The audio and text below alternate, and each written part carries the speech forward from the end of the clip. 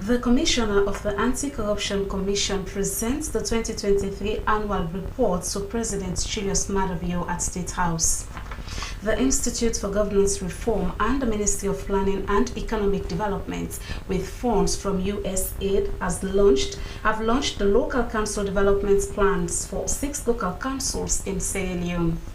And Parliament approves for the Appropriation Act 2025 to be read the first time enacted the Bank of Sierra Leone Act 2024 as amended, and also the Fiscal Strategy Statement for financial year 2025-2027. Now, there's stories and more coming up in the next one. Stay with us.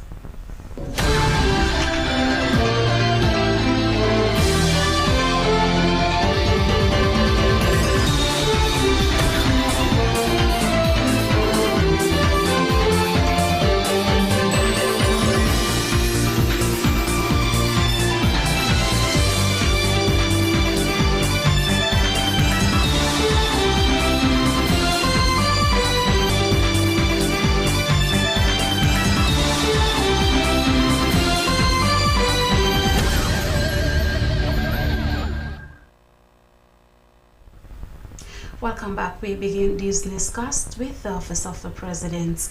The ACC Commissioner has presented the 2023 annual report to President Julius Maada Bio at State House, fulfilling a statutory requirement under Section 19(1) of the Anti-Corruption Act 2008. Our State House correspondent Almosire reports. The Anti-Corruption Commissioner Francis Benkefala presented highlights of the 2023 annual report detailing activities from the Assets Declaration Units, intelligence operations, investigations, prosecutions, and prevention strategies, as well as the work of the procurement units. Of the annual report 2023 as required by law on behalf of the people of Sierra Leone. Deputy Commissioner Augustine Fode-Gumbe underscored the Commission's commitment to combating corruption. He highlighted the milestone transition to its new headquarters, the Integrity House, funded by President Bio's administration, and described regional offices' efforts in public sensitization prevention initiatives and enforcement across Bo, Potloko, Kenema, Makeni, and Kono districts. Your Excellency, sir, this annual report is indicative of the incremental progress we have made collectively as a nation to fight corruption. The indexes are quite favorable, although they are not suggesting that we have ended corruption, but manifest that better is possible in Sierra Leone and that we are on the right trajectory. Distinguished ladies and gentlemen, I want to take this opportunity to welcome you all at this auspicious event, which marks the presentation of the 2023 ACC annual report. President Julius Maada Bio commended the ACC for its dedication and reminded the audience of Sierra Leone's transformation from being one of the world's most corrupt nations 6 years ago. He reiterated his campaign promise to restore the country's credibility and emphasized the global recognition of progress made under his leadership. President Bio reaffirmed his administration's commitment to advancing anti-corruption efforts and thanked development partners like the World Bank and UNICEF for their support in strengthening Sierra Leone's anti-corruption framework. We have made much gains in our fight against corruption, but the battle is not over. My government remains vigilant in ensuring that the gains made in the fight against corruption are sustained. That is why I'm glad that the Anti-Corruption Commission has collaboratively carried out systems and processes review of several government institutions. I'm also pleased with the expanded mandate to include economic and corruption offenses under the anti-money laundering and Combating of Financing of Terrorism Act 2012 as amended in 2019. I will employ you, Mr. Commissioner, the Deputy, the Board, and the entire staff of the Commission to continue the hard work in your efforts to combat corruption. I similarly call on all Sierra Leoneans and our partners to embrace the fight against corruption. Corruption, of course, remains an existential threat to our society, and therefore we cannot relent. It is a fight we must fight, and it is a fight that we must win. Thank you. He noted that the annual ACC report stands as a testament to his administration's resolve to fight corruption and create an environment conducive to business and investments. Established in 2000, the ACC is an independent institution tasked with combating corruption through prevention, investigation, prosecution, and public education. It continues to play a critical role in promoting transparency and accountability in Sierra Leone. For Slbc TV News Hour in Freetown, Hawamosiri reporting from State House. And now, after several consultations and validations, the Institute for Governance Reform and the Ministry of Planning and Economic Development, with support from USAID, have launched the local council development plans for 6 local councils in Sierra Leone. The plans were to help councils generate their own revenue and identify specific communities to implement projects. Suleiman Babature was there. I now have the singular honor on behalf of the government of His Excellency, retired Brigadier Julius Wani Bio, and in the name of the people of the respective districts and communities, to officially launch the development plans for... The development plans launched covered 6 councils in 5 districts, including Falaba, Kaine, Kono, Moyamba, and Tonkolili districts. Since local councils were established in 2004, this, according to council heads and representatives, was the first time councils are having a proper development plan that allowed citizens to participate in the process and council to identify specific areas for certain developmental activities. So having come out with our plans that are demand-driven, that speak to the adaptive lives of our people, we consider it to be a milestone. So this one stands tall in other plans, because the previous plans, there were no specific areas located in that plan. For example, we can just say we need a school, yes, we need water wells. According to reports presented on issues in the various districts and councils, there were delays in the disbursement of funds to councils by government, reduction in maternal mortality, high under 5 deaths, less amount of pin-coded health workers in some of the districts, especially in Falaba, and poor road network, among others. The report also stated that there has been some improvement in people's trust in their councils. Minister of Planning and Economic Development, Kenema Bali, expressed appreciation to BECCE, IGR, and USAID for their effort in materializing such goal. She pleaded for mobilization of resources so other districts would benefit from such opportunities. She admonished all present to properly implement the plans. This exercise could not have materialized at a better time than now, when the district councils or local councils are in the process of submitting their annual budgets to access funds from the Ministry of Finance for the 2025 financial year. My ministry stands ready to collaborate with you to offer expertise in this direction and in the overall implementation process. The plans covered areas like agriculture, health, environment, education, water, and infrastructure, among others. The process was supported by US aid, and the next step, they said, was to strengthen coordination, support publication of an annual State of the Council's report, promote reforms for greater citizen input, private sector, local council collaboration, strengthen knowledge and learning between local councils and the government of Sierra Leone. SLBC News, Sulaiman Babatue reporting. Parliament has approved for the Appropriation Act 2025 to be read the first time, enacted the Bank of Sierra Leone Act 2024 as amended, and also the Fiscal Strategy Statement for financial year 2025-2027. The Appropriation Act 2025, which is the country's budget, is titled Improving the Quality of Life of Sierra Leoneans and was presented by the Minister of Finance, Sheku Ahmad Fantamadi Bangura. Dennis Fraser reports.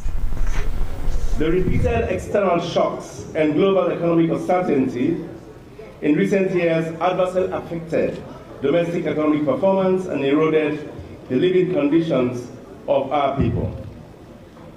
In response, the government formulated and implemented prudent macroeconomic policies in 2023 and 2024 to mitigate the impact of the shocks and correct policy slippages. The fiscal consolidation stance, combined with proactive monetary policy, has begun to bear fruits. Economic recovery remains resilient. Leader of government business. The fiscal and trade deficits are narrowing. Inflation is decelerating, and the Leone has been relatively stable, with positive implications for improved living conditions. Mr. Speaker, honorable members, in addition to making progress in restoring economic stability, we also achieved the following. One, on the basis of prudent management of the economy in the last 22 months and our proposed reforms over the next 3 years, the Board of the International Monetary Fund approved a new economic and financial program supported under the extended credit facility with expected disbursement of about $253 million over the next 3 years. Two, the approval of the new program has paved the way for the negotiation of another program under the Resilient Sustainability Facility, which will also lead to the disbursement of between $207 million to $415 million to support macroeconomic management and address climate-related risk. Three, on the back of improvements in social and economic performance and governance, government signed the Millennium Challenge Cooperation Compact Agreement with the government of the United States for $480 million to support the energy sector. For government, mobilized $800 million in pledges from development partners, including OPEC Fund for International Development, Arab Bank for Economic Development in Africa, Badia, Islamic Development Bank, ISDB, the International Fund for Agriculture, IFAD, the Qatar Fund for Development, and Africa 50 at the Investment Roundtable for Sierra Leone in Vienna, Austria, in support of our Feed Salon program and investments in renewable energy. These pledges have begun to materialize.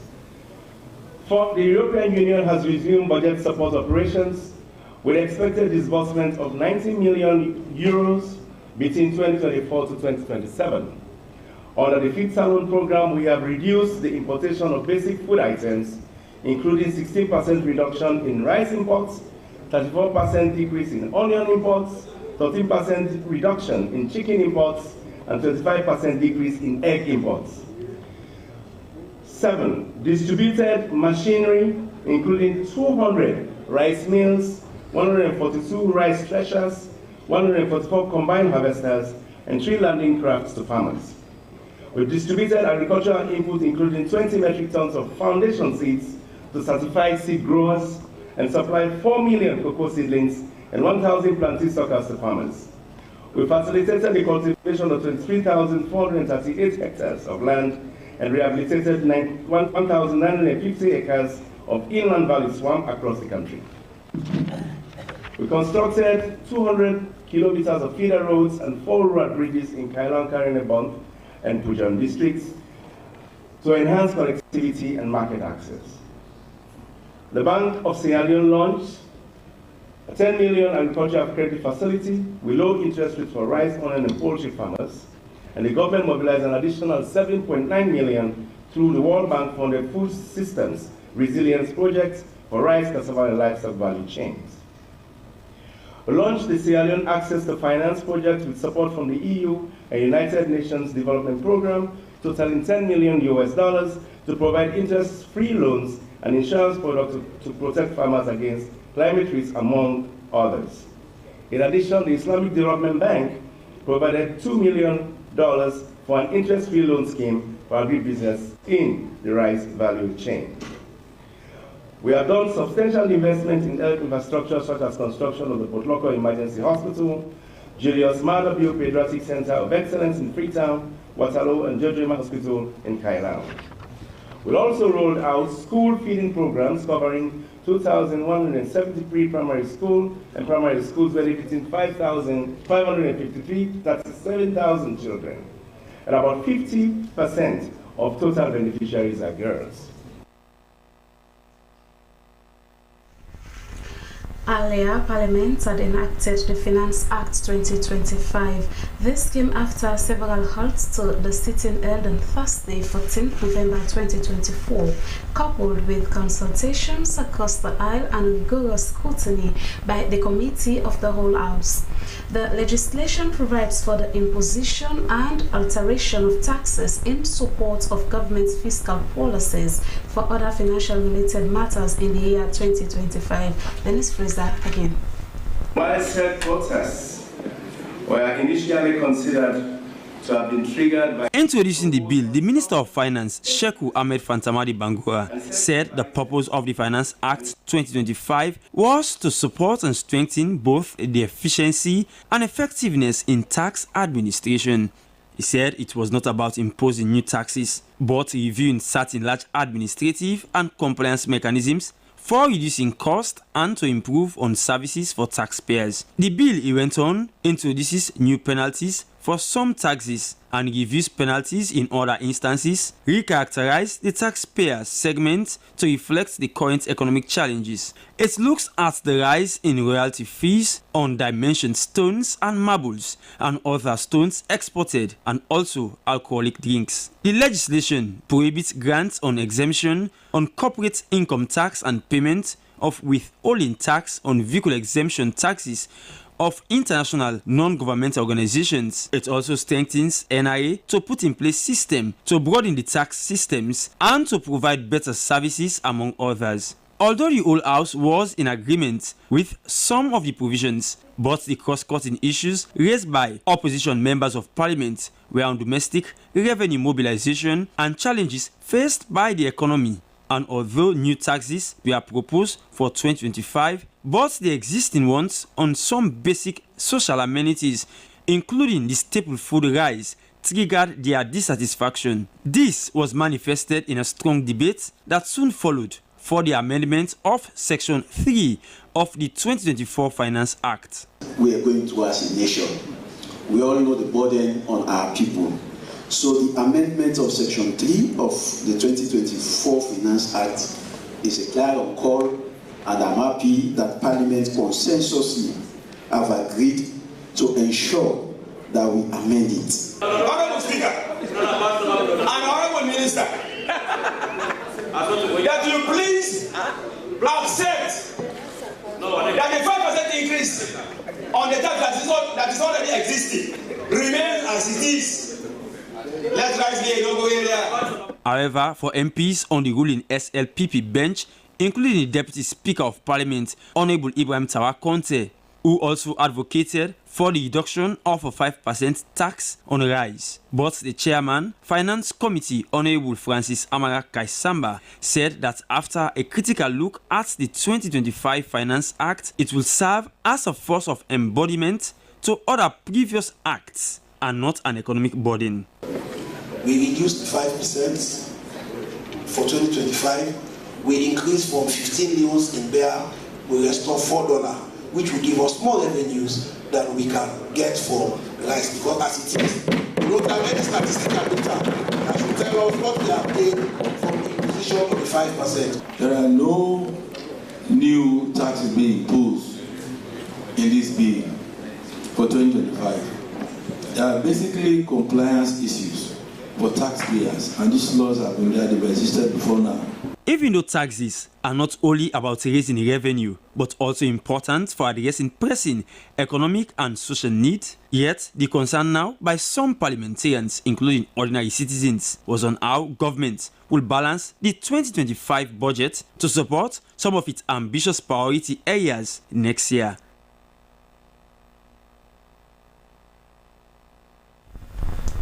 And now in another development, the Honourable Member of Parliament of Western Area Rural District representing Hastings and other communities, stakeholders and community members of Hastings have turned the sword for the construction of the first ever 100 capacity community centre for the use of community members.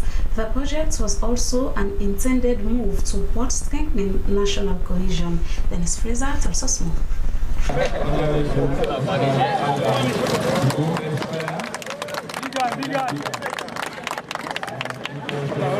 The scene depicts the turning of the sword for the construction of the first ever 1,000 capacity community center at the Hastings community. The symbolic event attracted members of parliament, stakeholders, and community members. Although the portion of land is community owned, it had seen many disputes before it was recovered by the member of parliament representing the community, which used to be constituency 111. Community members, especially young people, were very much satisfied for the development initiative for the construction of an ultra-modern community center spearheaded by the headman Umaru Ba and the member of parliament Honorable John Sati Kagbo. They noted that the project came at a time it was much needed. Which led to the failure of that particular project, and after which we decided to land for the use of the community. And this land has been preserved for over 27 years. We faced a lot of challenges. We almost lost this land at a point in time, but we are so resolute and determined to make sure we keep this land so that it benefits the community as it is today. And when Honorable John Sati came to office, constituency, they asked us a lot of questions about development, and our first concern was about this community center. Other members of parliament, including Honorable Abubakar Fofana and Honorable Usman Abdel Timbo, demonstrated support for the people of Hastings and its environs for implementing more development projects. With their pledges of over 100 bags of cement, they also called for community ownership for the project. Speaking on the significance of the project, Honorable John Sati Kagbo described it as a project that will liberate the long-standing segregation that had existed in the community. He added that this will lead to the call of the President for national unity and an inclusive society. This particular project is 90 days project.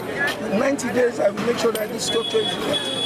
Statement I'm making, I'm not a ponist, I don't play words. I want you to know that this particular project will be done in 90 days. I've just done that at Devulo community, you understand? When I turned the sword for the ultra-modern health center at Devulo, I gave 90 days, less than 50 days. We have erected it up. The project, which has an estimated timeline of 90 days, will serve not only as a community development initiative, but also a beacon of hope for unifying the community from existing political differences. SLBC, Dennis Fraser reporting.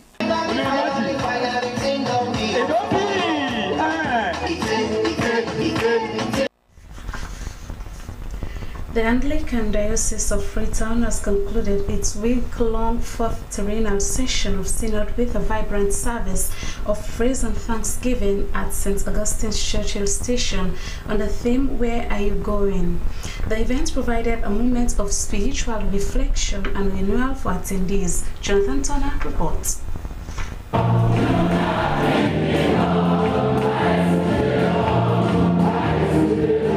The week-long session brought together clergy and stakeholders from the diocese to discuss key issues affecting the church. strengthen fellowship, and outline strategic goals for the next 3 years.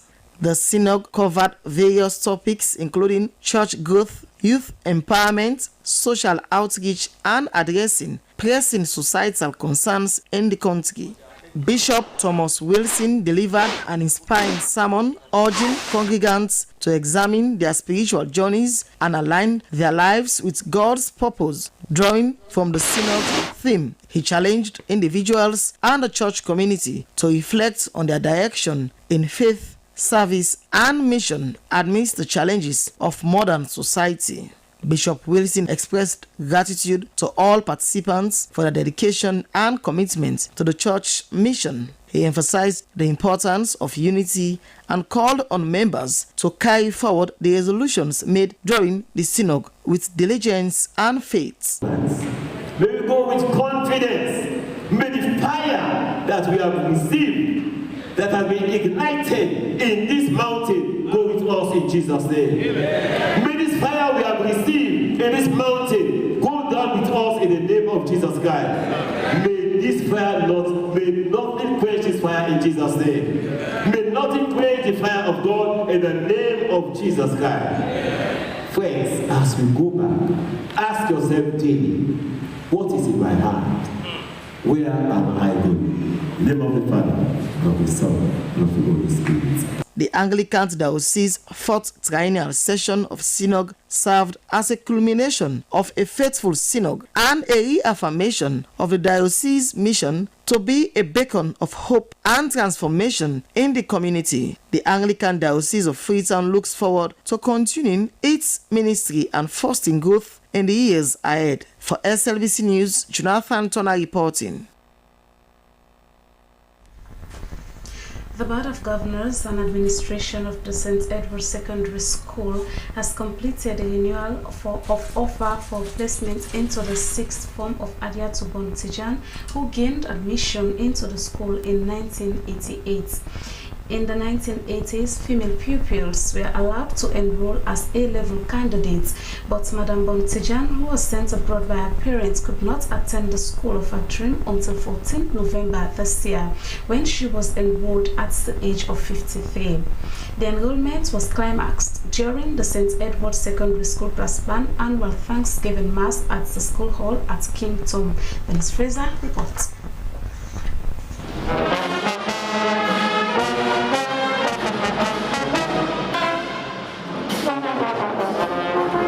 Marching into the school hall with endless smiles of delight, 53-year-old Adiatu Bontijan felt accomplished for the completion of a journey once punctuated with the quest for modern-day learning outside the borders of Sierra Leone. But despite that, the quest was unquenchable. In fact, it became induced with zest in 2022 when she joined the school centenary march. He's an old Liberian. He attended St. Edward's. So I have a very long-standing connection with St. Edward's. It was right that I be here today. So I traveled from London Friday to be here. Fast forward into time, and even as an international criminal lawyer, Adiatu Bontijan's desire never faltered towards achieving a dream that started in 1988 to now become a reality. She booked a place as a 6th former and has become both an Edwardian and an old Edwardian within the same dispensation. It's joyful, happy, fulfilled, the end of an odyssey. It's been a march through time for me. Everything about this school is the spirit of persistence, reach, ambition, and effort, and those are qualities that are close to my heart. The school brass band was not only celebrating her heroism, but also her natal day, which fell graciously alongside her admittance.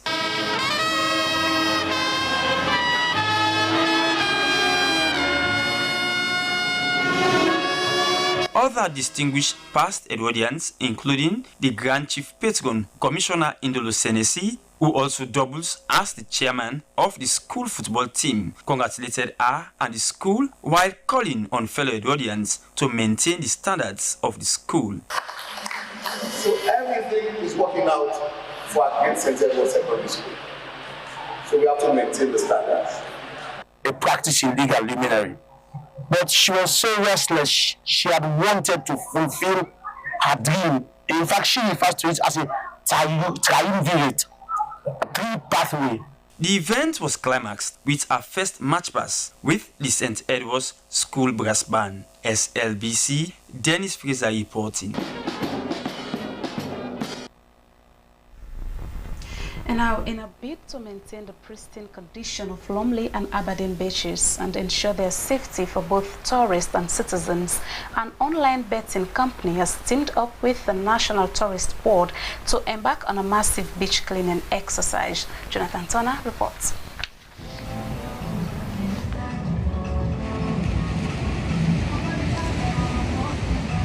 The initiative saw dozens of volunteers from both organizations and members of the public collecting garbage, clearing debris, and beautifying the beach environs. The exercise aims to enhance the appeal of these popular coastal attractions, which serve as a hub for relaxation, recreation, and economic activities. Lionbet director Winnie Boyer spoke about the company's commitment to supporting community development initiatives, noting that the beaches are not just tourist attractions, but they are vital to the livelihood of many Sierra Leoneans. Visitors coming to Sierra Leone, the first area they will come is to this Lumley beach. And seeing the beach filthy will not present a good image about our country. So as part of our corporate social responsibility, we are out here today to help the National Tourist Board with the cleaning of the beach. It's ours. Let's try to maintain it. Let's not make it filthy. It belongs to us. It's for Sierra Leoneans. Let's try to, it presents Sierra Leone's image. Let's try to keep a positive image to the outside world and to people coming into Sierra Leone, and even for our own health reasons. So let's try to keep this place clean. Similarly, National Tourist Board Public Relations Officer Kai Bokai Sakwi emphasized the significance of cleaning and securing beaches. It has been our mandate that collaboration and partnership is a key element to sustainable tourism. And aforementioned to that, BECCE Sierra Leone is here today in partnership with the National Tourist Board to ensure they join the fight against the debris and waste along the Lumley Aberdeen beach respectively. Debris we are having randomly along the Lumley Aberdeen beach respectively. So what we have been doing is to engage those stakeholders that are producing these elements that is becoming a headache for the institution, especially National Tourist Board. So we have been doing random engagement in communities, awareness raising. Many local beachgoers praised the initiative, expressing gratitude for the improved conditions. This partnership underscores the growing role of corporate social responsibility in addressing environmental challenges while fostering a cleaner and more attractive Sierra Leone. For SLBC News, Jonathan Turner reporting.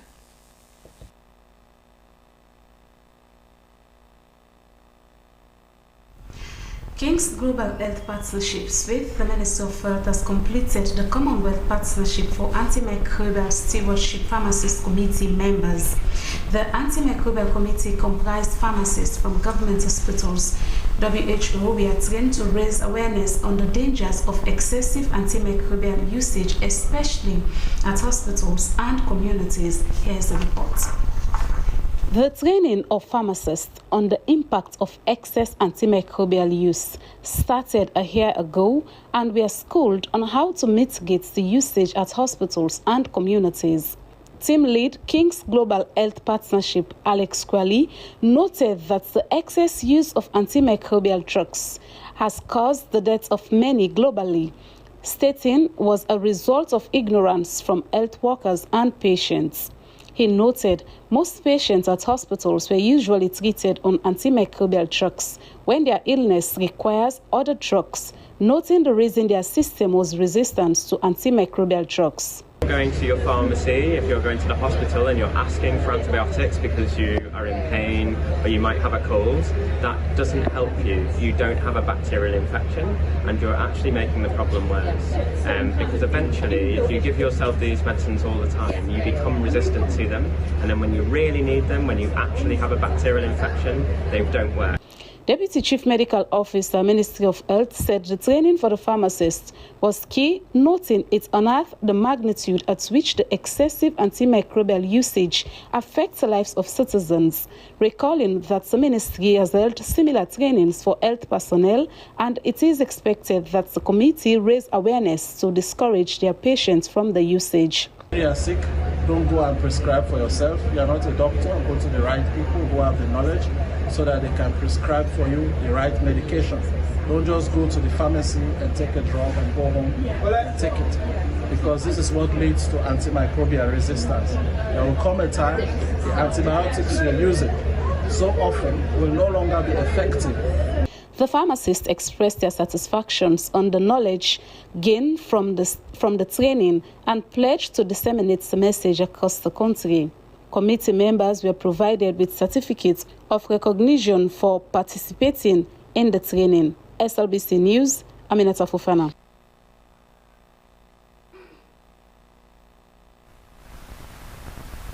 And it's our time for our business news.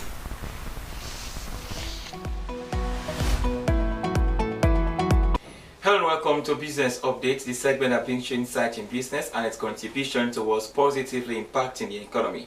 I am Moses Conte. In today's edition, Sierra Leone Traders Union and Kenyan National Alliance embark on a social security scheme. Sierra Leone Traders Union with Kenyan National Alliance has encouraged street vendors to indicate the practice of saving as well as involved in social security scheme under National Social Safety and Insurance Trust. Let's join our business reporter Aminata Saise for that report. Traders are crucial to any country's economic growth. The Sierra Leone Traders Union with Kenya National Alliance of street vendors and informal traders met to chart the way forward to boost their trade. This year's theme, the informal sector workers are the engine of growth and sustainable development. Respect them, extend social security coverage to them, was to ignite them to change the way they do their business to meet international standards, even as street vendors. Most of them have not been engaging inconsistent savings. The social security. This poses a serious threat to the sustainability of their businesses. President Sierra Leone Traders Union Vandi Lassana said the engagement was to encourage the informal economy to advance in terms of social protection and health insurance. This is a day that teaches us a lot of values, who we are, what we do, what are our responsibilities, and what we stand for as vendors and street trader. Of course, you will see in our flyers, we have the right to the city, we must have the right to social protection, we are taxpayers, we should be treated fairly, stop harassing traders, support them, they are partners in development. The president of Kenya National Alliance of Street Vendors and Informal Traders described street vendors as vital to the economy and national development. Formalization can be homegrown. The challenges that people believe that are making us to be informal can be homegrown. Like one, access to credit. The union can encourage their members to start savings on their own and give their members affordable credit. That is a solution to formalization. In terms of social protection, there is need for engagement between the union and NASIP so that the policies and the principles of social protection services are favorable, affordable, and accessible to the members of SLETU as a union of informal traders in Sierra Leone. Various representatives pledged to improve on the informal sectors in the country in order to catch up with other street vendors in other advanced countries. SLBC News are in Freetown. Aminata Saise reporting. Many. And now for the entertainment news. Welcome to the entertainment news with me, Maria Tudukuri. Now let's dive right into it. In today's headlines, first up, the Drizzy League show in London, and of course, an interview with one of the House of Star contenders. Drizzly, of course, by now is a household name that we all love and dance to his tunes. Well, he has just concluded his show in London of United Kingdom, and the star of this show, of course, which is him and other acts, which are mostly the new school acts like The Therapist, Boy, Danny, and the like. Of course, we know that the House of Stars is round the corner, and we have 24 contestants ready to vie for that house, the car, and the cash prize, and of course a round trip to some beautiful countries around the world. Let's take a look at who we are looking at today. I am Mariam Aisha Kabo, popularly known as Mam. I'm an ex-reality TV star, an actress, MC, and a singer. And one of the reasons why I choose House of Stars is because I think it's the platform for me to show the world the career or the talent I have in me. So House of Stars is the platform when I'm going to show the world the talent, and I think it can bring me more audience, more opportunity for myself. Well, I'm 100% ready, 100% prepared. You know, I have amazing team behind me. I have friends, and I have people who are ready to support me. Sometimes it's not about the crowd. Sometimes you need few people who are ready to go out of the way to make sure that you become successful, to make sure to meet people, to campaign, ready to go out. And now for the latest updates in sports.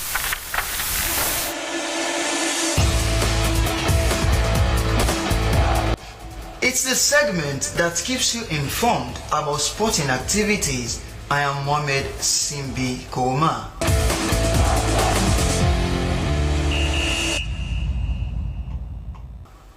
Senior officials of ARSLAF have bid farewell as they are set to compete in this year's African Military Games in Abuja, Nigeria. Sierra Leone's military was chosen among 153 African countries to participate in this year's competition, and the military has paid keen interest on volleyball.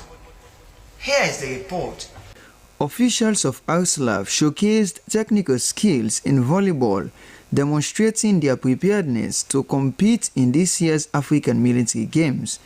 The competition is meant to unify members of the army across Africa, and it was last held 5 years ago. 153 countries will be competing in this year's competition, which is set to take place in Abuja, Nigeria, from 18 to 30th November 2024. The Sierra Leonean military men underwent 3 months training to get themselves fit for the competition. The military officers vowed to bring laurels to Sierra Leone. The head of the delegation, Major General Christian Mara, shared similar sentiment. Expectations they're high. You know, we know they aim for come with anything less than the gold. We want come because the only discipline this world they participate in. So we no one go and come, so we want come with everything. Heavyweight world champion boxer Mike Tyson was defeated by 27-year-old Jake Paul in an exciting encounter which was streamed globally on Netflix. 58-year-old Mike Tyson fought hard but could not dominate the young star who carried the day. That's all for Sport Update with Mohamed Simbi Kouma.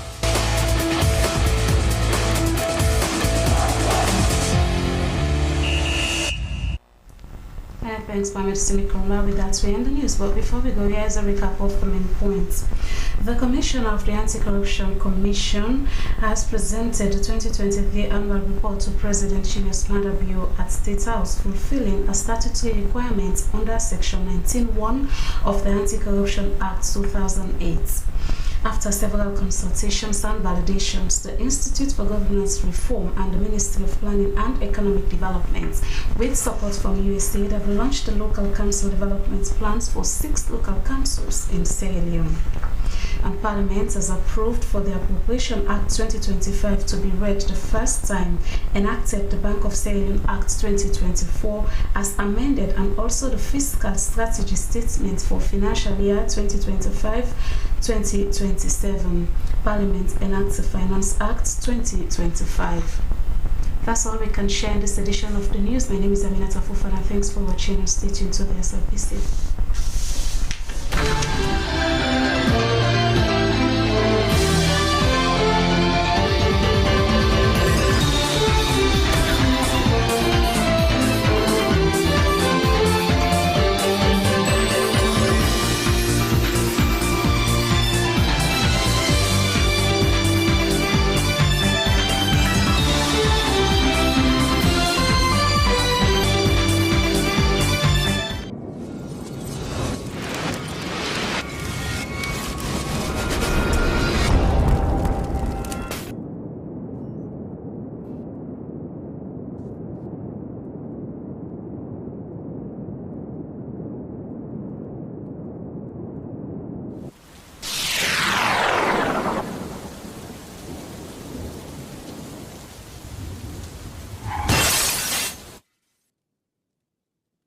You ready for the Zoom meeting today with the investor then? Yes, boss. I'm ready for the meeting today. And I don't download all the reports they sent to me on the internet. Make sure so you get super connection, because I don't want one problem during the meeting. Everything is okay. Everything is fine. Counting on you, even though we're not in the same office. I will be with you every step of the way.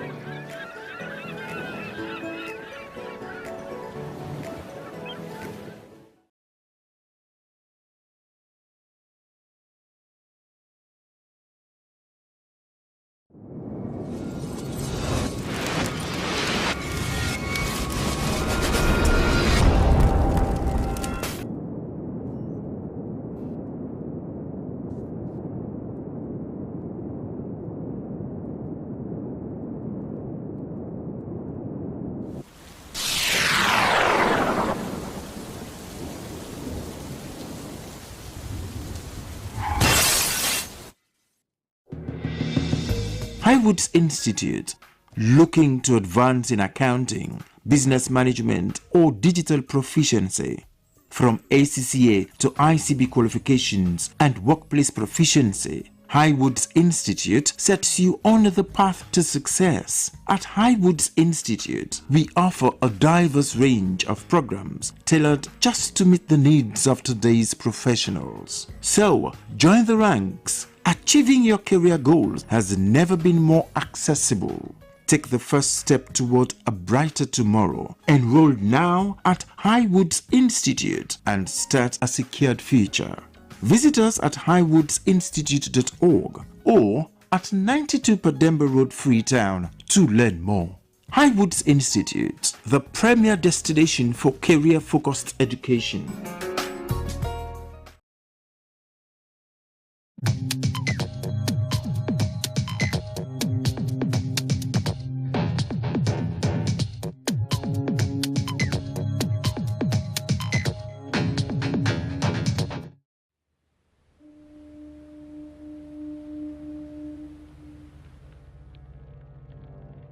A place cannot produce poems. It can only not prevent them. And Freetown is good at that, for Freetown has its own sudden elegances.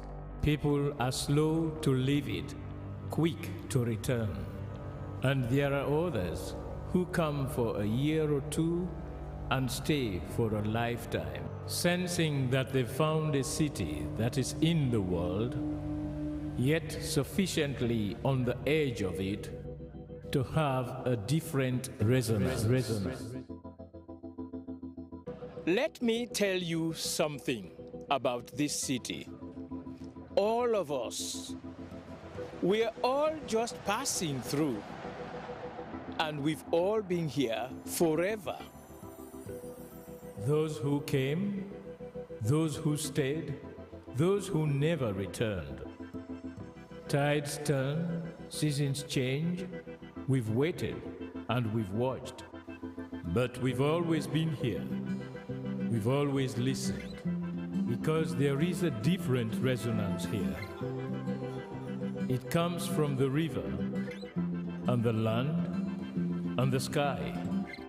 It's our place, all of us. This city belongs to everyone. And you know when it's your time. And it's our time. Listen, we are Freetown. We are Freetown! The golden rules of Freetown. Don't pretend you're something that you're not. Don't go thinking you're better than anyone else. Or that anyone else is better than you. Don't shout about it. Get on with it. We are Freetown! Freetown! Freetown! Yeah! We found our voice again.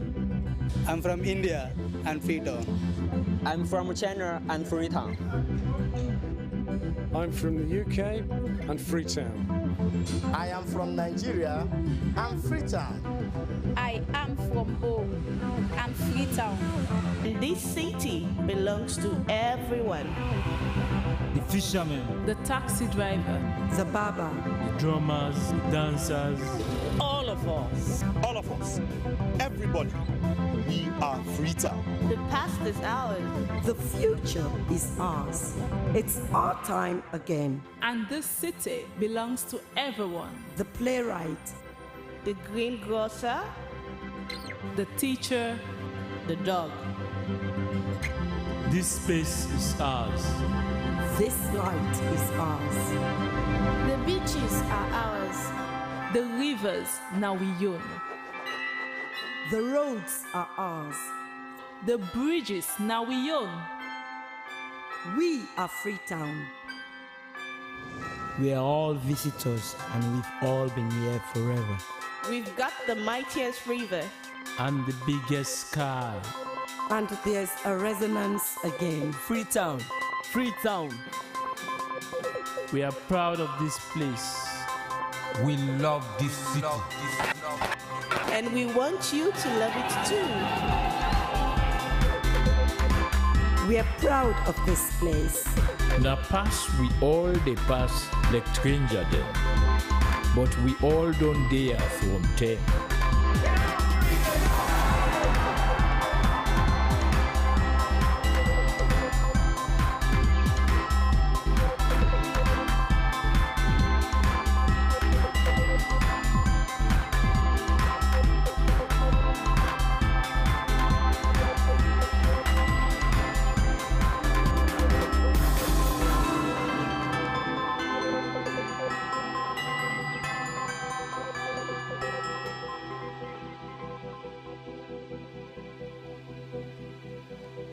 Come here, and you'll feel it, that end of the line sense of freedom.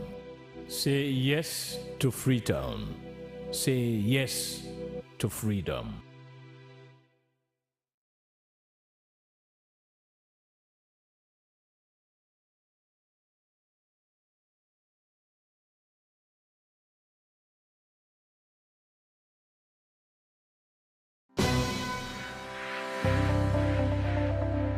Are you tired of watching or listening to uninteresting television channels? Then your worries have been addressed, as the SLBC Podium is the answer to your concern. The SLBC television show, The Podium, is one of the programs you can't afford to miss as a guest or a viewer. Oh yes, Podium is a show where the mighty and the low will like to sit, because it is a trusted medium to channel your views, concerns and aspirations for Sierra Leone and other happenings around the globe.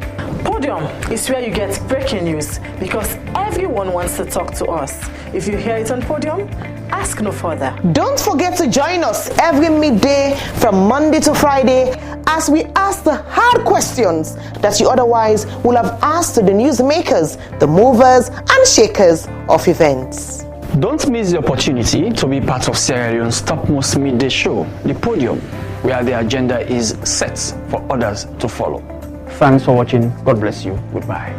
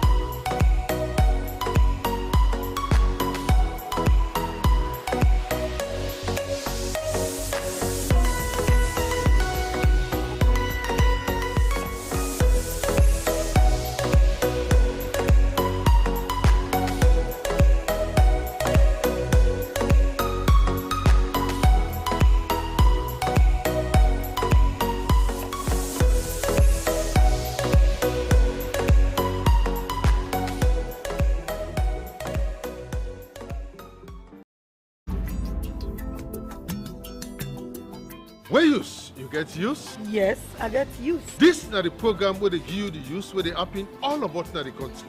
Inside where use, we go take you text, Facebook and WhatsApp message. You complain where you go send as letter to the producer. We dey announce about things them working lost and plenty more. We are there all about the country. But you self help for being the use that you area.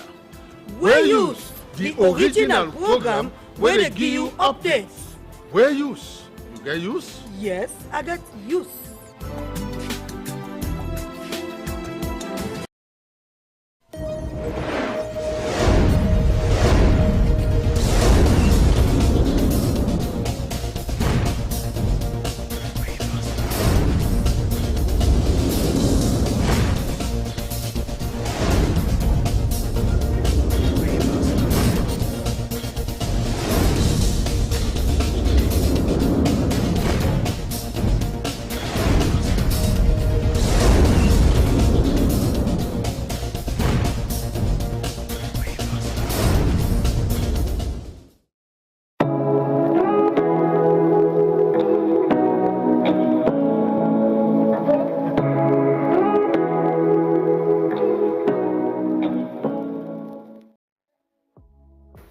Life no go ever sweet without that thing what we call love.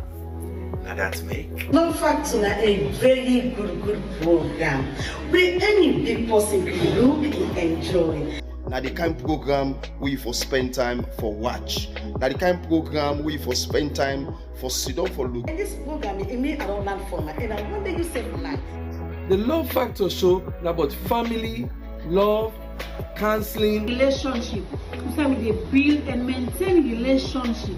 This na program we say we dey counsel you for let you know how for dey with your partner, let you know how for settle dispute between you and your heart to heart. Well, you don't hear it for yourself.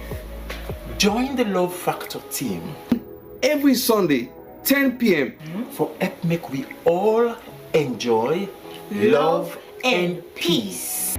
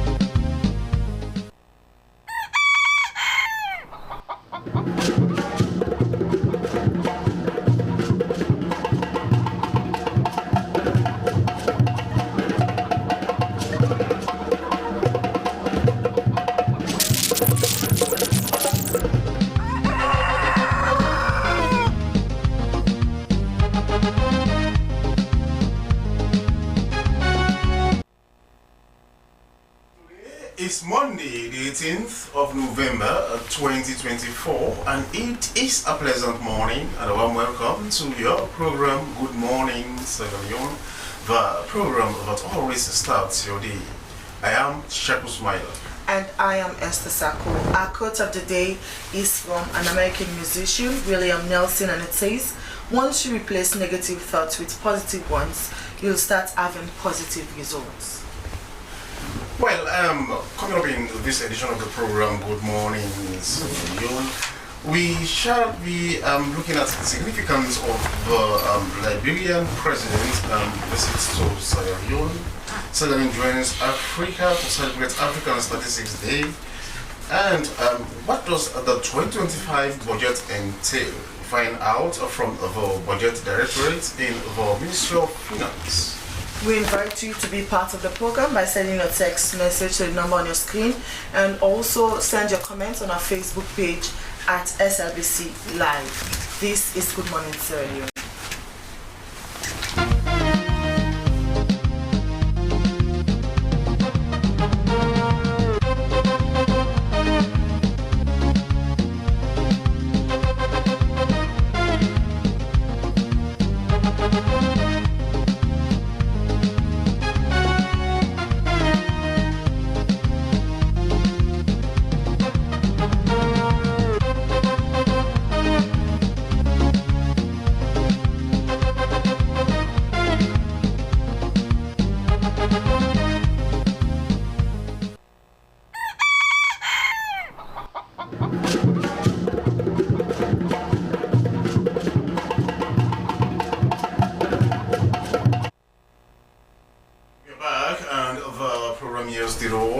Is Good Morning Sierra Leone live from a broadcasting house, New Englandville in Freetown.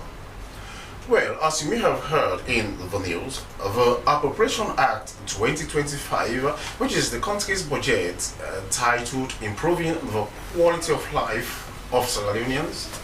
The bill is an act to authorize government expenditure from the Consolidated Revenue Fund for the services of Sierra Leone in 2025. The 2025 budget seeks to consolidate the gains of the government, prioritize progress and policies that will foster inclusion, build economic resilience, and improve the quality of life for the people of this country.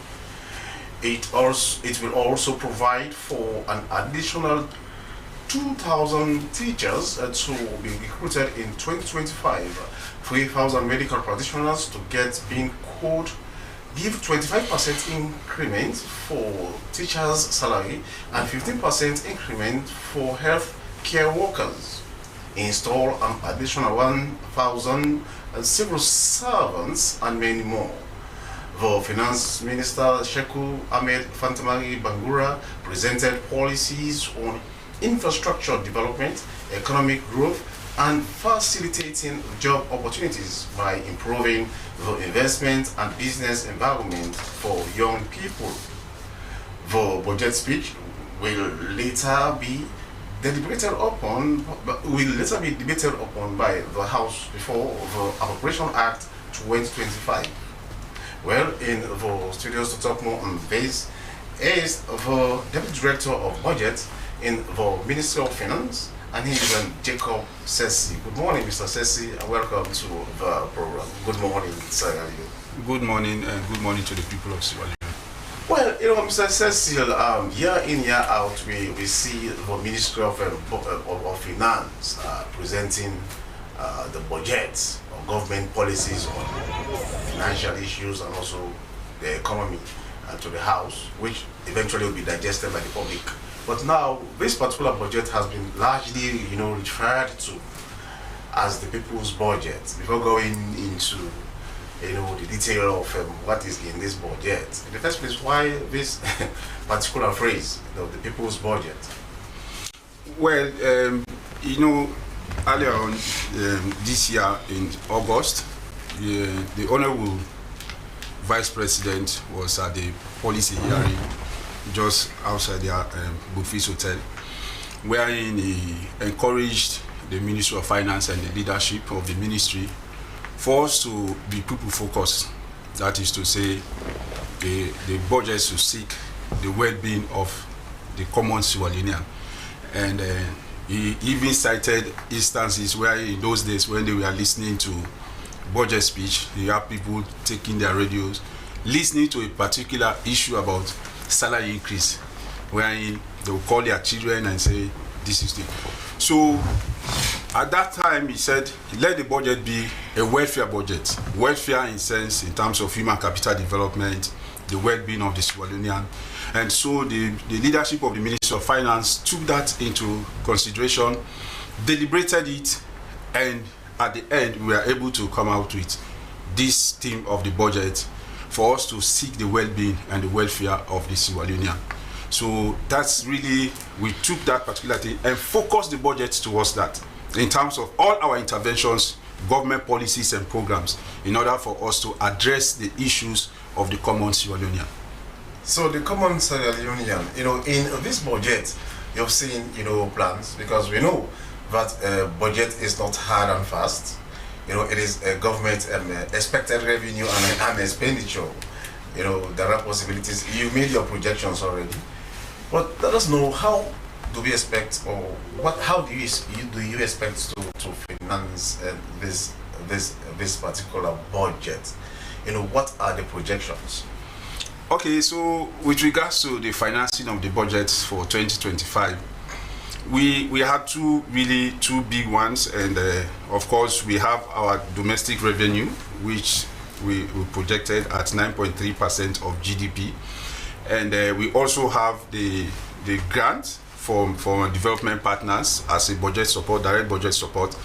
Of course, NRA has been doing well from the start of this year, and we have the confirmed figures for June, and the figures that they've generated as at end September.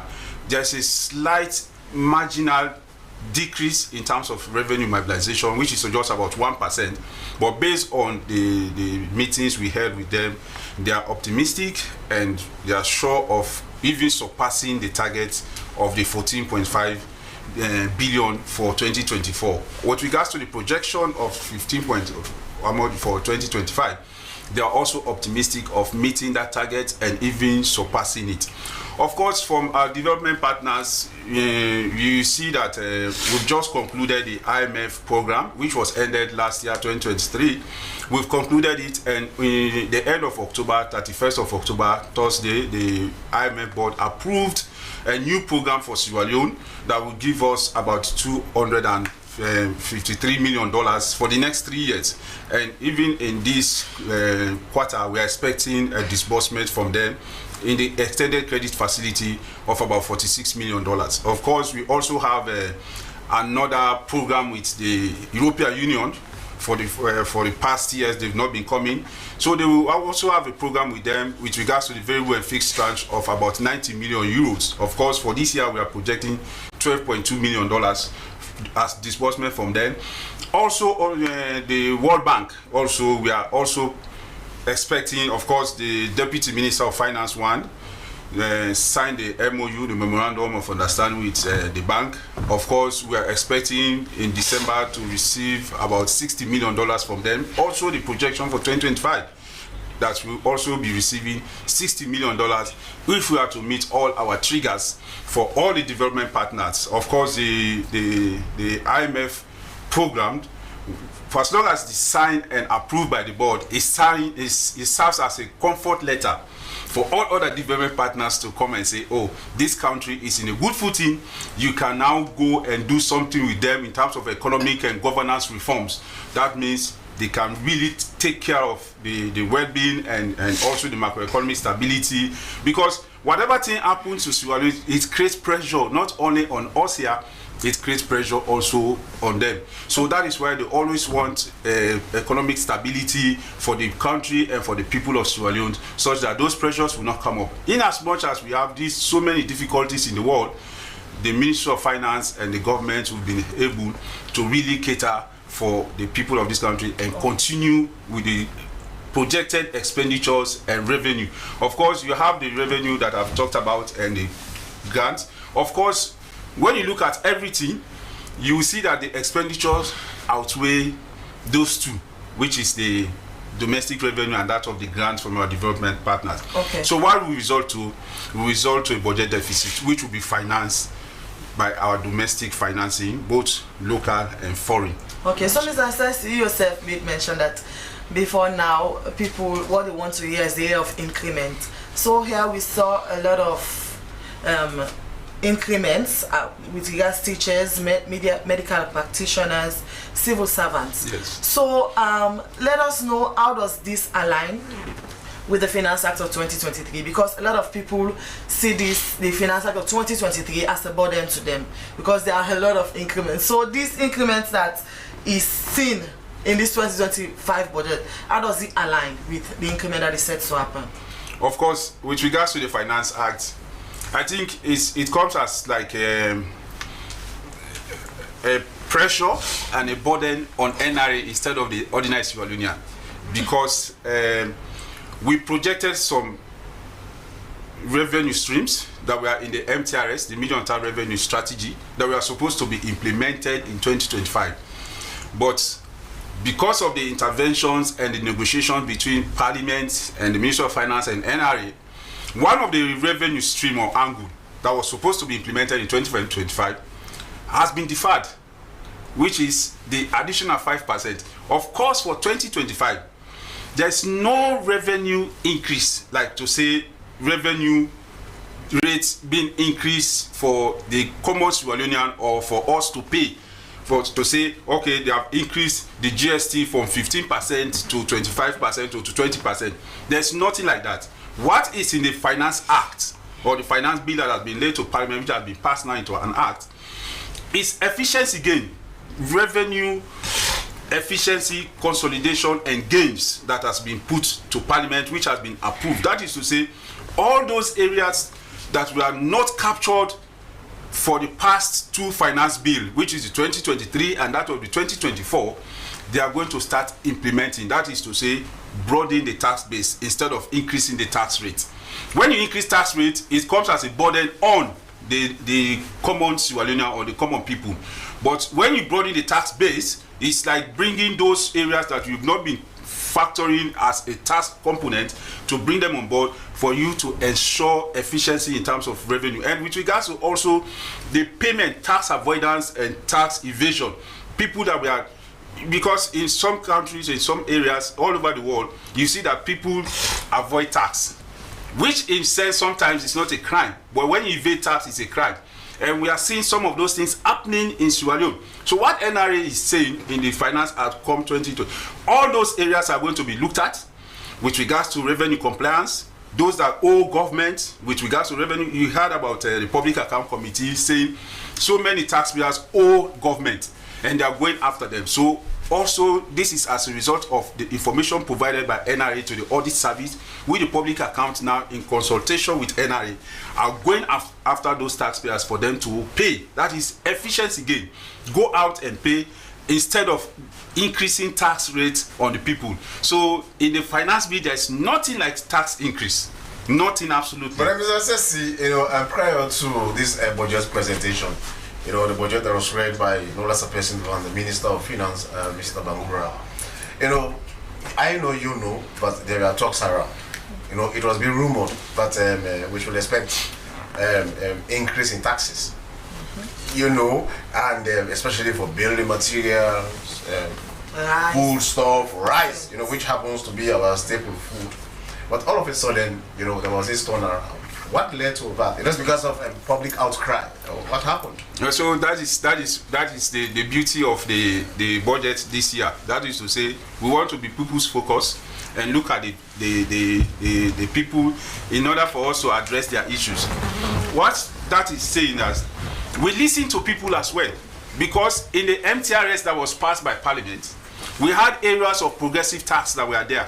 For example, that you are talking about the rice. There is this progressive tax of about 15% for the next 3 years. Okay?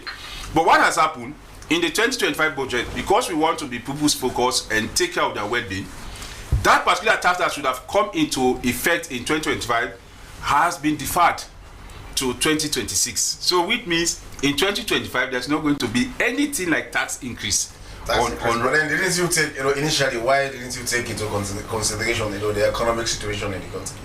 All of us know that when it comes to especially our staple food, and when it comes to building material, that is where most of the concerns came from, and not until the public outcry, but you decided to say, oh, we have to rethink, because it was obvious that you were going to go ahead with those tax increases had it been for the public outcry. Well, remember that the blood of the government, okay, is the resources, and those resources are the taxes. We had so many programs, so many areas of interventions, so many. For example, even the funding of the feed salon project. We cannot fund feed salon without taxes. So, in order for you to boost the agricultural sector and protect our local farmers, in order for them to get the required resources to produce more, what do? We have to intervene and impose taxes on some of these things that will be as a disincentive to them, for them to go into the production of that particular product. And that is acceptable all over the world. That is why even if you look at the US now, that it's the man they are saying they are going to protect the US industry by imposing increased tax on some products that are coming from other countries. So that's just acceptable. But because we are looking at the area of us reaching that level, we are not yet there. And for us to continue to imposing additional taxes will be as like a burden. So by 2026, we were certain that by 2026 we would have increased our rice production beyond the level at which we are currently in 2025. At that time, when we impose the tax, then you and I will be forced to really go into our local market and try to get our local produce, which will be at a minimal cost because of the flux of the production that will be in the market for us to eat. So it's a negotiation, but however, it's something that was programmed as against the feed salon, because those resources that we get from those taxes are the ones that we use to fund the feed salon. Okay, we saw an addition of 2,000 teachers to be recruited and increment of salaries. We still have a lot of challenge with the teachers we have now to even give them PIN codes. Let's talk of adding additional 2,000 teachers. So let us know, how does the Finance Act of 2025 aim to get this money to fund this set of things? The 2,000 teachers, the 3,000 medical practitioners, and also the 25% increment. How do you tend to get these monies to fund all this? Of course, we don't just come up with figures without going through the basic nitty-gritty of what it involves. Why is it that we've not been increasing salaries for the civil servant for the past 5 years or so? It's because the resources, the resource envelope was not enough to cater for those cost drivers. So what we've now looked at every aspect of the economy in terms of revenue mobilization, what is going to come in, the resource envelope. Will now come out with a figure. Those figures that you are seeing there, especially when it comes to salary. Salaries are, we call them direct cash transfers. Direct cash. It's not something that you say, you process, you put it, you keep it for the next 1 month. When resources are available, you pay. But when there is a salary increase, you've seen that this, even the teacher that you're talking about, this started way in 2023. We had an agreement with them for us to give them 15% for the next 3 years. We've implemented the 30%. Come 2025, we're going to do the last 15%, which will go to 45%. But with regards to also the other areas of increase that we are talking about, of course, there has been a lag effect of teachers, because you have retired teachers that have gone out of the system that need to be replaced. They need to come in again, and because they've gone, if you don't replace them, they are creating as people to teacher ratio also as a challenge, and we need to meet of them. We need to meet some of those ones, and because we want to focus also on the human capital development, which has been the previous, really the pillar of the previous NDP or the previous National Development Plan. We are still not losing sight of it, the human capital development, either in terms of education, in terms of health, whatever form. So we are continuing with it. So that's why we are giving additional recruitment to the teachers, we're giving to the health workers, as well as also those that have not been benefiting from salary increase for the past 5 years to 6 years now. We say we capture them also, give them 30% for grade 8 going upwards for the civil service. Continue to stay with us on the program is Jacob T. Sessi, the Deputy Director of Budget, Ministry of Finance. You can be part of the program by sending your text messages to the number on your screen or send your comments on our Facebook page. We continue with the program. As today, Sierra Leone joins other countries in the African continent to celebrate the African Statistics Day. The day was adopted in 1990 by the 16th meeting of the United Nations Economic Commission for Africa Conference of African Ministers responsible for planning and economic development. The main objective of the celebration of African Statistics Day include increased awareness of official statistics, availability and accessibility, and create a dialogue space between producers and users of official statistics, among others. Well, to further discussion, we have Samuel Ansumana, the Director of Communications, Statistics Sierra Leone. Good morning and welcome to the program. Thank you very much. Okay, so I've given a snippet of the relevance of the celebration of the day. Give us more insight into why Sierra Leone is joining the African continent to celebrate the day. Okay, so Sierra Leone is joining other African countries because statistics starts from the household. You know, even in our respective households, if you have to send your kids to school, you have to buy uniform, school materials, you do the calculation and you do projections as to what you'll buy, you know, you do an estimate. That is statistics in itself, you know, so statistics is everywhere.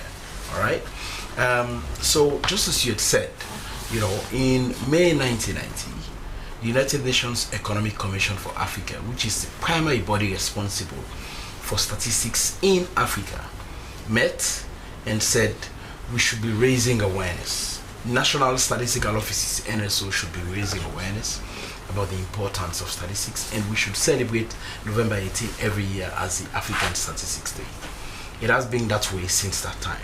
Okay, so we always join other African countries to raise awareness on the importance of statistics, to create some dialogue between data producers and users, just as you mentioned, to increase awareness of official statistics, availability and accessibility.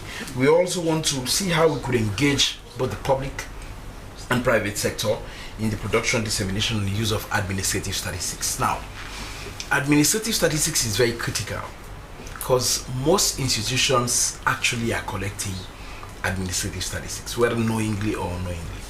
If you do your normal records, for example, even ARSLBC, of the total, I see there is a book down there that collects total number of people that come in and what they're coming for, all right? The time they're coming and the time that they leave. That is administrative statistics that you are collecting, okay? Now, so it is secondary data that we can actually use, okay, to, I'm just giving an example, I'm being hypothetical. It is secondary data that we can use to let people aware of the number of people that are actually walk-in and walk out of SLBC every day. That is statistics not collected by Statistics Sierra Leone, but collected by SLBC. It is administrative statistics now. Now, we could also go to the Ministry of Finance, for example, that are here. Okay, we could go to the Ministry of Finance to tell us, you know, the number of suppliers, for example, that they have in a year, the ones that they give contracts to, the ones, you know, that are actually working in consonance with the, you know, the lay down laws, the ones that are meeting their tax obligations.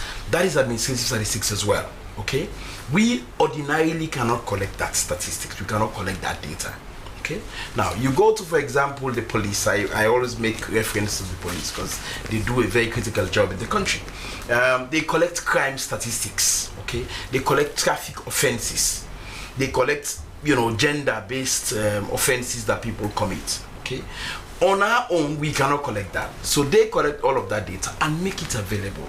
So if we collect that data from them and then disaggregate that data by geography, by gender, and several other parameters that we have available, okay, we are now modernizing that data so that people can be able to use it. All right. Now we are saying administrative statistics is key, and people should understand that every institution that produces statistics, all right, should be able to go through the National Statistical Office. All we need to do is just to vet it, because on our own we cannot produce all. We don't have even the manpower. But there was a time, Asman, there was a time when you were having issues with, especially the international organizations who come here, they collect statistics, and whatever they say about Sierra Leone, we go a long way in determining or influencing decisions by international financing, organizations like the World Bank, the IMF, the ADB, as the case may be. But there was a time, you can see, the SG will say, okay, I'm seeing this, but this is not reflective of what we have. Okay, so so there were, it was like, oh, you come into a country, you are conducting a survey, you are, conducting, you want to get statistics on what is happening here. For example, employment rate, unemployment rate, teenage pregnancy, maternal mortality, infant mortality, as the case may be. But it is not in the know of the authorized body mandated by law, to do all of these. So we are having some issues, especially with international organizations, NGOs, as the case may be. So has that been said? We still have those issues. Okay. All right. So I said earlier that on our own we cannot produce all the statistics. Okay. Now, you have research institutions.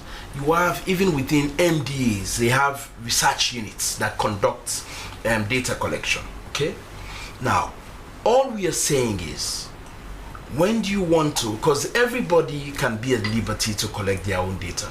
That is why we're working on having stronger laws. For example, for people that come into the country and want to produce statistics or want to collect data that hinge on, the nation Sierra Leone, anything that hinges on critical statistics for Sierra Leone. We are saying we should have stronger laws, whereby, or laws that would empower the NSO, the National Statistical Office, to actually vet the methodology and the approach that those people are using to collect the data. So what we will do is we'll work in consonance with them to ensure that what they collect is reflective, is a true picture of Sierra Leone.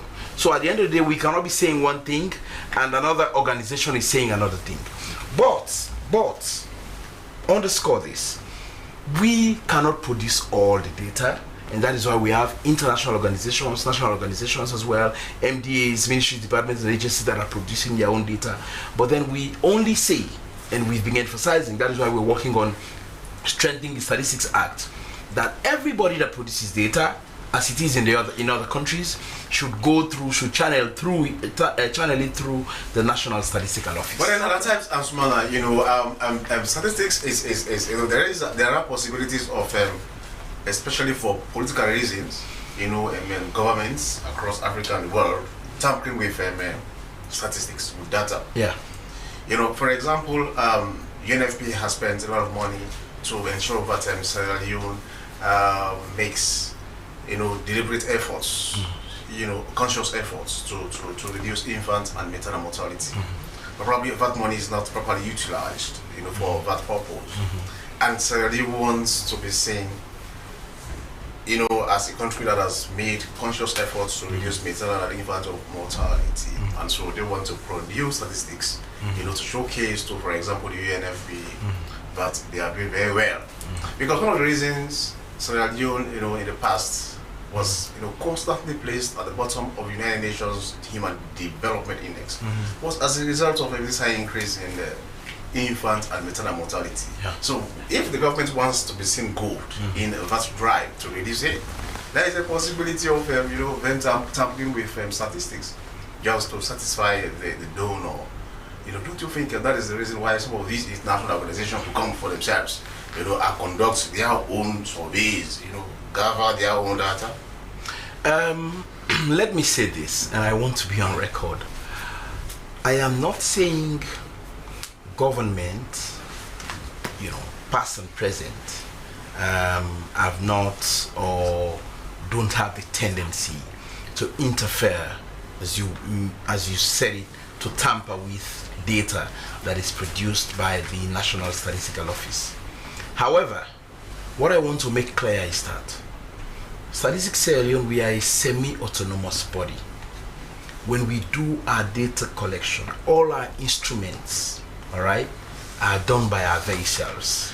When we produce the data, it is not government, it is not any other person that tells us what to produce.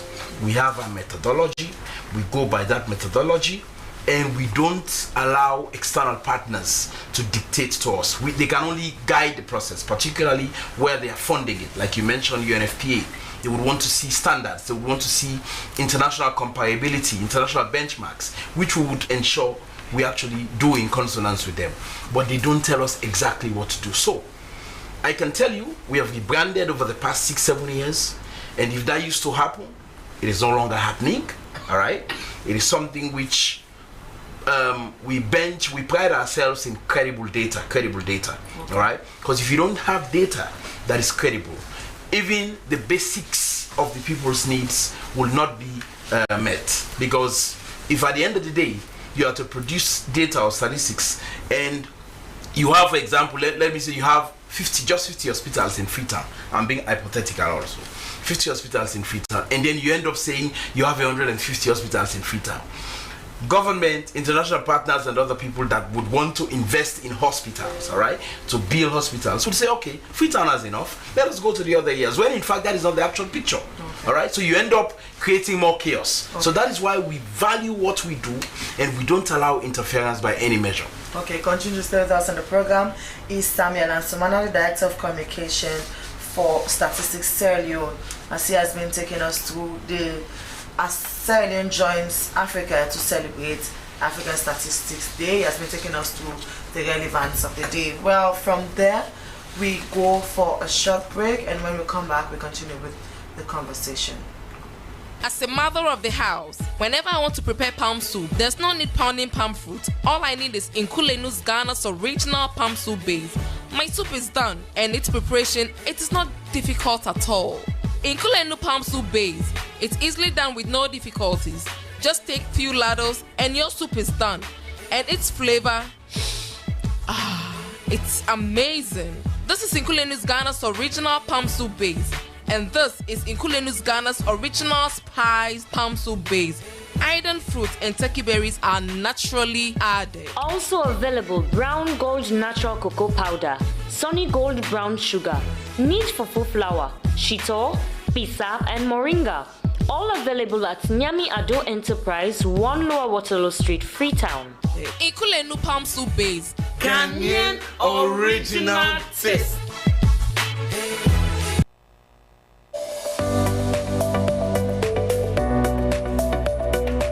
It don't say what European Union and Salon don't they work together for bring developments in the country.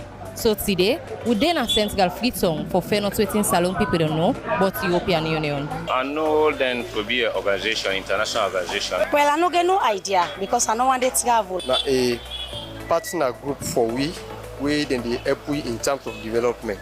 I don't know nothing about this. If you get opportunity for ask the European ambassador on a Salon question, what's your question will be to them? We ask if they get any aid or any support so far for them can the aid that we aid as a Sierra Leonean for at least we get a better life.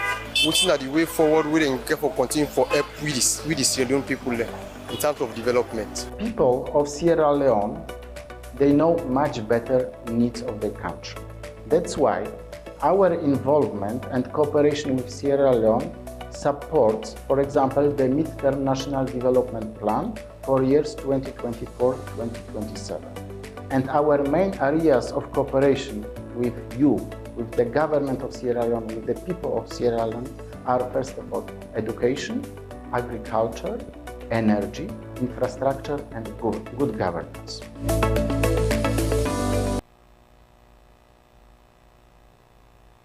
Welcome back. The program you're watching is Good Morning Sierra Leone, and you can be part of the program by sending your messages to the number on your screen or send your comments on our Facebook page at SLBC Live. Well, it's now time for us to join Aminata Fofana for today's traffic update.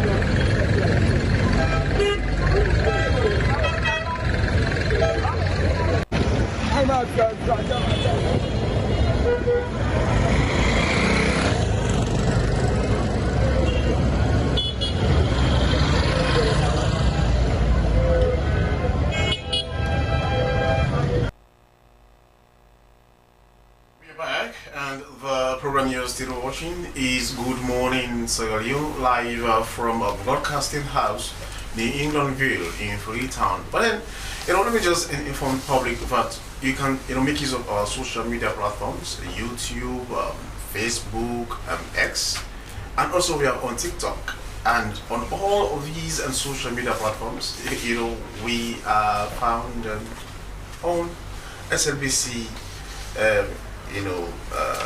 .sl. So on Facebook, X, YouTube, that is where you can actually follow our programs. All our flagship programs are on these platforms. So be with us as we are the public service broadcaster. But then also let me inform you that we shall be joining our outside broadcasting at we're in Bo, where the Liberian President Joseph Boakai will be paying a 3-day working visit to Sierra Leone, which is going to start today. And he'll be received at the crossing point at Kenema, the crossing point between Sierra Leone and Liberia, and he will be taken to Bo. Well, he will move to Bo, where he's expected to undertake some activities there, and from there he will go to some other places and then to State House, where he will meet no less a person than the President of the Republic, President Julius Maada. So, 3-day visit of the Liberian President Joseph Boakai will be on our screen for the next 3 days, which is going to commence today. And the program you're still watching is Good Morning Sierra Leone, live from the Sierra Leone Broadcasting Corporation television. We still have in the studio the Deputy Director of Budget in the Ministry of Finance, Joseph Sessi. Mr. Sessi, now we are going to expect more teachers to be recruited, more health workers, and which means we are going to expect more pin codes, to be issued. What I mean is that there are some health workers who are still complaining that they were issued pin codes but yet to receive salary. Has that got to your notice? Are you aware of that? And even some teachers, they are saying yes, we are being coded, but we are yet to receive salary. What is happening? Well, that is not to my notice, but however, with regards to PIN code, for you to come into the government payroll system, it's a process, and you have to go through the process. For example, when we want to take in new recruits from, for example, teachers or the health worker you're talking about, first you have to go through NCRA for you to be verified with regards to your age, and you have the NCRA certificate that is being given to you. Then you now take those documents to NACIT. After you've gone through NACIT, you have your NACIT number, everything, then you come down to either Teaching Service Commission for teachers, or you go through HRMO for the health workers. Then you open your file, put everything together, then your information is now inputted into the system for you to be paid. But with regards to the PIN code issues, say we are having backlog of people that are being PIN coded but not being paid. That is not to my knowledge. And okay, that is not. Well, probably you have to investigate, to ascertain. But the thing is that now government expenditure and revenue. Yes, budget is not hard and fast. It is about expectation, what you expect to receive and what you expect to spend. But the thing is, Sierra Leone's budget has always been in the deficit. Well, probably not Sierra Leone alone. Budgets. That is where you come with a complementary budget. But the thing is, why do you think we have to largely depend on international financing, for servicing or for the service of our programs and projects as a country? Why is it that we have to depend largely from outside? Yes, well, with regards to that, I don't think our budget depends largely on development partners.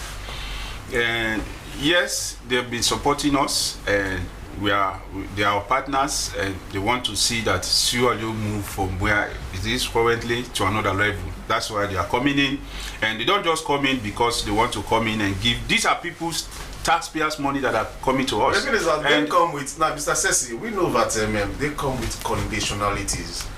Like, for example, there was a time in this country and in some other African countries, even Ghana, Nigeria, when IMF will say, okay, now there was a program called the Structural Adjustment Program, exactly, which led to a lot of workers being redundant, and we saw the implications, the socio-economic implications on homes, families, as the case may be.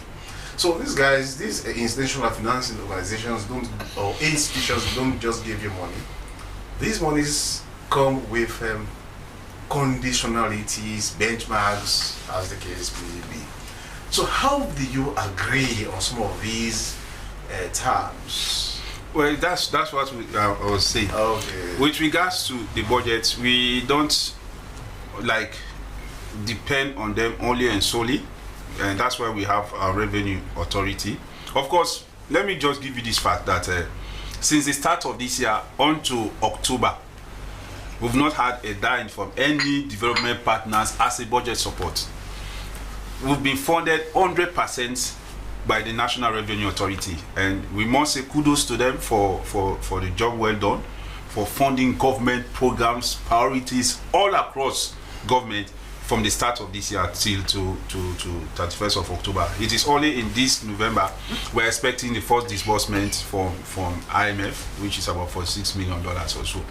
So when it comes to the development partners, now to your question with regards to the development partners, yes, they come with conditionalities, and conditionalities in sense they don't just want you to give, they don't just want to give you money for you to just go and spend because you want to spend, because you know that the needs of government across the world and Africa, they are unlimited. Even human beings, our needs are unlimited. So if you say just take this money, go and spend, it becomes a problem. But however, if you are to spend, we want you to increase your domestic revenue so that you will not continue to depend on us. But what if Mr. Sensi, what if those benchmarks or those conditionalities would negatively affect your citizens? Because the thing is that if you take somebody out of job, economic and the social implications, right? And the IMS has come, or the World Bank or the IDB say, okay, you have to redundant, and yes, because you want the money, to finance your budget or to finance your programs or projects, you accept.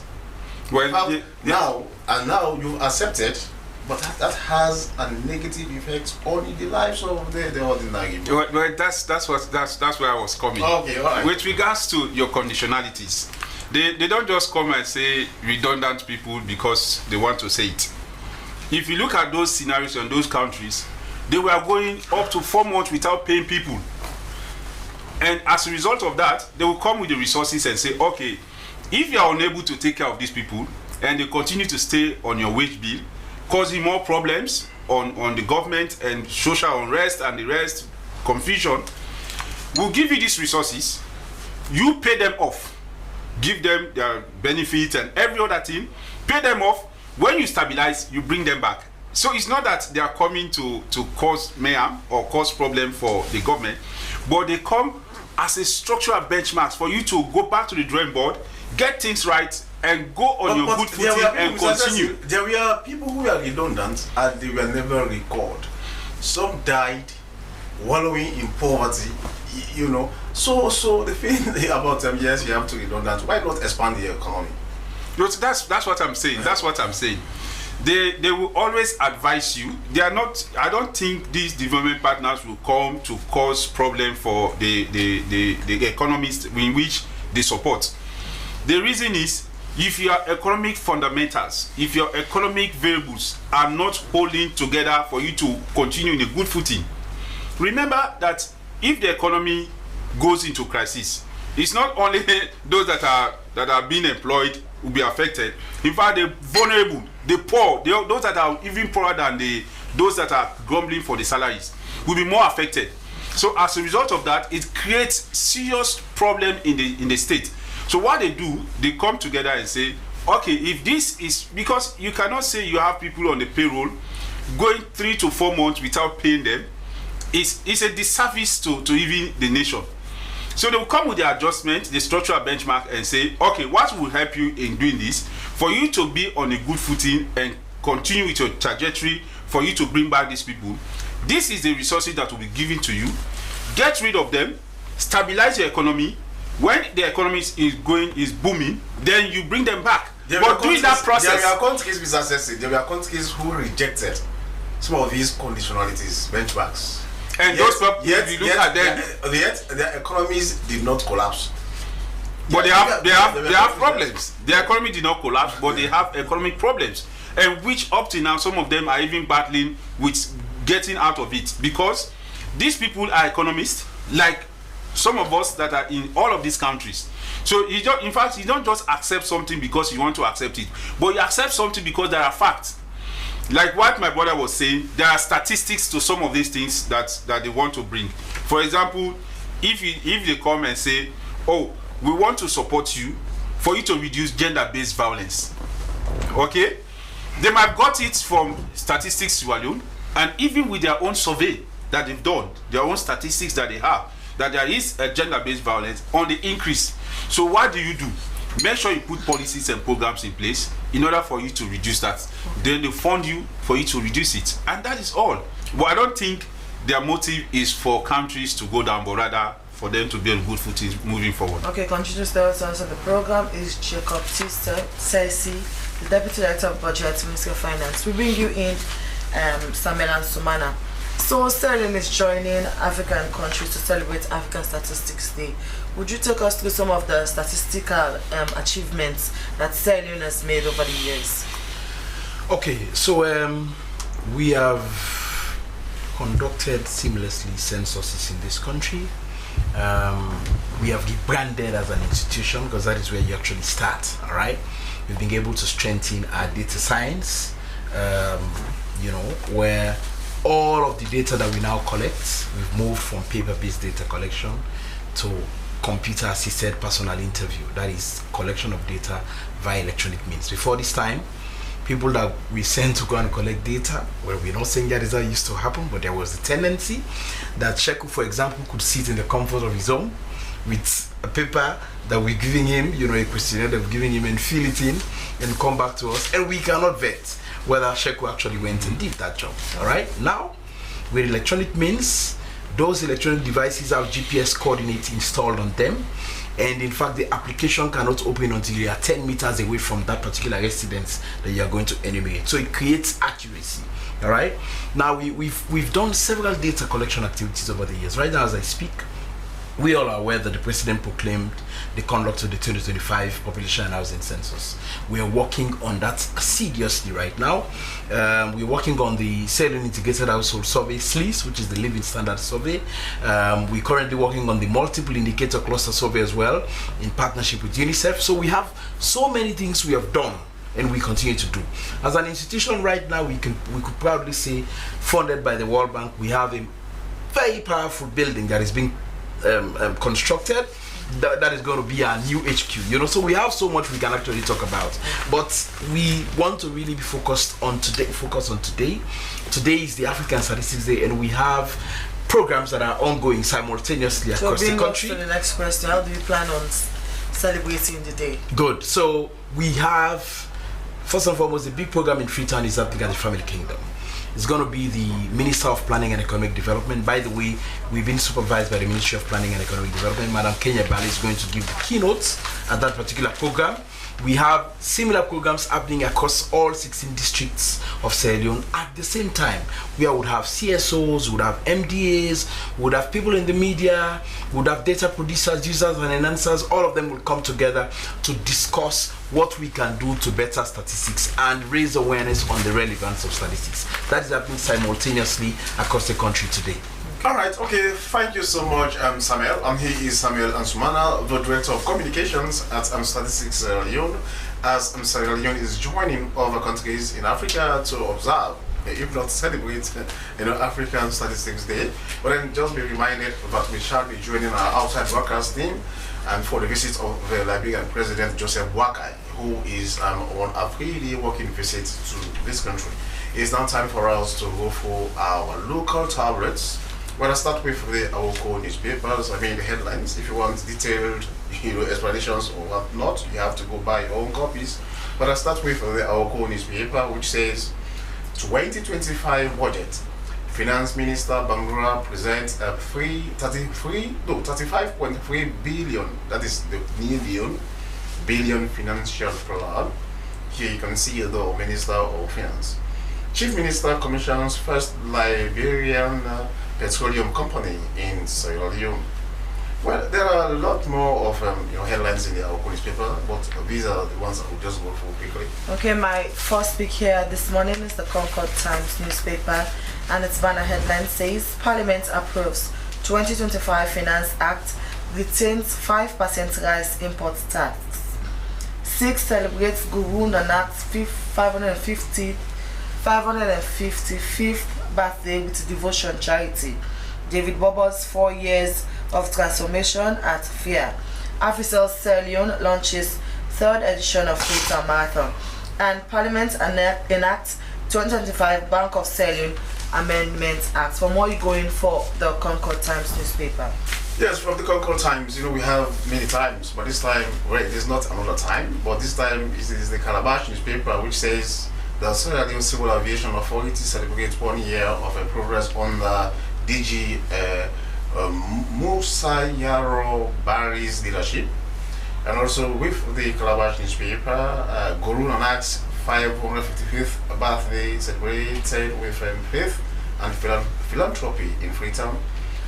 Well, still with the Calabash newspaper, ACC presents 2023 reports to President Bio, highlighting anti-corruption progress made in the fight against corruption. That's it. Host press cocktail celebrate a milestone and progress. Okay, our next speak here is the Permanent News, and it says Sierra Leone at high risk of debt distress, and dozens of rights organizations urge Parliament to pass Child Rights Act. And Sikh communities marks Guru Nanak's 555th anniversary. Well, from the Standard Times, move on to the Standard Times, and it says destruction of Magai campus for parking lots. Office of Vice President implicated. Jafar Zihar accused of undermining judiciary. Well, these are some of the stories you can see in the Standard Times newspaper. Okay, our next speaker is the YV newspaper, and its banner headline says Chief Minister's vision of radical inclusion, a transformative force in Sierra Leone's leadership, and 51 feminist movements speak on Child Rights Act 2024. Africell Sierra Leone launches 3rd edition of Freetown Marathon. For more, you go in for AYV newspaper. Well, I think we have to leave the papers for now, because we shall be joining our outside broadcasting quickly and shortly for the visits of the Liberian president. But quickly, Ansumana and Sensi, now the budget has been read, presented and approved. Now tell us, what do we expect to see in the short run? Because we've seen instances where budgets are approved, but for ministries, departments and agencies, to receive their allocations on time or in time, has always been, a challenge. First quarter will become a second quarter and third quarter, as the case may be. Tell us if this time around that is not going to be, it is not going to be business as usual. Well, I just want to make some correction with you. The budget has not yet been passed. No, it has been read. It has been read the first time, and it's going to be read for second and third time. It is eventually passed, then we start implementation. And like I always say in this place, and the MDAs, we have direct and indirect transfers. So with regards to MDA saying that they do not receive any allocation or what, I don't think that is so. What they're saying, even though it is a delay, what they are saying, they are not saying that they are not receiving. It's delayed. But they say there are delays. Yes, that is what they are saying. And those ones are based on revenue forecast that comes in. If we cannot have the incentive to hold on to resources that are at the Bank of Sierra Leone, then we starve MDAs for not implementing government programs and projects. Okay. So there's no way we can have that incentive. If they are there, we just disburse. And that is it. So it is not the way that you hold on to. No, we cannot. We cannot. Okay, so Simon, let us bring you in your 30 seconds. 30 seconds, give us your final bit before we close it. We want to encourage people to actually observe this day, to value statistics in every aspect of their life, and importantly, we want people to brace up. We're going to pull off a census that would be probably the best that Sierra Leone has ever seen. All right, Ansumana, I will say thank you so much. He is Samuel Ansumana, the Director of Communications at Statistics. You had Jacob Sessi from the Ministry of Finance. He is the Deputy Director of Budget, about the budget that has just been read, by the Minister of Finance. Well, this is how we say goodbye, but then just be reminded again that we shall be joining our outside broadcasting for the visit of the Liberian President to Sierra Leone. A free working visit by Joseph Boakai, the President of Liberia, to Sierra Leone. Many thanks. The President of the Liberia visiting Sierra Leone. Well, many thanks to the entire production team, especially producer Daphne Zainab Kamara. I am Sheikh Usman. And I am Esther Sako. Before we go, a quick recap of our quote of the day, and it's from an American musician, William Nelson, and it says, once you replace negative thoughts with positive ones, you start having positive results. Good morning, Sierra Leone returns tomorrow at exactly 9 o'clock. Goodbye.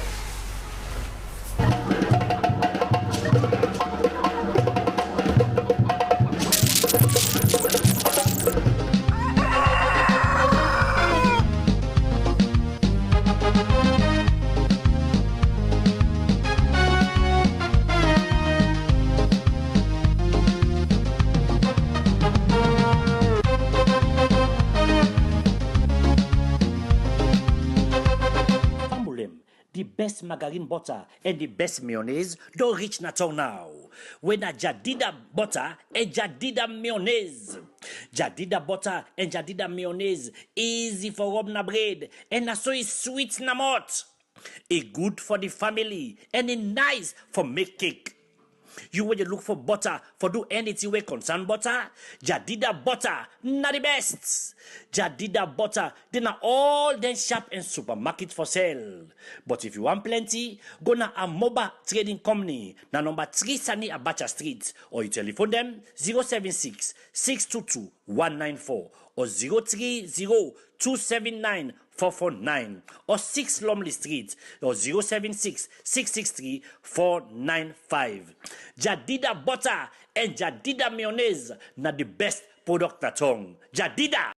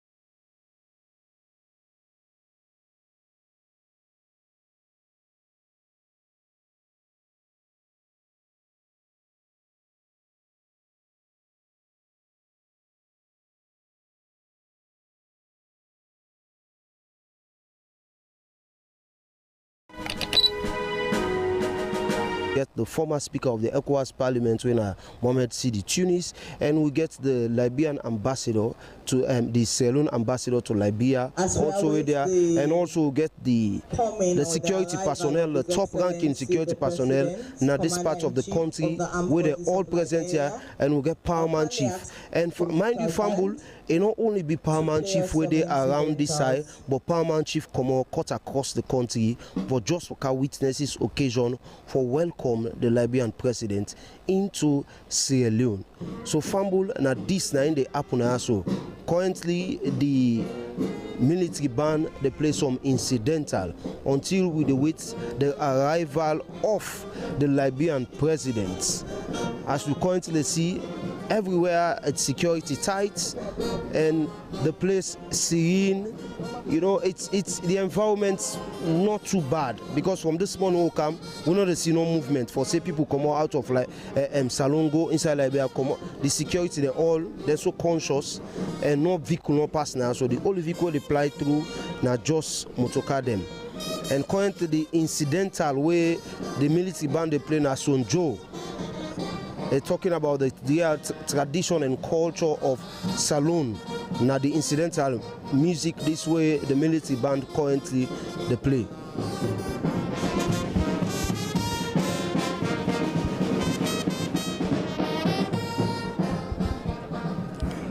Okay, Fambul, and also on the other end of the road, we find out we not only get big personalities that we say we so get some school picking and self within us, so we na school and within at this end.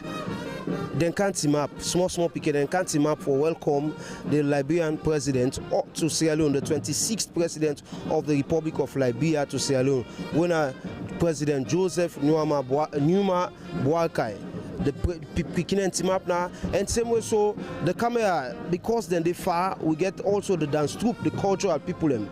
Then they are put, then they come then they far, but then they come. So, we currently see different uniforms, and as you see Fambul from the camera, you see plenty security personnel them then they around Fambul. Now this they happen currently inside Kenema, Pujang district, precisely the border between Liberia and Sierra Leone.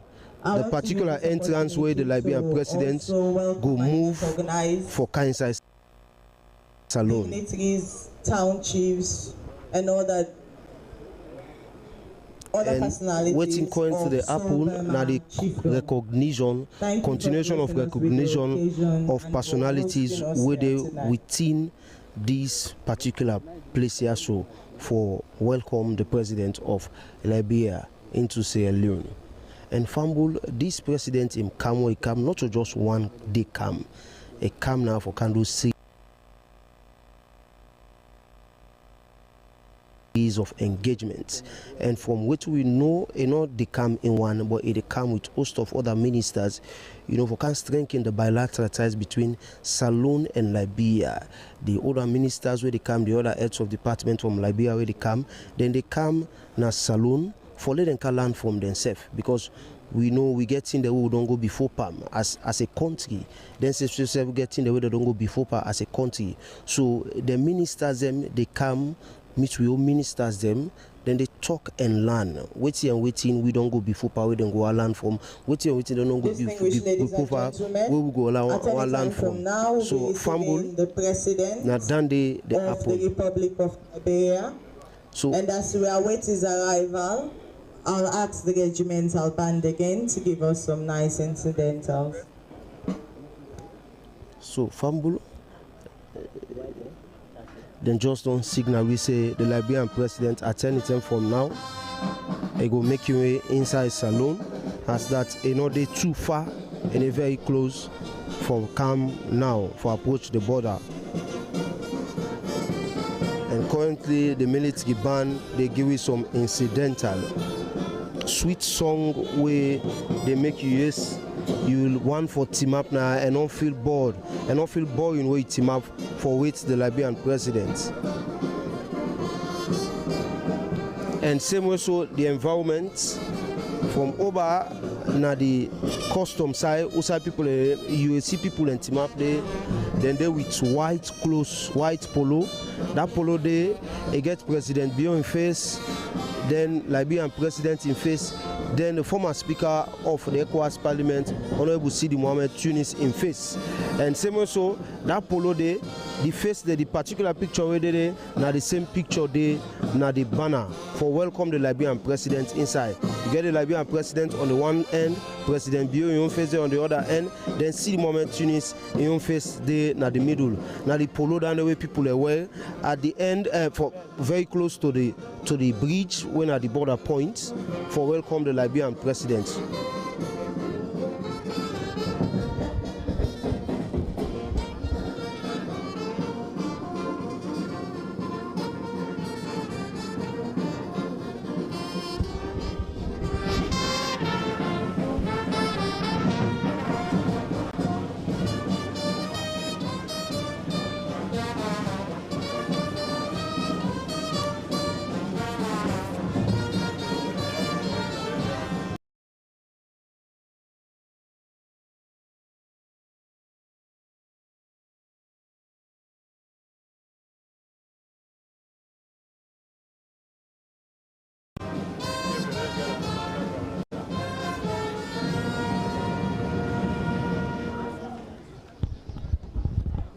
Well, viewers, this the thing where they happen currently in a Kenema border. The military don't pause first with the incidental with a soft tune when they play. For they make sure say people and continue for team up. Let people don't feel bored. For say oh I don't gains. So then call them incidental when a sweet tune they when they play.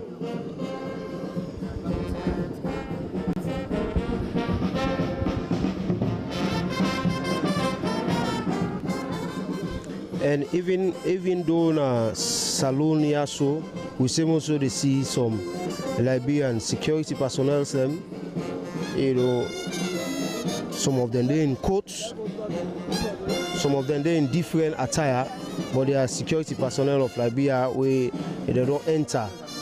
When we just come very early in the morning, as early as 5 o'clock, we see the same thing with the Liberian security personnel, them, the Sierra Leone security personnel, them. Then they exchange, compliment, and then they talk. But within we they see them, Liberian security personnel enter. Then they around, even though most of them they in coats and all that different attire. But when we come first, we see them. Say these are security personnel. And the particular coordination look cordial between the Liberian side and the Sierra Leonean side.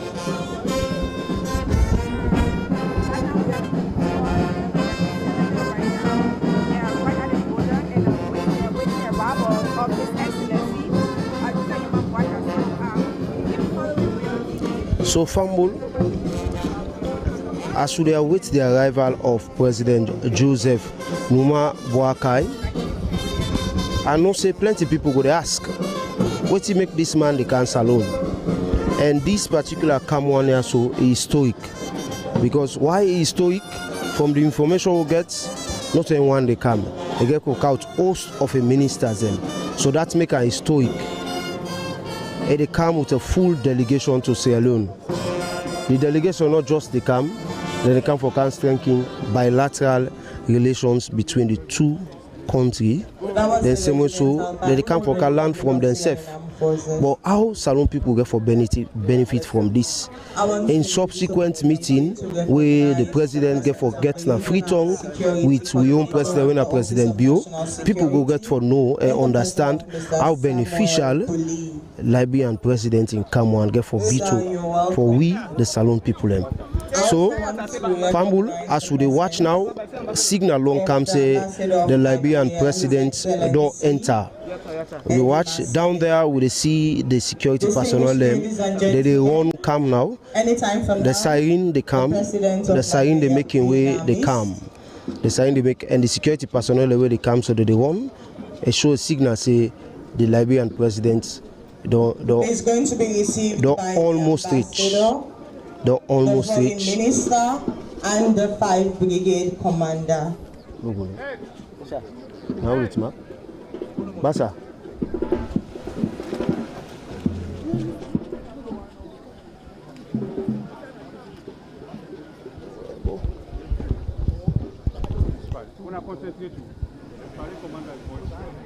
Distinguished ladies and gentlemen, the Foreign Minister of the Republic of Sierra Leone, Honorable Sidi Tunis, the Brigade Commander, 5 Infantry Brigade.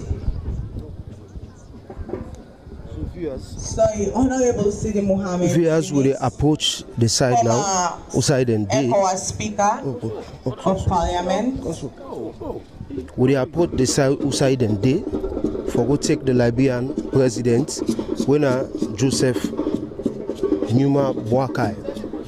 Currently, we they see viewers as you see the motor car where they come from afar, and they tell say indeed now the Liberian president 9 don't reach.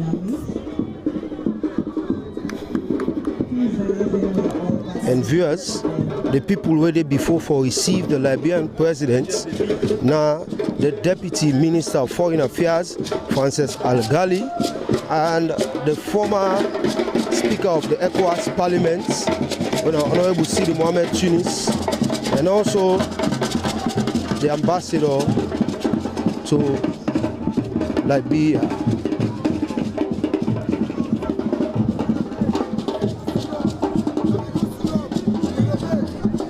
So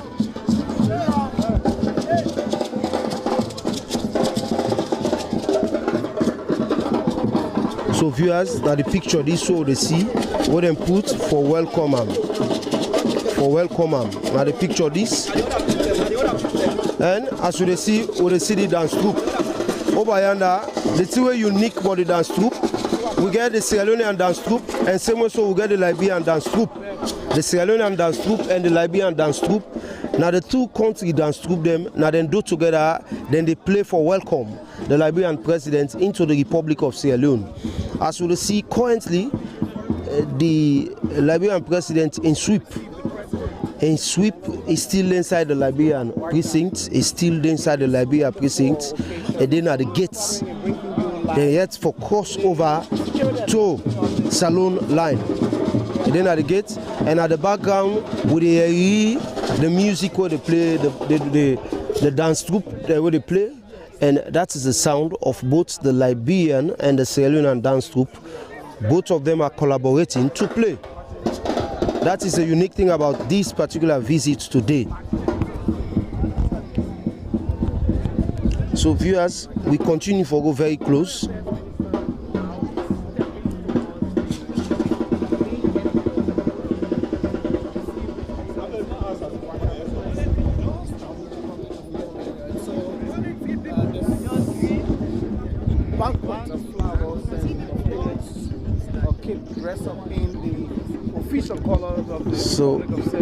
So viewers,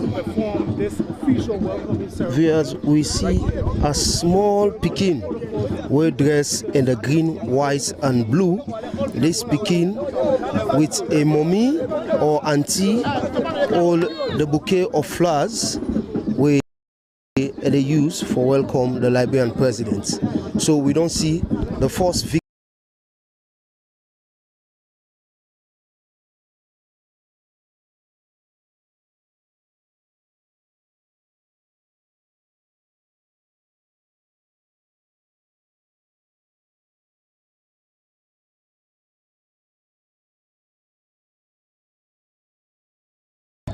We don't see the first vehicle. We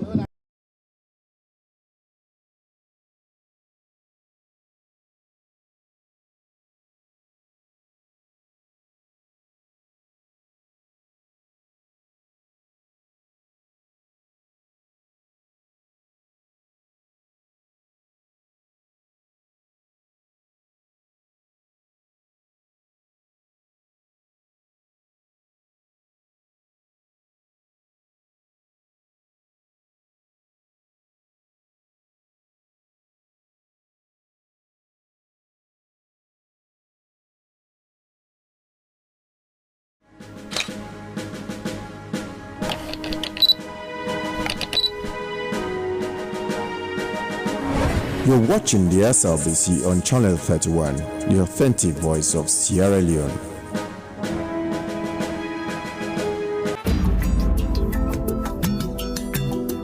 Where use? You get use? Yes, I get use. This is the program where they give you the use where they happen all about the country. Inside where use, we go take you text, Facebook and WhatsApp message. You complain where you go send as letter to the producer. We dey announce about things them working lost and plenty more. We are there all about the country, but you self the help for bring the use to your area.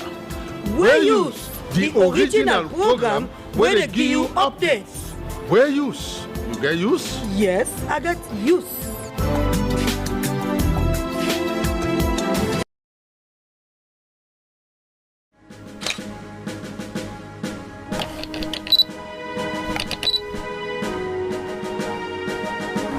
You're watching the SLBC on Channel 31, the authentic voice of Sierra Leone.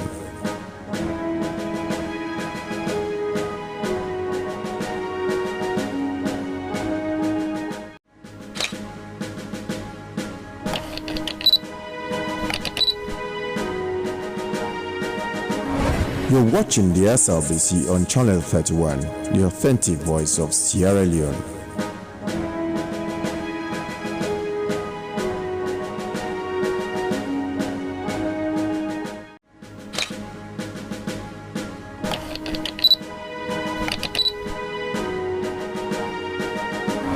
You're watching the SLBC on Channel 31, the authentic voice of Sierra Leone.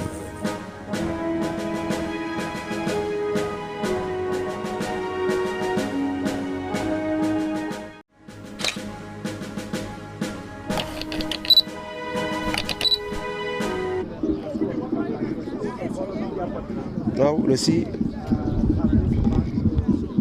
all the protocols of the Liberian team don't come down, and now the media team don't come down, and same way so one of the Liberian protocol officer don't come down.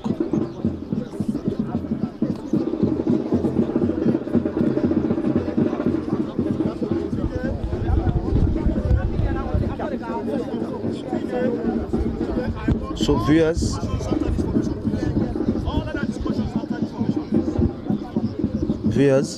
now this they happen currently inside Kenema border. As you see, the president in convoy. Now only 2 vehicles don't enter inside saloon soil. The rest then park behind the park now the saloon gates, but don't enter it.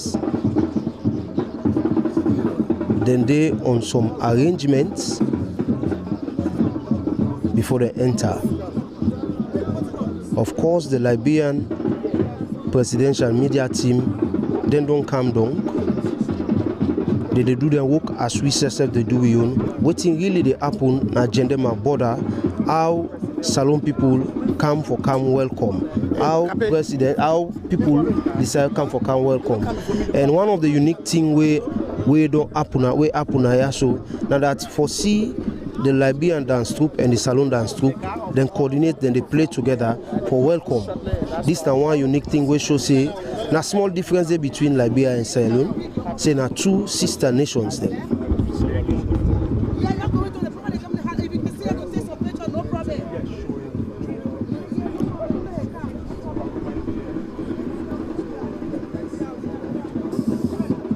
So viewers, currently it's all about security. The security personnel are on massive discussions.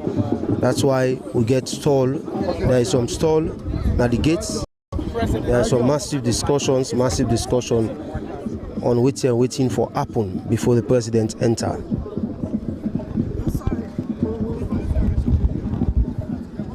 So, viewers, this is not the vehicle of the Liberian president.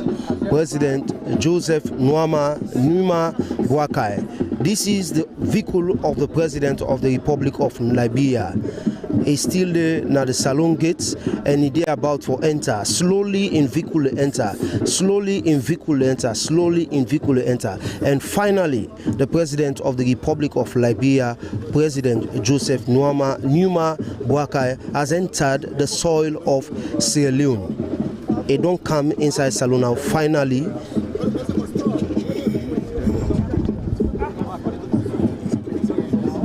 it don't enter. And as it don't enter, we see say that the Sierra Leonean security them, they don't take over in security detail. So all insecurity they will carry it, the Sierra Leonean security they don't take over in security detail. And so viewers, that president told me to wait for him come now. Now I should have shown a live from Kenema border. The president of the Republic of Liberia don't step in motorcar day currently inside saloon soil. And we wait for let it come down and step in now the soil of Sierra Leone. We also have a videographer of the Liberian Broadcasting Corporation.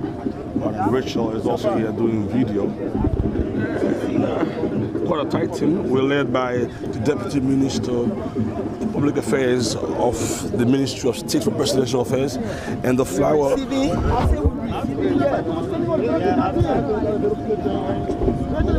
So we're receiving here from there. Yeah, but that one they say that here they want to. Viewers, they now open the door of the president of the Republic. Now in foot don't step into the soil of Sierra Leone. So viewers, they receive the president of the Republic of Liberia, President Joseph Numa Boakai, the 26th president of Liberia. They don't step into the soil of Sierra Leone. Now this little girl, they ready for Giam the flower, the bouquet of flower, and they give the president of Liberia. Dressed in a black attire, he put on a unique smile with a hat and dark, ready for receive the bouquet from the president, from the little girl.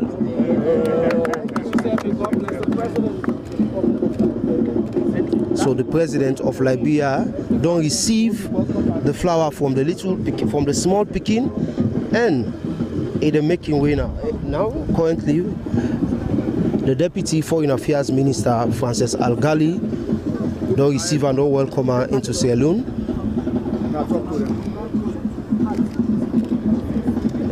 And they show him the former Speaker of ECOWAS Parliament, when our Honorable Sidi Mohamed Tunis, they don't receive the President of the Republic of Liberia. The President of Liberia don't enter. They don't enter in vehicle. The vehicle they about for come for handle the guard of honor. So viewers, as you can see, we did draw back a bit because the president in vehicle they about for car now the position usai they do the guard of honor. And viewers, low inform on back say the moment where the Liberian president enter inside the Sierra Leone soil, we see say the Sierra Leone security.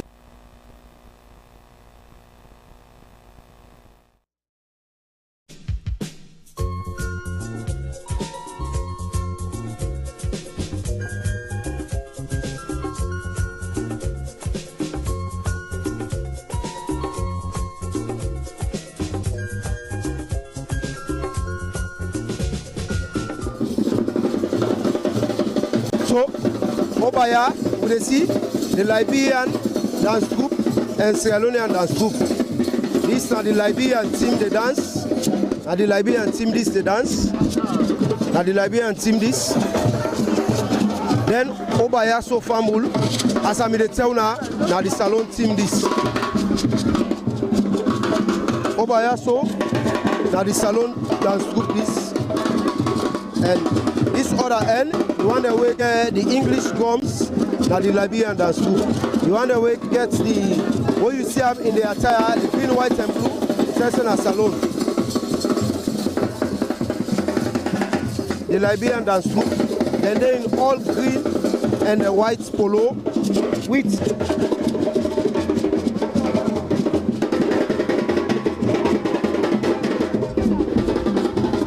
so viewers, as you can see, security upon security, all dressed in their suits, moving with the Liberian president vehicle. The vehicle is moving slow.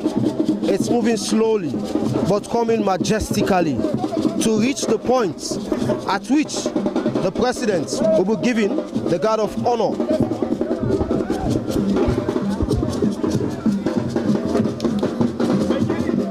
So, viewers, this they happen currently na Kenema border. Now the military don't set. Guard of honor! Guard of honor! Stand! The arrival of His Presidency, His Excellency.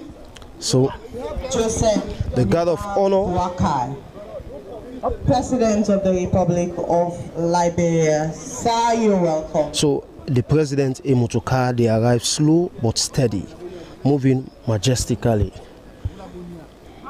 Moving majestically, coming slow and steady, getting directions from the security personnel.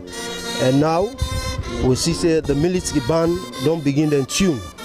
The military band don't start the tune, whilst the President Joseph Numa Boakai in motorcar don't stop. A motorcar don't stop, and they are about for calm down, for Canada position Usai, we can take the guard of honor.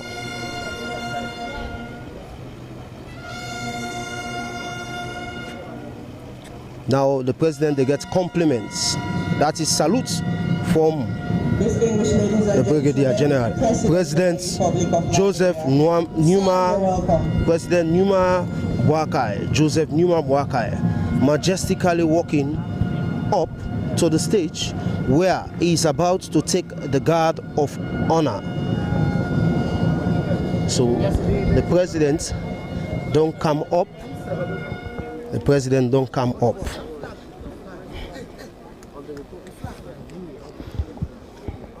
So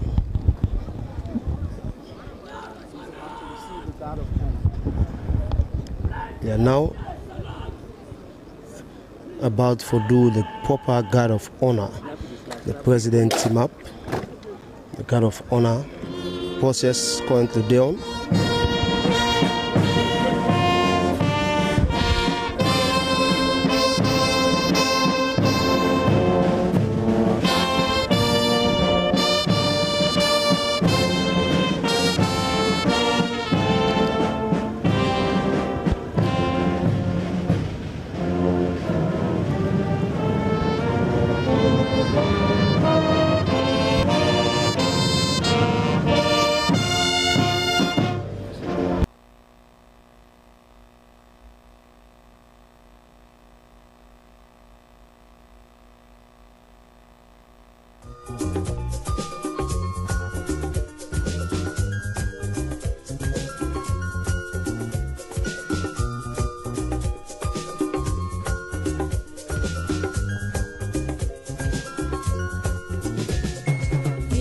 Play.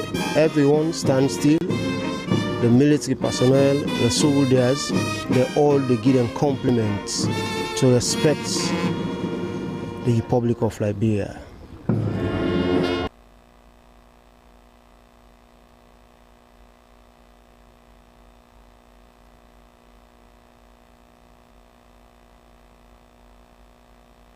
Now the military band don't switch to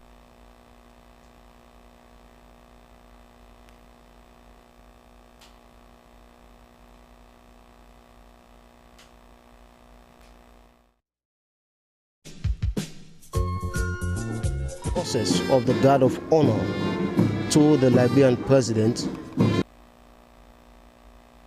President Joseph Numa Boakai, the 26th president of the Republic of Liberia.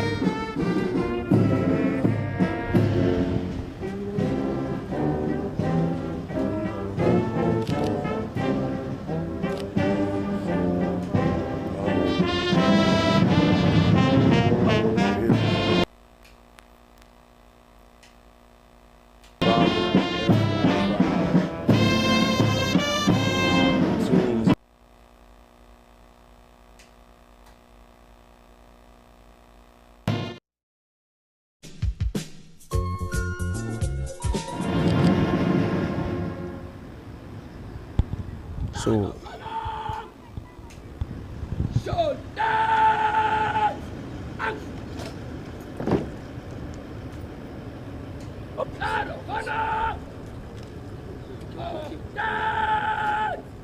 Okay.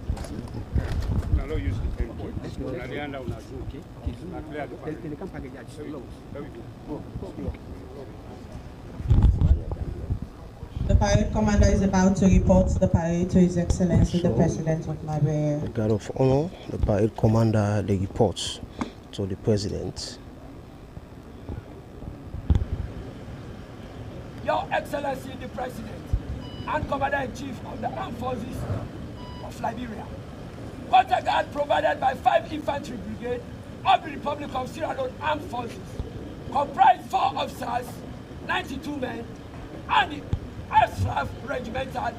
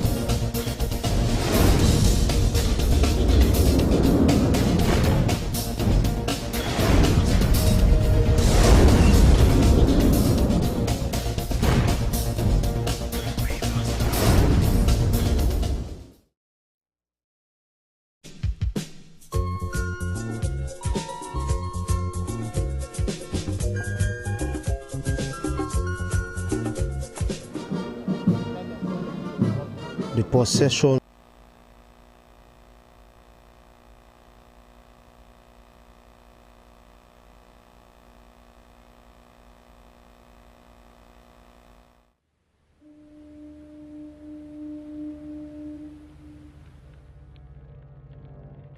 A place cannot marching, whilst the Liberian President Joseph Numa Boakai, they inspect, and also the military, the ladies were in front.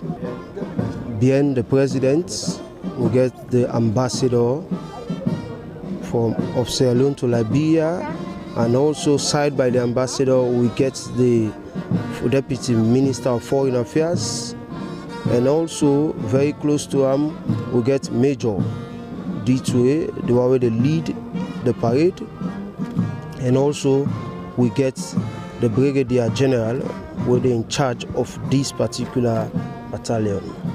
So see President Joseph Numa Boakai.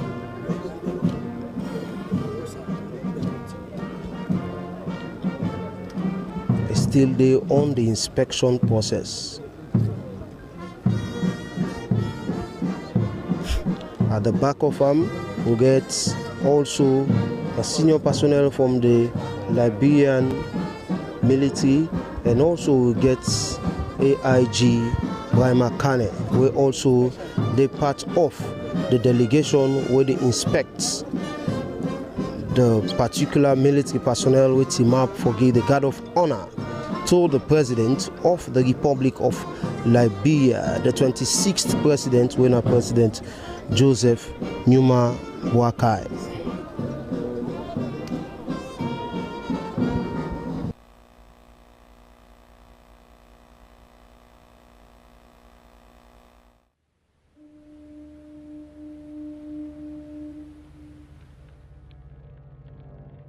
A place cannot produce poems.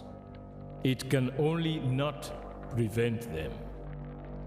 And Freetown is good at that, for Freetown has its own sudden elegances. People are slow to leave it, quick to return. And there are others who come for a year or two and stay for a lifetime, sensing that they found a city that is in the world, yet sufficiently on the edge of it to have a different resonance. Let me tell you something about this city. All of us, we're all just passing through, and we've all been here forever. Those who came,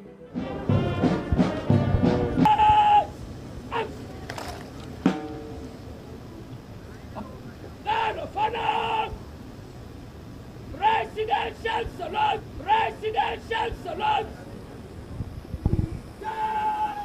The presidential salute.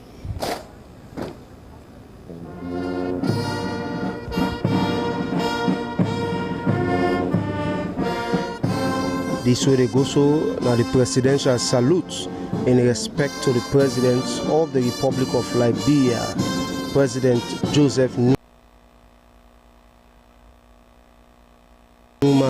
Boakai.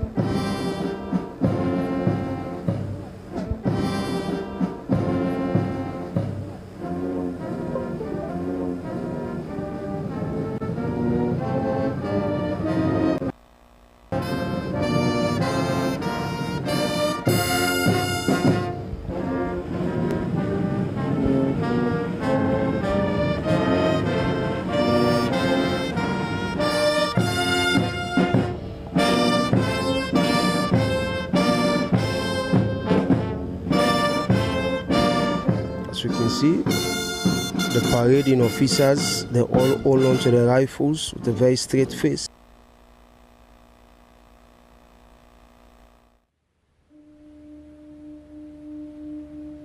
The rifles in respect to the presidential salute, which is among the processes of the guard of honor to the President of the Republic of Liberia.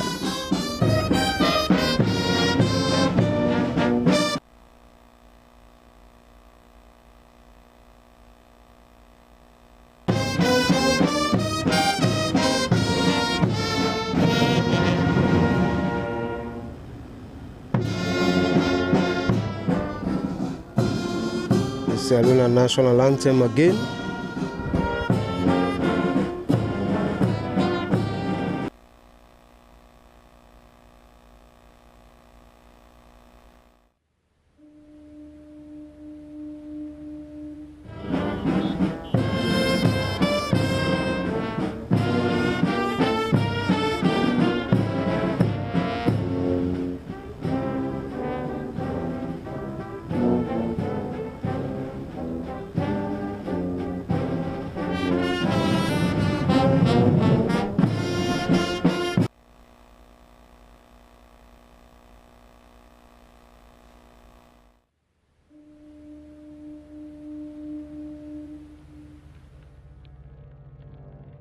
A place cannot produce poems.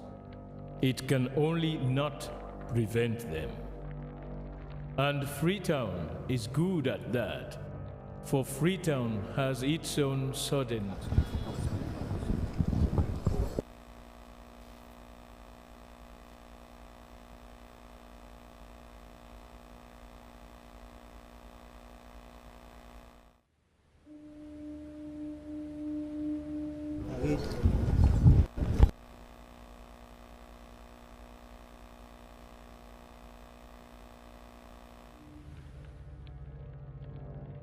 A place cannot produce poems.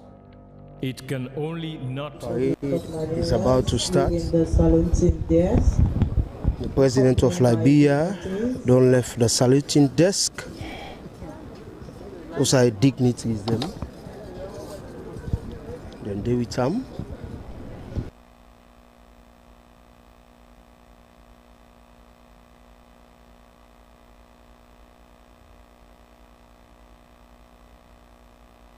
Prevent them.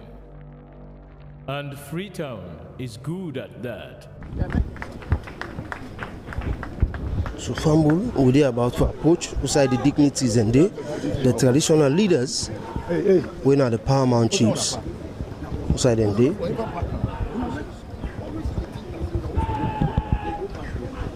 So anytime from now, the guard of honor greet the parade paramount will march off the chiefs. square. President, they greet the paramount chiefs. We are the traditional leaders. They greet the paramount chiefs.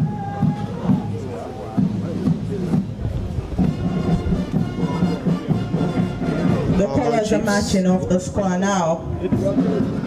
The color party is commanded by Captain J. Samara and is accompanied by Captain ATK Mansare. The president, they greet the paramount chiefs. Colors are Staff Sergeant Kondowa C and Staff Sergeant Ture The A. colors, they don't match out. The two men, they will hold the flag. Anytime from now, distinguished They will recall the colors. Fambul, as you can see, not only the personalities, but we get people them waiting at this side, so where they all can come in numbers, just so can see.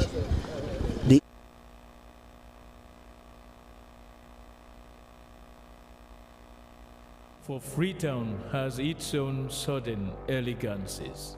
People are slow to leave it, quick to return. Leave it, quick to return.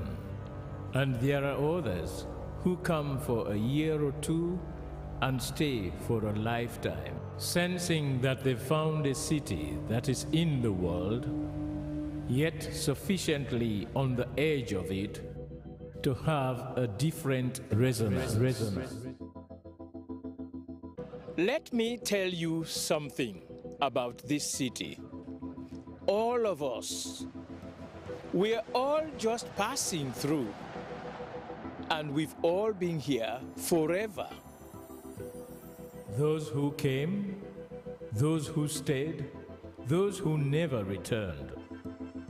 Tides turn, seasons change. We've waited and we've watched. But we've always been here. We've always listened.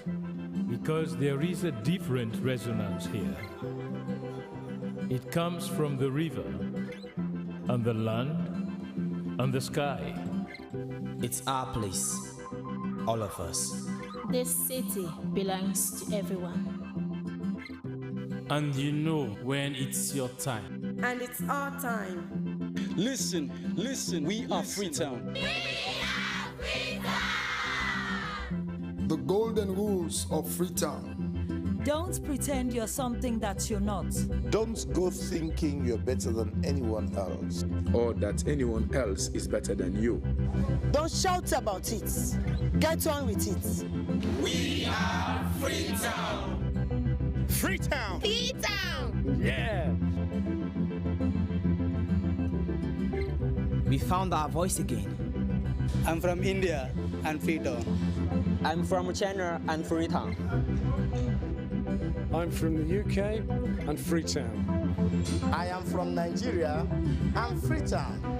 I am from home and Freetown. This city belongs to everyone. The fishermen, The taxi driver, The barber, the drummers, the dancers. All of us. All of us. Everybody. We are Freetown. The past is ours. The future is ours. It's our time again. And this city belongs to everyone. The playwright, The greengrocer, the teacher, the dog. This space is ours. this light is ours. The beaches are ours. The rivers now we own. The roads are ours. The bridges now we own. We are Freetown. We are all visitors and we've all been here forever. We've got the mightiest river. And the biggest sky. And there's a resonance again. Freetown, Freetown. We are proud of this place. We love this city. And we want you to love it. Around the water side, lovely fish, we get them every day. In Jimmy, around the water side, lovely fish, we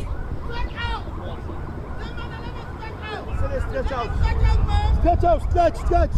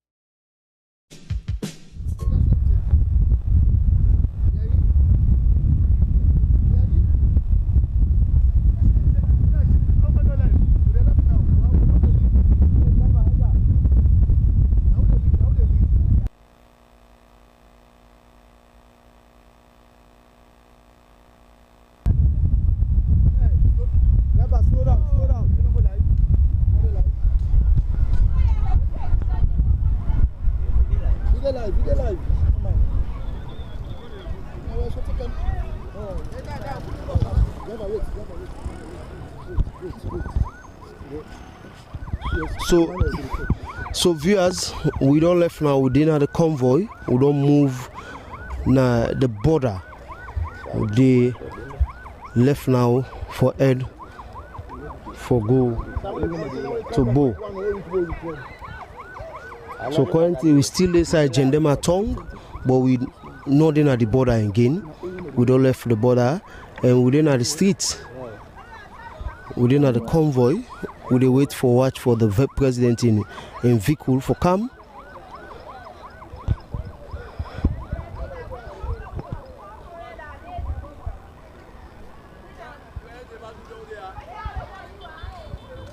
And inside this particular tongue, you know, the people, everybody team up for watch this kind convoy and kind crowd will come na the community show.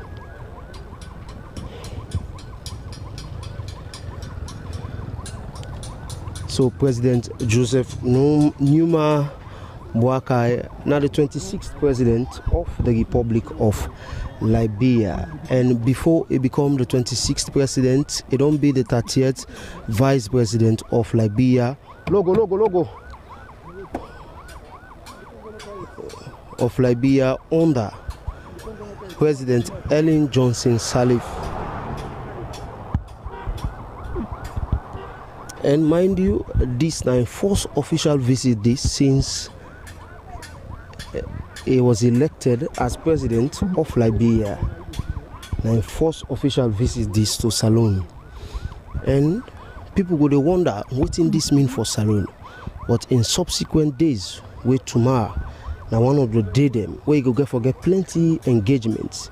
People will get for know understand what are the significance of in visits to Salone. And mind you, not to come, they come with host of ministers and other people, host of other personalities. They come with other people, just for let them come na Salone, for let them can learn, or for can strengthen the bilateral relations between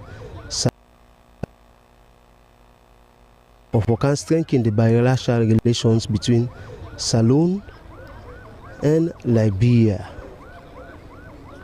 So Fambul, we still dey na Kenema tongue. Still inside Kenema tongue, Fambul.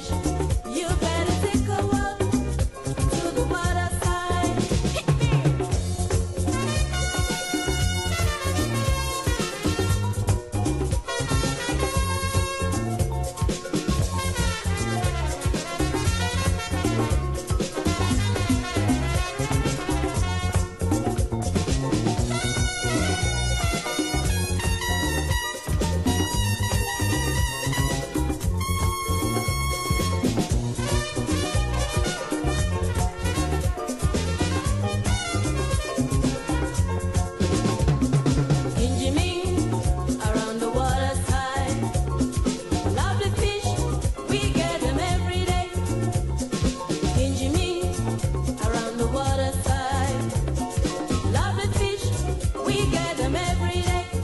So if you wanna get your bonga fish, you better take a walk to the water side. So if you wanna get your bonga fish, you better take a walk to the water side.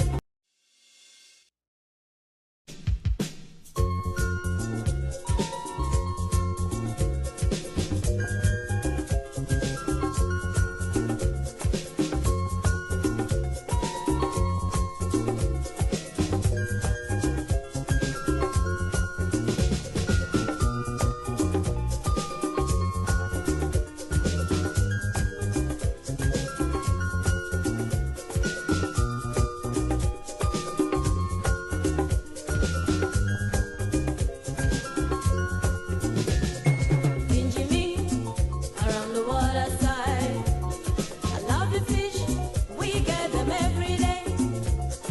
Kinjimi, around the water side, love the fish, we get them every day. So if you wanna get your bonga fish, you better take a walk to the water side.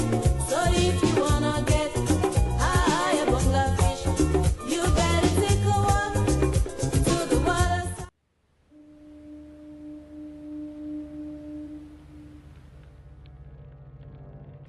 A place cannot produce poems. It can only not prevent them. And Freetown is good at that, for Freetown has its own sudden elegances. People are slow to leave it, quick to return. And there are others who come for a year or two and stay for a lifetime, sensing that they found a city that is in the world, yet sufficiently on the edge of it to have a different resonance. Let me tell you something about this city. All of us, we're all just passing through, and we've all been here forever. Those who came, those who stayed, those who never returned. Tides turn, seasons change, we've waited and we've watched. But we've always been here. We've always listened, because there is a different resonance here. It comes from the river, and the land, and the sky. It's our place, all of us. This city belongs to everyone. And you know when it's your time. And it's our time. Listen, we are Freetown.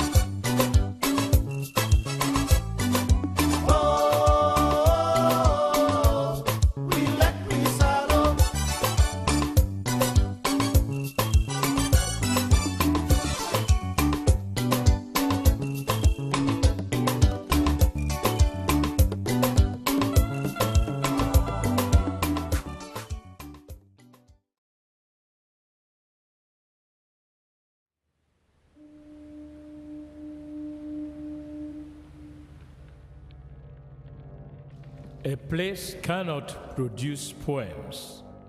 It can only not prevent them.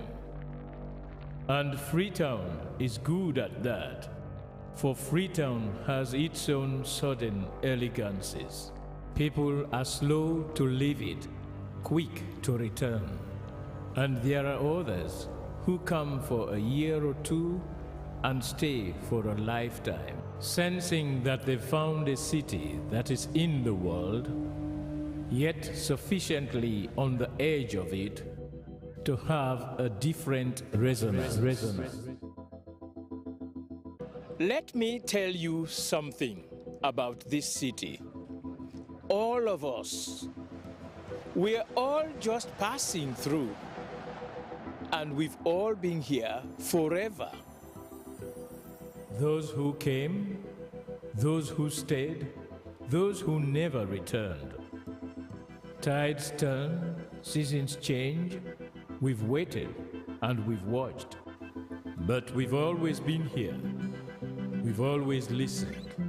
Because there is a different resonance here. It comes from the river, and the land, and the sky. It's our place, all of us. This city belongs to everyone. And you know when it's your time. And it's our time. Listen, we are Freetown. The golden rules of Freetown. Don't pretend you're something that you're not. Don't go thinking you're better than anyone else, or that anyone else is better than you. Don't shout about it. Get on with it. We are Freetown. Freetown. Freetown. Yeah. We found our voice again. I'm from India and Freetown. I'm from China and Freetown. I'm from the UK and Freetown. I am from Nigeria and Freetown. I am from home and Freetown. This city belongs to everyone. The fishermen, The taxi driver. The barber.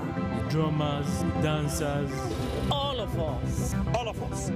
Everybody. We are Freetown. The past is ours. The future is ours. It's our time again. And this city belongs to everyone. The playwright. The greengrocer. The teacher. The dog. This space is ours. This light is ours. The beaches are ours. The rivers now we own. The roads are ours. The bridges now we own. We are Freetown. We are all visitors and we've all been here forever. We've got the mightiest river. And the biggest sky. And there's a resonance again. Freetown. Freetown. We are proud of this place. We love this city. And we want you to love it too. We are proud of this place. Na pass we all dey pass like stranger dem, but we all don't dare from them.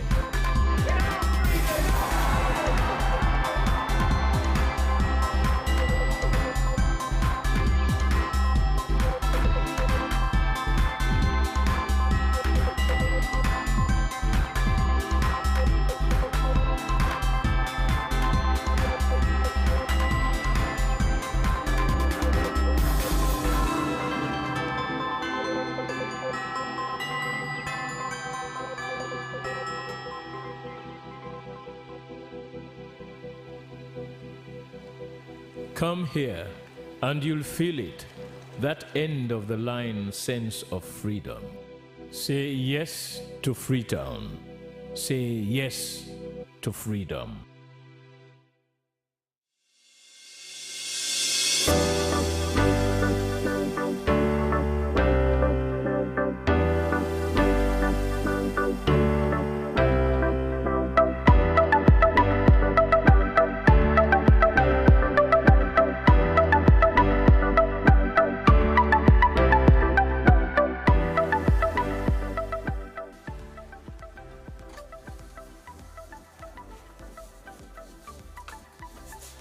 I am Aminata Fofana, a reporter, a presenter, and an anchor for the Slbc. I am Dennis Fraser, a reporter and presenter here at the Public Broadcaster, and this is the Slbc.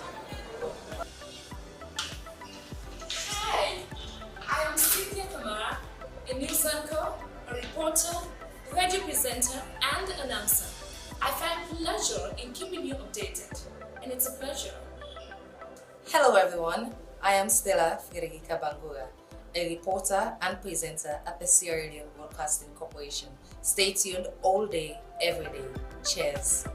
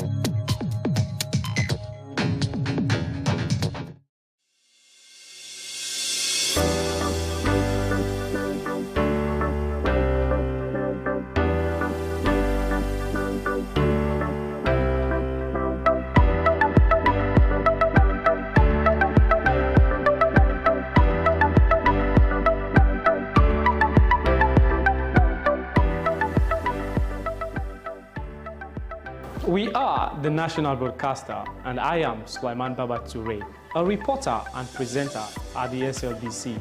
Your voice, my voice. From the commercial department, I am Regina Bangura. You are watching Slbc. Your voice, my voice. I am Jonathan Turner, a reporter for Sierra Leone Broadcasting Corporation, Slbc. As a reporter, I do stories on education, health, politics, and more. Stay glued with Slbc to watch my stories. Your voice, my voice. Lucian Ganda, producer Wayus, and producer and presenter Christian Editions on TV. This is the Slbc. I am William Wise, presenter Wayus and also reporter at the Slbc, and this is the Slbc.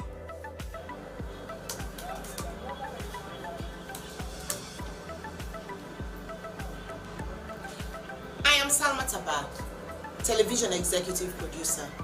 I produce programs on both radio and television. I'm a news anchor, a presenter, an announcer on radio. I enjoy what I do because I serve a public service broadcaster. It's a pleasure to work with the Slbc. I am Tilly Koma, Head of News and Current Affairs Unit, Sierra Leone Broadcasting Corporation. Our news hour now covers several segments. We have entertainment, business, weather, sports, ferry schedule, and human interest stories, not forgetting politics. We are doing all that to keep you people posted on what's happening all over the country. Thanks for being with us at Slbc. Keep blue. We are the best.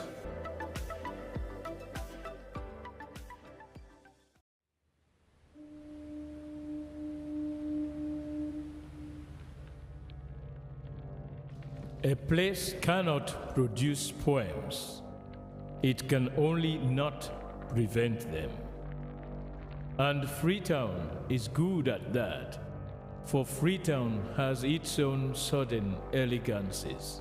People are slow to leave it, quick to return. And there are others who come for a year or two and stay for a lifetime, sensing that they've found a city that is in the world, yet sufficiently on the edge of it to have a different resonance. Let me tell you something about this city. All of us, We're all just passing through, and we've all been here forever. Those who came, those who stayed, those who never returned. Tides turn, seasons change. We've waited and we've watched. But we've always been here. We've always listened, because there is a different resonance here. It comes from the river, and the land, and the sky. It's our place, all of us. This city belongs to everyone. And you know when it's your time. And it's our time. Listen, we are Freetown. The golden rules of Freetown. Don't pretend you're something that you're not. Don't go thinking you're better than anyone else, or that anyone else is better than you. Don't shout about it. Get on with it. We are Freetown. Freetown. Freetown. Yeah. We found our voice again. I'm from India and Freetown. I'm from China and Freetown. I'm from the UK and Freetown. I am from Nigeria and Freetown. I am from home and Freetown. This city belongs to everyone. The fishermen, the taxi driver, the barber, the drummers, the dancers. All of us. All of us. Everybody. We are Freetown. The past is ours. The future is ours. It's our time again. And this city belongs to everyone. The playwright, the greengrocer, the teacher, the dog. This space is ours. This light is ours. The beaches are ours. The rivers now we own. The roads are ours. The bridges now we own. We are Freetown. We are all visitors and we've all been here forever. We've got the mightiest river. And the biggest sky. And there's a resonance again. Freetown. Freetown. We are proud of this place. We love this city. And we want you to love it too. We are proud of this place. Now pass we all they pass like stranger them, but we all don't dare from them.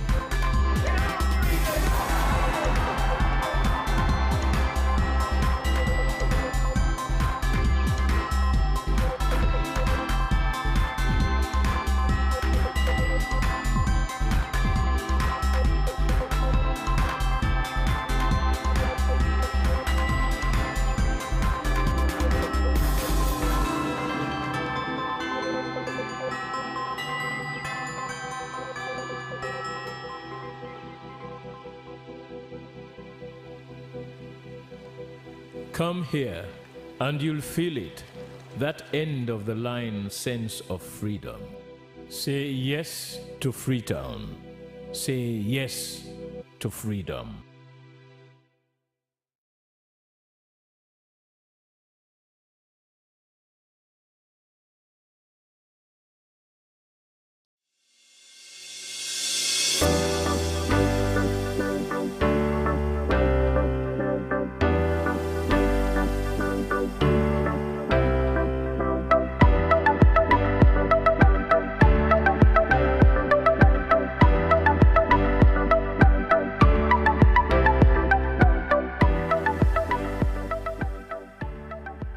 We are the national broadcaster, and I am Sulaiman Baba Toure, a reporter and presenter at the SLBC.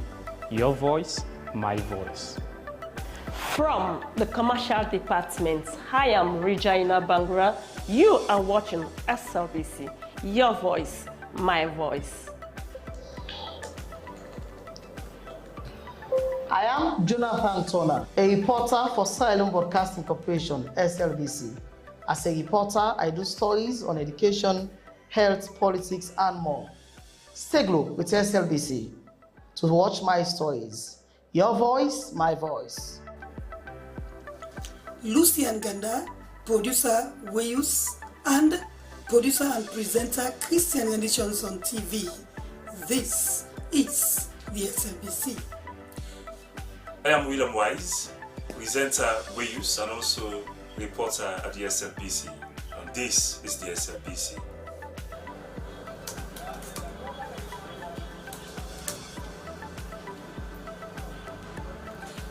I am Salma Tabak, television executive producer. I produce programs on both radio and television. I'm a news anchor, a presenter, an announcer on radio. I enjoy what I do because I serve a public service broadcaster. It's a pleasure to work with the SLBC. I am Tilly Koma, Head of News and Current Affairs Unit, Sierra Leone Broadcasting Corporation. Our news hour now covers several segments.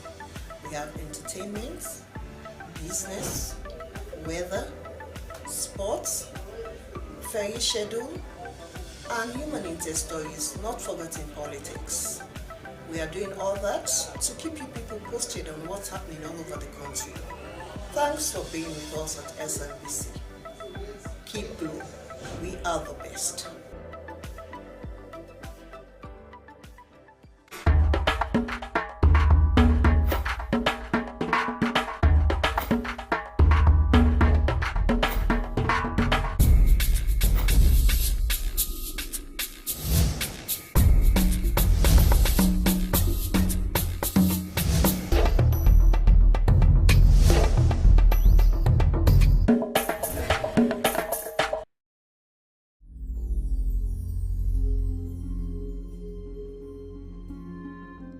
Welcome to the European Film Festival. I'm Fabian Swale, your host for this year's celebration of powerful stories and unforgettable women's voices.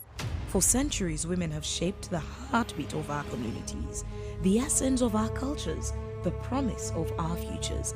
Yet so many voices remain unheard, stories left untold.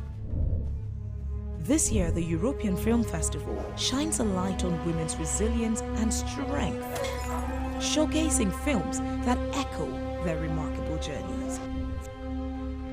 From Sierra Leone to Europe, we amplify voices that dare to break silence, that inspire change and elevate the unheard. Be part of the event. Join us from November 22nd to 24th for the European Film Festival in Freetown.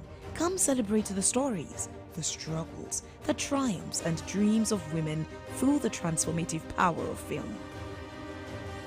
Catch the energy, feel the stories, and join me at the European Film Festival in Freetown, November 22nd to 24, in the new City Council building, floor 4. Let's amplify women's voices together. Don't miss it.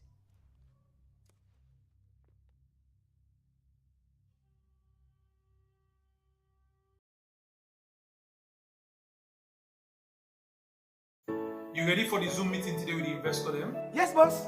I'm ready for the meeting today. And I don't download all the reports they sent to me on the internet. Make sure so you get super connection, because I don't want one problem during the meeting. Everything is okay.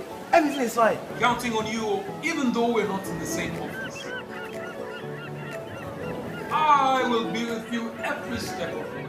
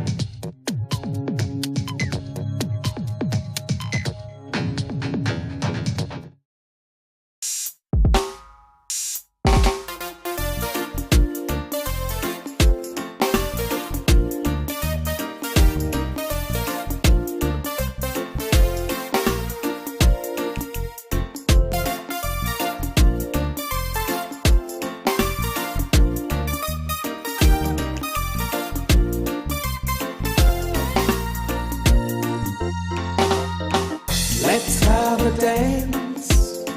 Give me another chance, 'cause I have really needed you. I'm still the same. I've played a waiting game. You ought to know my love is true. So if I've hurt you, I'm sorry. Darling, don't you worry, 'cause I really love you, baby. If I've hurt you, I'm sorry. Darling, don't you worry, 'cause I really love you, baby. I gave you a clue about a thing I wanna do. Hope you would give me the answer I need. I've got a ring and lots of pretty things. Somehow I aim to succeed. So if I've hurt you, I'm sorry. Darling, don't you worry, 'cause I really love you, baby. So if I've hurt you, I'm sorry. Darling, don't you worry, 'cause I really love you, baby. You see, this picture shows you how lonely I have been. I've always been on the outside looking in. Yeah, see what I mean? It would be a happy feeling if I could hold you and kiss you again. Now you're with me, I can really make you see that only true love can win. Oh, if I've hurt you, I'm sorry. Darling, don't you worry, 'cause I really love you, baby. If I've hurt you, I'm sorry. Darling, don't you worry, 'cause I really love you, baby.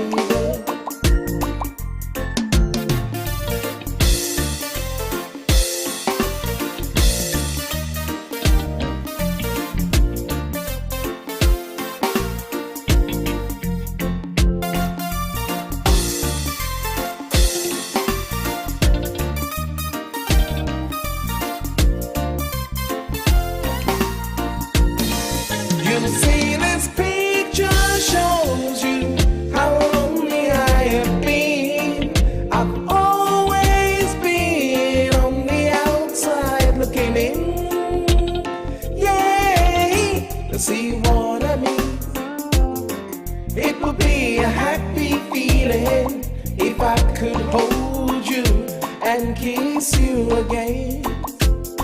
Now you're with me, I can really make you see that only true love can win. If I've hurt you, I'm sorry. Darling, don't you worry, 'cause I really love you, baby. If I've hurt you, I'm sorry. Darling, don't you worry, 'cause I really love you, baby. Sing on, Masco. Come say hello, hello, hello, everybody. Tell them say hello, hello, hello, everybody. Show them in case you don't know them, I call him Body Man. True. And sometimes he come out in dressed in black. Him gonna lead you the way, me say straight from the back. I threw them, I talk with them, I say him no slack. So really the girl them I love Bunny Mac. This a Bunny Mac style. I tell you this a Bunny Mac style. Say where? Hey, you saw them style, yeah, so really I threw them wicked and wild. You just come out in fashion all the while, you know? Come say 1 and 2, come make me tell you what to do. Say 2 and 3, say we want to be free. Say 3 and 4, you better open up your door. Cause 4 and 5, it be they come out live. Say 5 and 6, you better keep your funny tricks. Say 6 and 7, say not 7 days a week. Say each and every day, say he really love you so. He love you from the heart and then he love you from the start. He love you from the heart and he will never part. This a lover dog style. I tell you this a Bunny Mac style. On your mark, say you better get set. Boy, you have been telling what to get. On your mark, say you better get set. Don't you ever forget. This a Bunny Mac style. I tell you this a Bunny Mac style. May your gentle soul rest in perfect peace. Legendary Bunny Mac. Always remember you.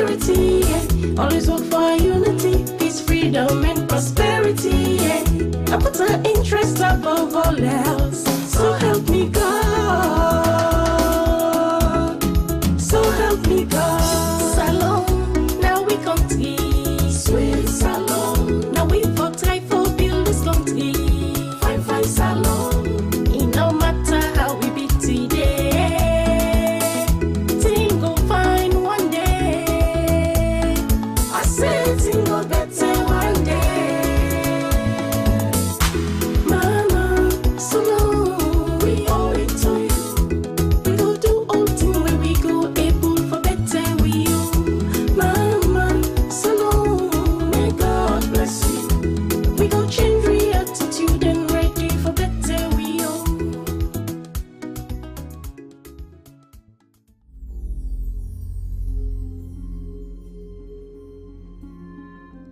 Welcome to the European Film Festival. I'm Fabian Swale, your host for this year's celebration of powerful stories and unforgettable women's voices. For centuries, women have shaped the heartbeat of our communities, the essence of our cultures, the promise of our futures. Yet so many voices remain unheard, stories left untold.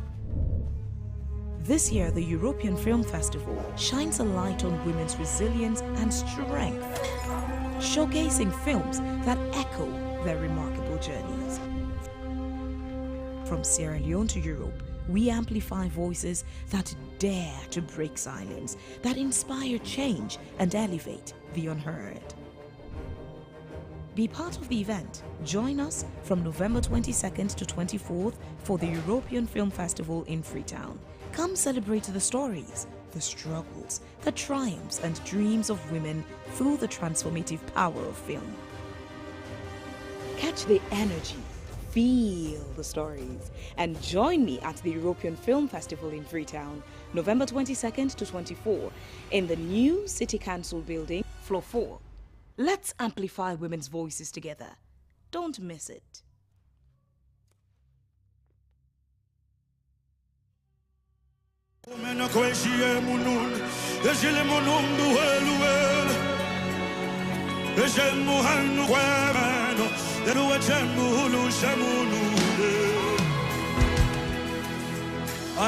Tribe of Biblical Songs, School of the Spirit, and POH Tribe presents Pray and Worship with Biblical Songs, Sierra Leone. Free entry on the 24th of November 2024. Time is 4 p.m. prompt at the Murray Town playing field. Ministering Minister Mimi, Steve Hills, Ruth Dente, Michael Sturkey, and many more anointed ministers of God. For more information, call +232 799 20801 or WhatsApp +233 55843 7718. Pray and worship with Biblical Songs Sierra Leone. Be there! Powered by Sounds and Colors.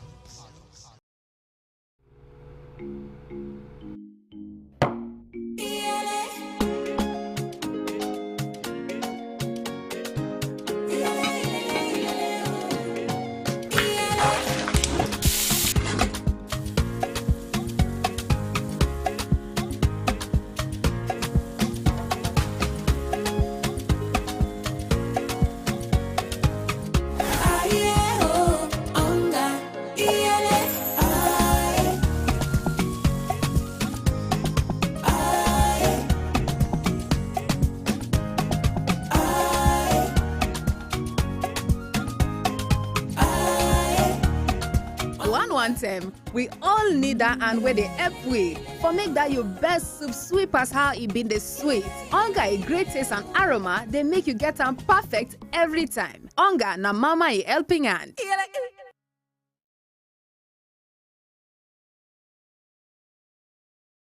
I be love on the beat. The biggest producer.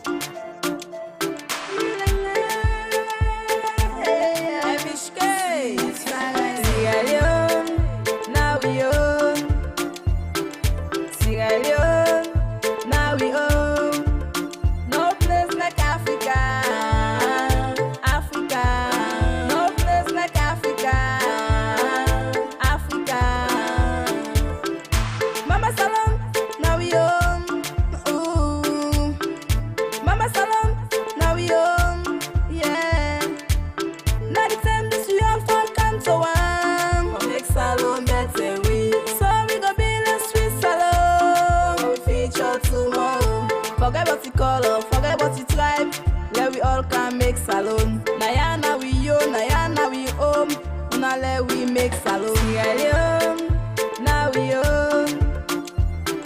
Sierra Leone, now we home. No place like Africa, Africa. No place like Africa, Africa. I pledge my love and loyalty to my country, Sierra Leone. I vow to serve her faithfully at all times. No place like home, una can let we make salon. Let we help yourself, let we help yourself. We all now one. No matter you tribe, no matter you color, we all now one. So any side you do, remember say, Salo now we own. Sierra Leone, now we own. Sierra Leone, now we own. No place like Africa. Africa. No place like Africa. Africa. Yelele, ma. Yeah. Sierra Leone, West Africa. Azuma, Zuma, Zuma, Zuma, Zuma, we are black. Mama Zuma, we are one. Mama Zuma, we are black. Mama Zuma, we are one. Africa, land of minerals. This is Africa, land of freedom. Africa, with lovely people. Sierra Leone, now we own. Sierra Leone, now we own. No place like Africa. Africa, no place like Africa. Africa.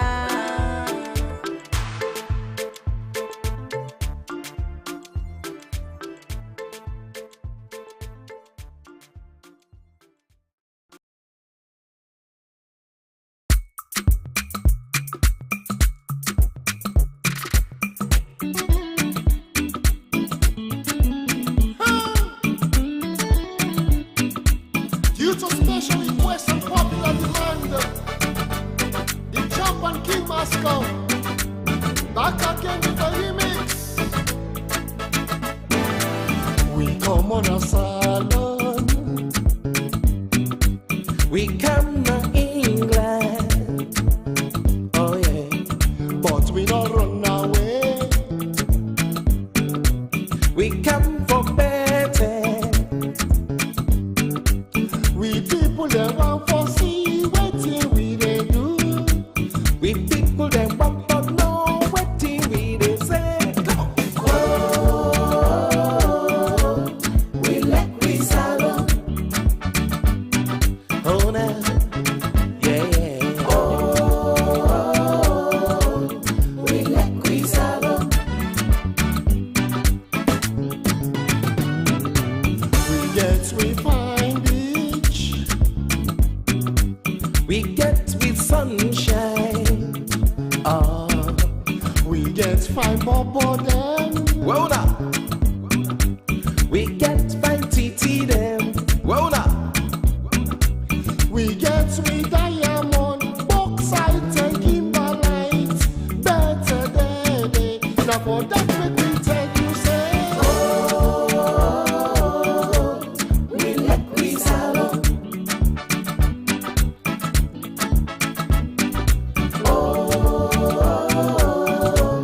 We like we salon. Mama Salon we like you.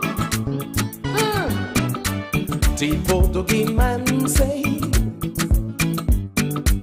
the mountain and fever lion. Oh, and we don't see say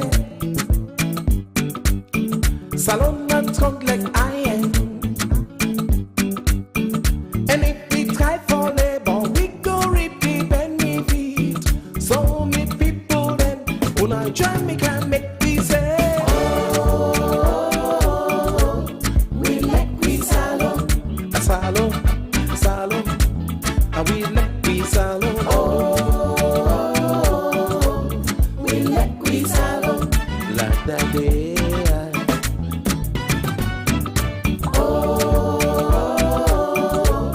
We like we salon.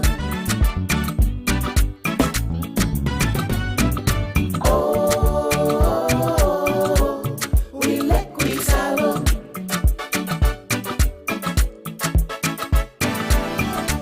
We sweet salon. We like you too much. We sweet salon. We like you pass mark. We sweet salon. Hey!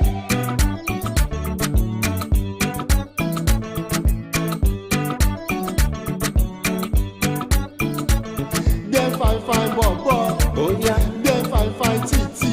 Oh yeah. Them fine bobo. Tell them. Them fine titi. Tell them.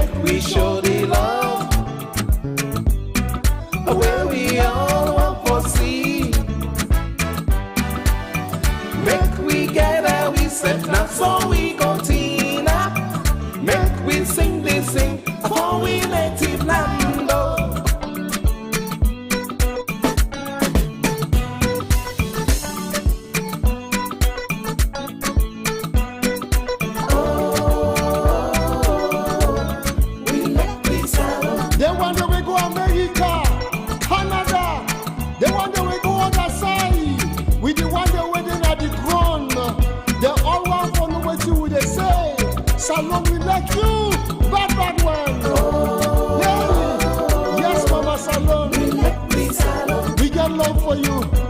Beaucoup love. Baby, you love. Hey, we like you. We like you, Salon.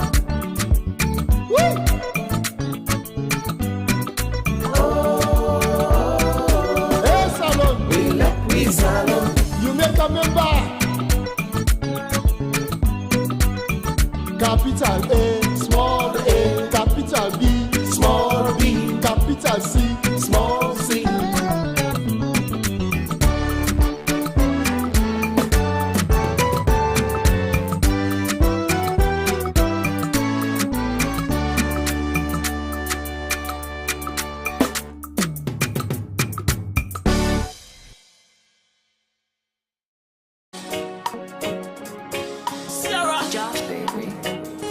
Sierra Leone, the Lion Mountain.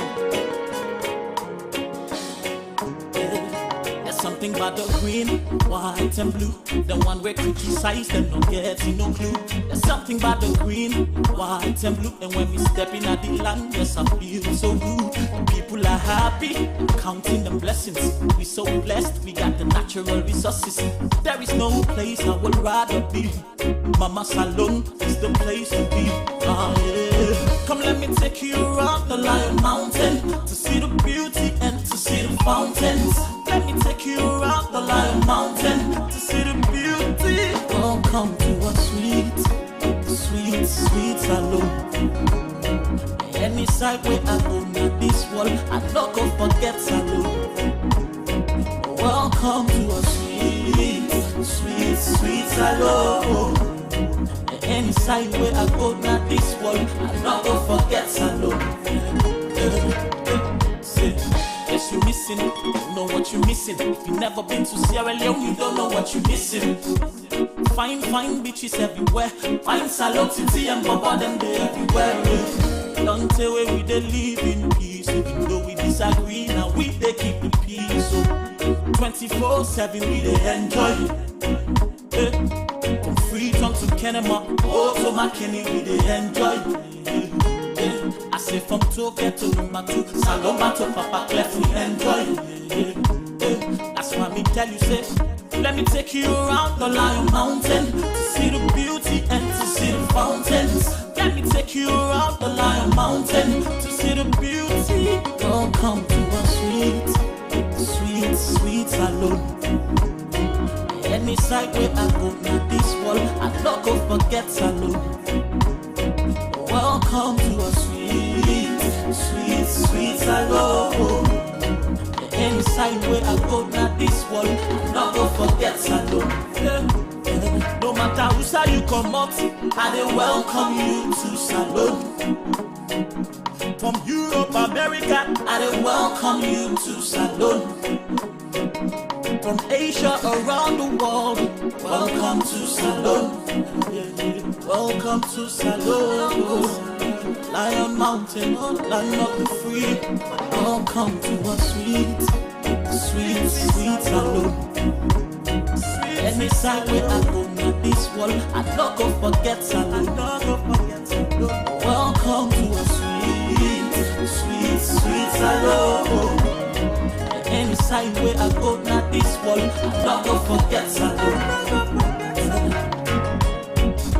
I say welcome to Sierra Leone, wherever you're from. Welcome. Beautiful country, nice organic food. West Africa, Sierra Leone is the place to be.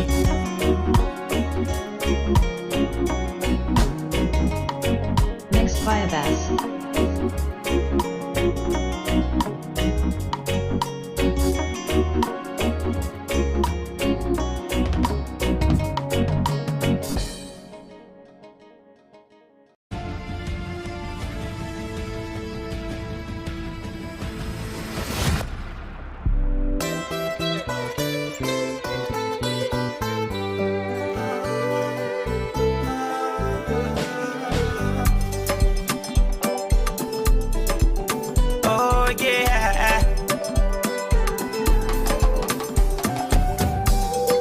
Say if I no get money, me not so you party. You see I walk like Congolese, oh no, say me not nobody. You say me shopping na kowata, and me salad na dry curry. I make a try for change me position. So one day you go call on me, Mr. Money. No hesitate, cause I get money. I get 3 billion now overseas. If you shake body, I go spray money. I said this that true story. If money not there, you not get money. They make me say for they change position. So what did they go call on me? Call on me. Call on me. Say me I know say, me best friend can be me worst enemy. Say me I know say, the people who are like that then go they jump for. Me mama be tell me say, na poor man they can turn to butter. I'm not born for suffer. I go enjoy myself and scatter the dollar. Big for you don't get money. Nigga don't get money. Salon DJ then get money. If you need money, make it call on me. Call on me, Mr. Money. No hesitate, cause I get money. I get 3 billion now overseas. You shake body, I go spray money. I said this that true story. If money not there, you not get money. Make me say for they change position. So when they never call on me. Yeah, call on me. Call on me. Yeah, call on me. Put me enemies on lockdown. Give them bell out and lock mouth. G and G, I don't give them bench. Give them fire for fire. This life is a story. Everybody gets young. I don't make a once and not keep forcing. They must call on me. Call on me, Mr. Money. No hesitate, cause I get money. I get 3 billion now overseas. If you shake body, I go spray money. I said this that true story. If money not there, you not get money. They make me say for they change position. So one day they go call on me. I can make you smell like dollar, oh. Call on me. I go play you like a bowler, oh. Call on me. I want press you like a button, oh. Call on me. I want spoil you like 2 rotten, oh. Call on me. Yeah. Alman on the mix. Call on me. Call on me. Call on me.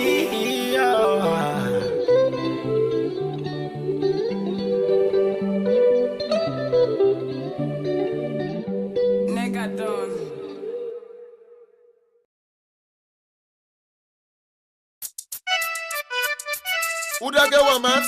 Not a jump in the bull. Because provocation, they bring molestation. That is how you do, mama.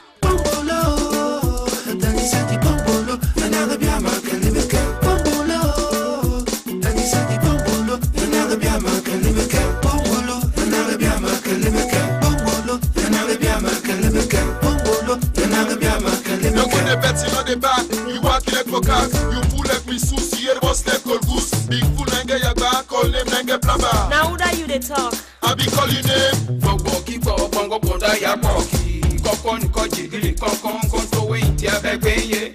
Begbenye kato begbe keke wawe gaungelo. Waga bike daddy saji loli mangi majabika. Goko eto famia nyawe mbi wima. Nyawo mbi waloma.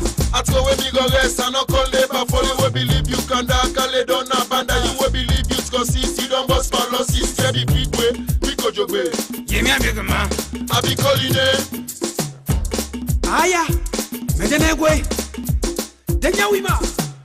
Chicago, tombo, binya di keba fondo. Chicago, tombo, binya di keba fondo. Chicago, tombo, binya di keba fondo. Oh, medeka demia. He will be running me me via agwama. When I was this, that decided knock it on my head.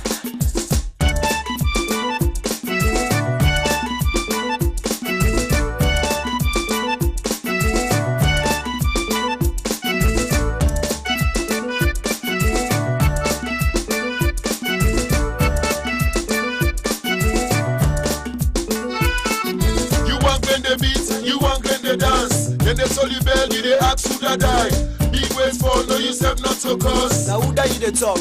I be calling name. Jefe wina me many, famia buwani, sale buwani, hime baroba ya mabalewe, anya imindi lobby tibi, ilibi lobby koto, igutu lobby sondu, ikrai lobby tibi, BTB. Kill dog before dog, let dog not say die day. For Latina, so well, he don't meet him at his box. I say things made in London, he wants for seven. Now who that you dey talk? I be call you name. Bombolo, Danny Sadi Bombolo, another be a man can live again. Bombolo, Danny Sadi Bombolo, another be a man can live again. Bombolo, another be a man can live again. Bombolo, another be a man can live again. Bombolo, another be a man can live again. Send this sportive man, one day for Master Host. Sadi Joe work for Bele. If you die, God go pay you sweet. Small time big talk. No say Master Poe down. Move pocket in back up. Now who that you dey talk? I be call you name. Keep sick behind the matter when you never get for Chris. I want you make you left, but you make like you dead. Fuck young, you don't get sent away. Old you go get. Now who that you dey talk? I be call you name. But body na gent skin up there forget decently. You fever Pinocchio, you don't see like one show. Bonga liba, you fever who get fever. You be one pass mark, but you don't meet you at a mark. Now who that you dey talk? I be call you name. Bombolo, Danny Sadi Bombolo, another be a man can live again. Bombolo, Danny Sadi Bombolo, another be a man can live again. Talk you talk, another be a man can live again. Chop you chop, another be a man can live again. Eat you eat, another be a man can live again. Gongosa, another be a man can live again. Talk about, another be a man can live again. Keko pika, another be a man can live again. Gongosa, another be a man can live again. Another be a man can live again. Another be a man can live again.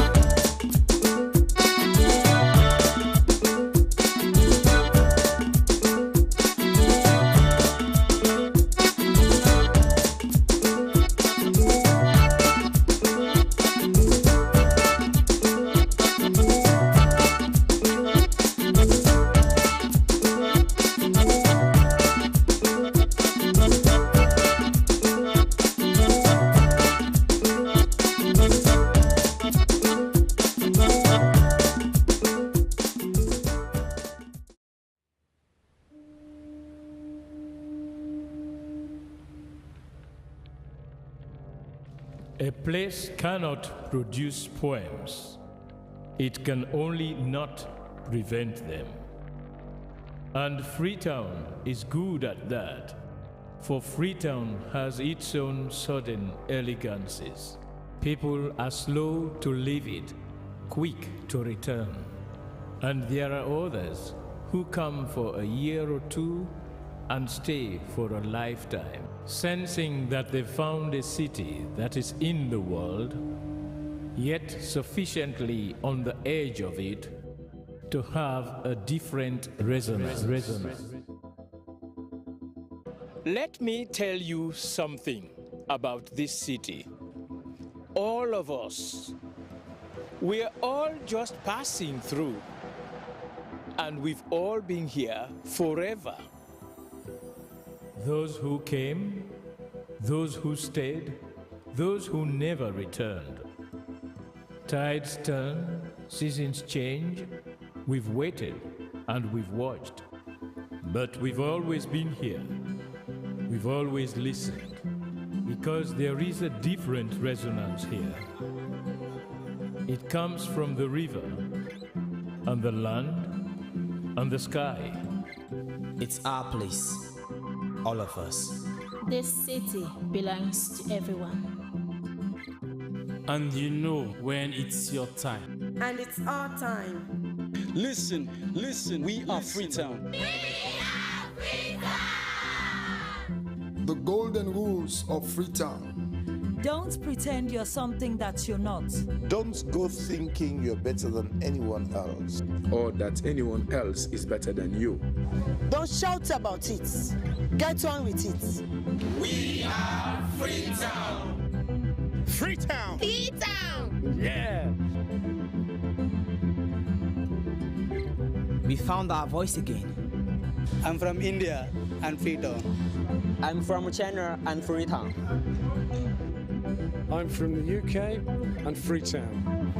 I am from Nigeria and Freetown. I am from O and Freetown. This city belongs to everyone. The fishermen, the taxi driver, the barber, the drummers, the dancers. All of us. All of us. Everybody. We are Freetown. The past is ours. The future is ours. It's our time again. And this city belongs to everyone. The playwright, the greengrocer, the teacher, the dog. This space is ours. This light is ours. The beaches are ours. The rivers now we own. The roads are ours. The bridges now we own. We are Freetown. We are all visitors and we've all been here forever. We've got the mightiest river and the biggest sky. And there's a resonance again. Freetown, Freetown. We are proud of this place. We love this city. And we want you to love it too. We are proud of this place. Na pass we all dey pass like stranger them, but we all don't dare from them.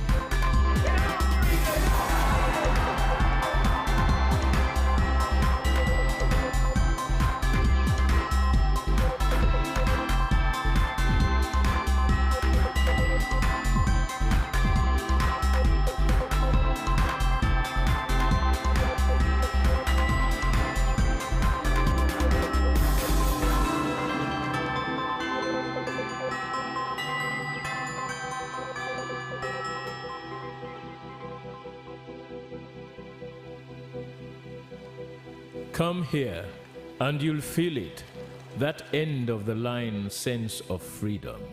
Say yes to Freetown. Say yes to freedom.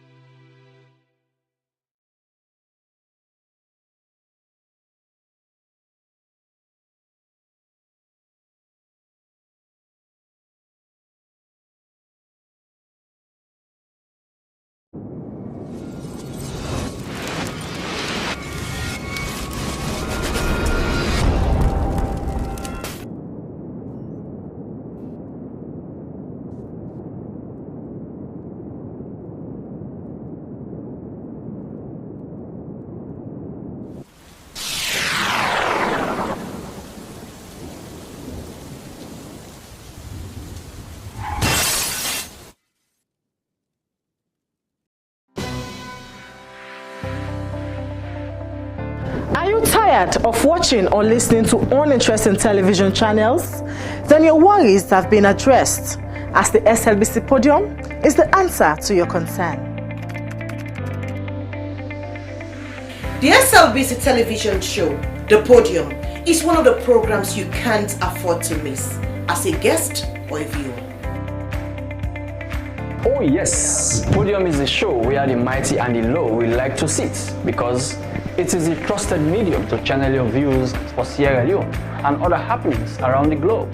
Podium is where you get breaking news, because everyone wants to talk to us. If you hear it on Podium, ask no further. Don't forget to join us every midday from Monday to Friday as we ask the hard questions that you otherwise would have asked to the newsmakers, the movers and shakers of events. Don't miss the opportunity to be part of Sierra Leone's topmost midday show, The Podium, where the agenda is set for others to follow. Thanks for watching. God bless you. Goodbye.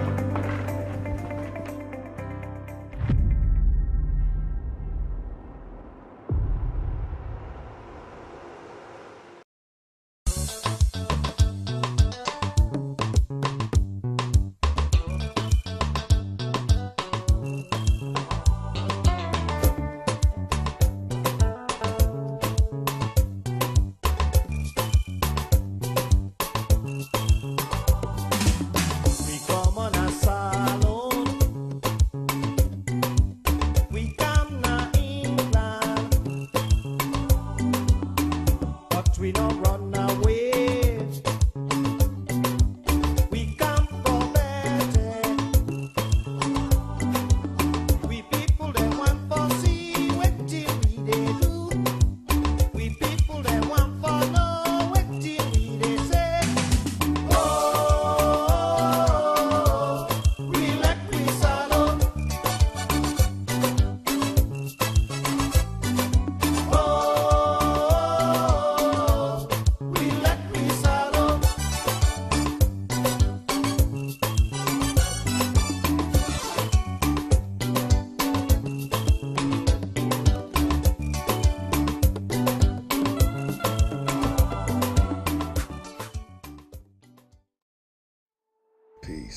Rahia, Shalom, Assalamu Alaikum. I am your host, the last griot. To know thyself is to know your history. And in this series, we'll be breaking down the history of the West African country, Sierra Leone. Did you know that archaeological finds show that Sierra Leone has been inhabited continuously for at least 2,500 years, populated successively by societies who migrated from other parts of Western and Central Africa? Its earliest documentation is noted as an outpost or outer territory of the Great Mali Empire, and the following centuries would slowly see Sierra Leone become a place of refuge for those escaping Islamic conversion, enslavement, and warfare from larger nations. There are 18 different ethnic groups in Sierra Leone. Are you tired of watching or listening to uninteresting television channels? Then your worries have been addressed, as the SLBC Podium is the answer to your concern. The SLBC television show, The Podium, is one of the programs you can't afford to miss as a guest or a viewer. Oh yes, Podium is the show where the mighty and the low will like to sit, because it is a trusted medium to channel your views, concerns, and aspirations for Sierra Leone and other happenings around the globe. Podium is where you get breaking news, because everyone wants to talk to us. If you hear it on Podium, ask no further. Don't forget to join us every midday from Monday to Friday as we ask the hard questions that you otherwise would have asked to the newsmakers, the movers and shakers of events. Don't miss the opportunity to be part of Sierra Leone's topmost midday show, The Podium, where the agenda is set for others to follow. Thanks for watching. God bless you. Goodbye. Basic Education Certificate Examination, BECCE, comes at the end of the formal basic education in Sierra Leone. It is administered by the West African Examination Council, WAC.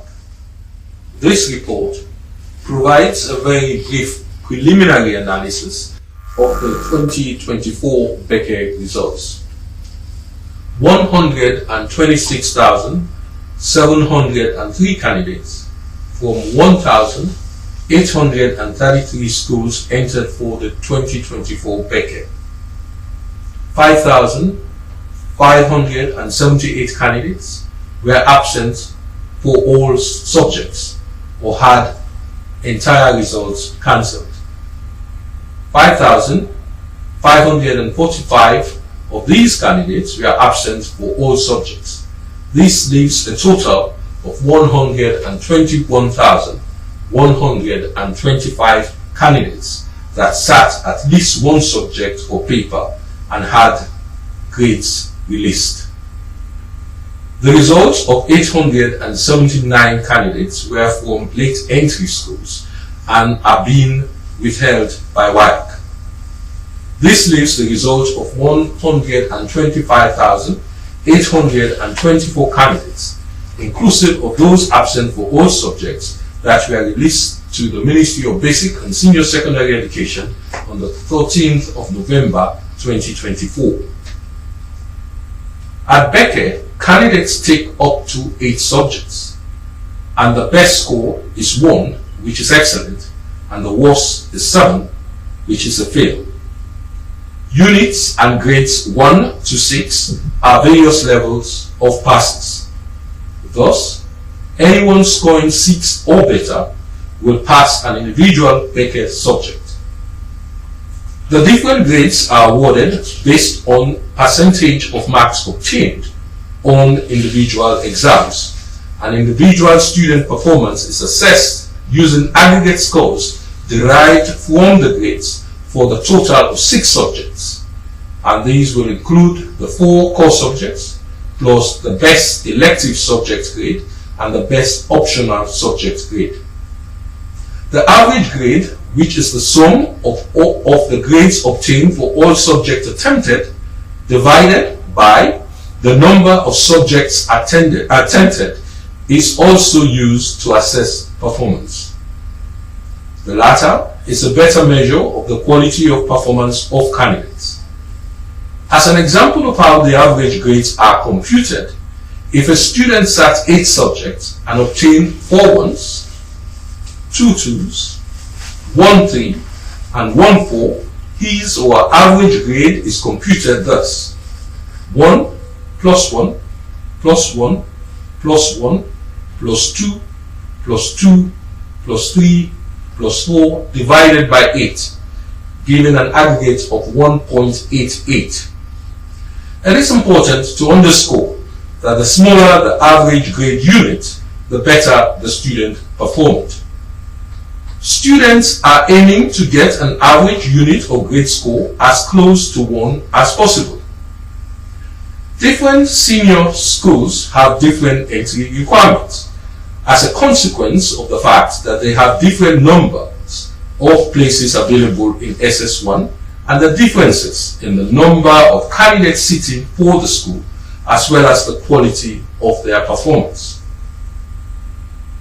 Note that requirement for entry to a senior secondary school is a minimum of 5 passes inclusive of language arts or mathematics.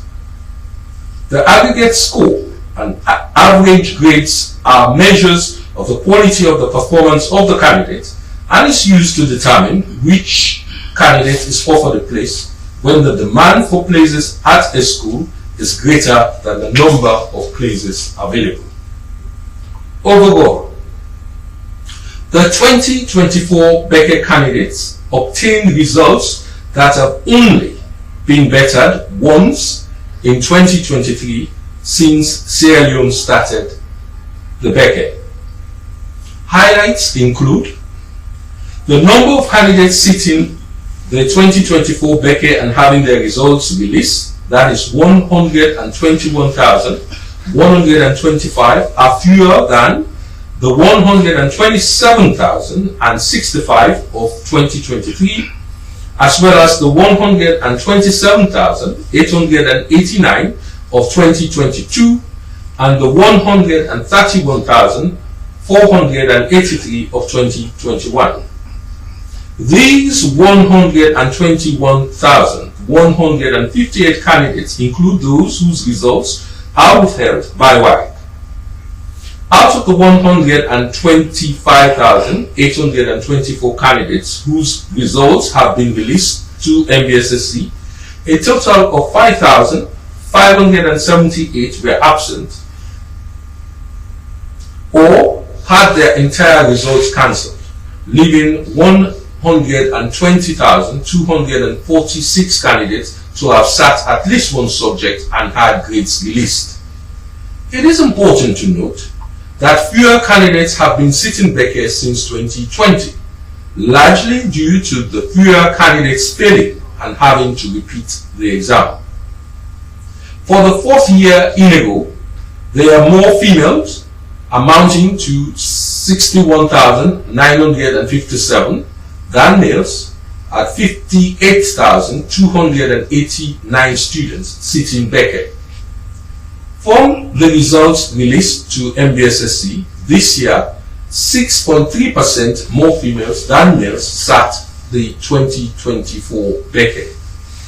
The pass rate for individual papers stands at 90.5%, is the second highest ever recorded. The number of candidates obtaining a minimum of 5 passes, inclusive of language arts or mathematics, has increased by 21%.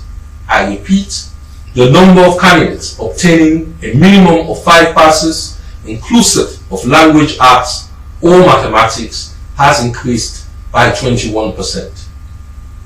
In 2024, 112,103 out of 120,246 candidates that sat and had results released to BECCE obtained a minimum of 5 passes, inclusive of language arts or mathematics.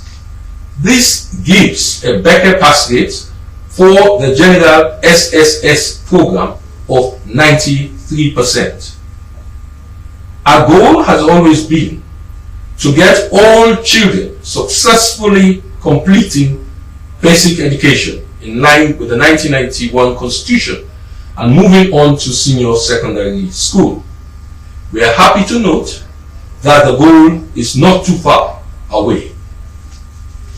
2 candidates were tied for top position Cisse Mariam M.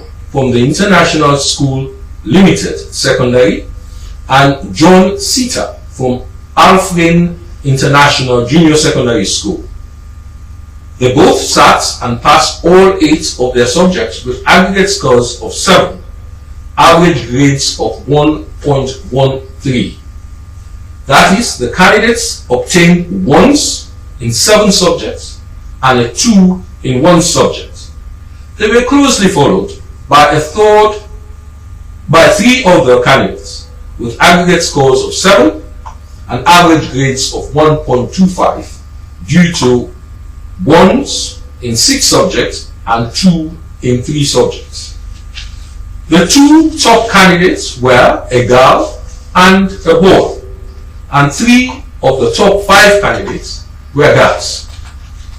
The top school, Providence International Freetown, saw 100% of its candidates obtain a minimum of 5 passes, inclusive of language arts or mathematics, with an average grade of 1.68. It was closely followed by Christ Reformed Church JSS, Kabbalah, which also had 100% of its candidates passing for SSS and had an average grade of 1.69. Daily Pebble International of Allentown was the 3rd best performing school. A total of 835 schools saw all of their candidates passing for senior secondary school, and a further 461 schools had 95% or more of their candidates also passing for senior secondary school. These numbers have only been bettered in 2023 and are much better than 2022, when the total of 322 schools saw all of their candidates passing for senior secondary school, and a further 395 schools had 90% or more of their candidates also passing for senior secondary school. There remains some variations in performance across subjects, but just one subject had a pass rate below 70%. 7 subjects had pass rates in excess of 95%, with physical and health education having the highest pass rate at 98.82%. Language arts had a pass rate of 85.93%, and mathematics a pass rate of 87.98%. There remains a large variation in performance across districts, including in terms of average grade and unit and a pass rate for senior secondary school. Notwithstanding, all districts had SSS pass rates in excess of 88%. The best district had a SSS pass rate of 97.85% and an average grade of 3.31. Candidates from Guinea did not perform as well as candidates from Sierra Leone, but still had a combined SSS pass rate of 78.8% and an average grade of 5.2%. In general, the performance in BECCE in 2024 has been extremely encouraging. Pass rates continue to be high, girls continue to be right at the top in performance, and schools continue to excel. This is creating pressure for more senior secondary schools, more teachers, etc. The government is in cognizance of the issue and taking actions to address it. For example, in addition to the 4,500 teachers recruited this year, government will recruit another 2,000 next year, as outlined in the last budget. The one concern is the large numbers of absences. My ministry had noted that even higher numbers of absences for WAS, and I have taken action to find out the cause of the large absenteeism for well-conducted exams. Let me end by congratulating all candidates who passed BECCE, all school leaders, teachers, and schools that prepare their candidates well, and all districts that continue to perform at a high level. Underperforming schools will be receiving attention from both the TSC and MBSSC. Underperforming districts, please note that I will be visiting with some of my senior staff so that together we can map out strategies and action to address the shortcomings identified. Given the delay in the release of the results, I want to plead with everyone concerned that we take all necessary actions to speed up interviews for admissions so that the SSS-1 is able to fully commence as soon as possible. In this regard, my ministry is exploring ways by which actions by schools to make up for the time lost can be supported. Thank you.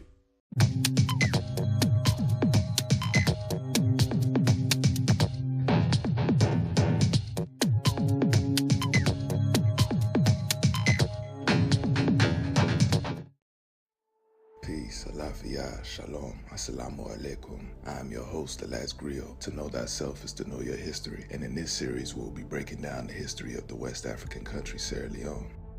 Did you know that archaeological finds show that Sierra Leone has been inhabited continuously for at least 2,500 years, populated successively by societies who migrated from other parts of Western and Central Africa? Its earliest documentation is noted as an outpost or outer territory of the Great Mali Empire, and the following centuries would slowly see Sierra Leone become a place of refuge for those escaping Islamic conversion, enslavement, and warfare from larger nations. There are 18 different ethnic groups in Sierra Leone today. The indigenous tribes of Sierra Leone would be the Limba, Bolom, and Loko. The other 14 would migrate into the region in later periods. Those who came from Mali and Guinea would become the Timni, Mende, Madingo, Kono, Yalunka, Karunko, Susu, and Gizi. Sierra Leone would also receive the Karu, Karim, Galina, Gola, and Vai from Liberia. The Creole people would be a result of liberated slaves from the Americas being resettled in Sierra Leone by the British. They have one of the most interesting stories because the Creole today are the closest African relatives of Black Americans due to their ancestors having to leave behind parents, siblings, uncles, and aunties behind in America, Canada, and the Caribbean.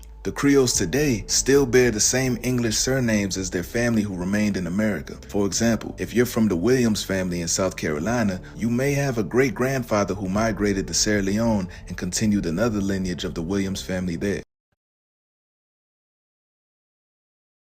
The Limba are believed to be the earliest indigenous people of Sierra Leone. They speak a distinctive language that is unrelated to other languages in Sierra Leone. They are primarily found in the northern province, particularly in Bambali district, Koinadugu, Cambia, and Tonkolili, but a small number can still be found in Guinea. During Sierra Leone's colonial era, thousands of Limbas migrated to the capital city of Freetown and its western area. During the 16th, 17th, and 18th century, many Limba people were shipped to North America as slaves. The Limba are mainly rice farmers, traders, and hunters who lived in the Savannah woodland region in the northern province of Sierra Leone.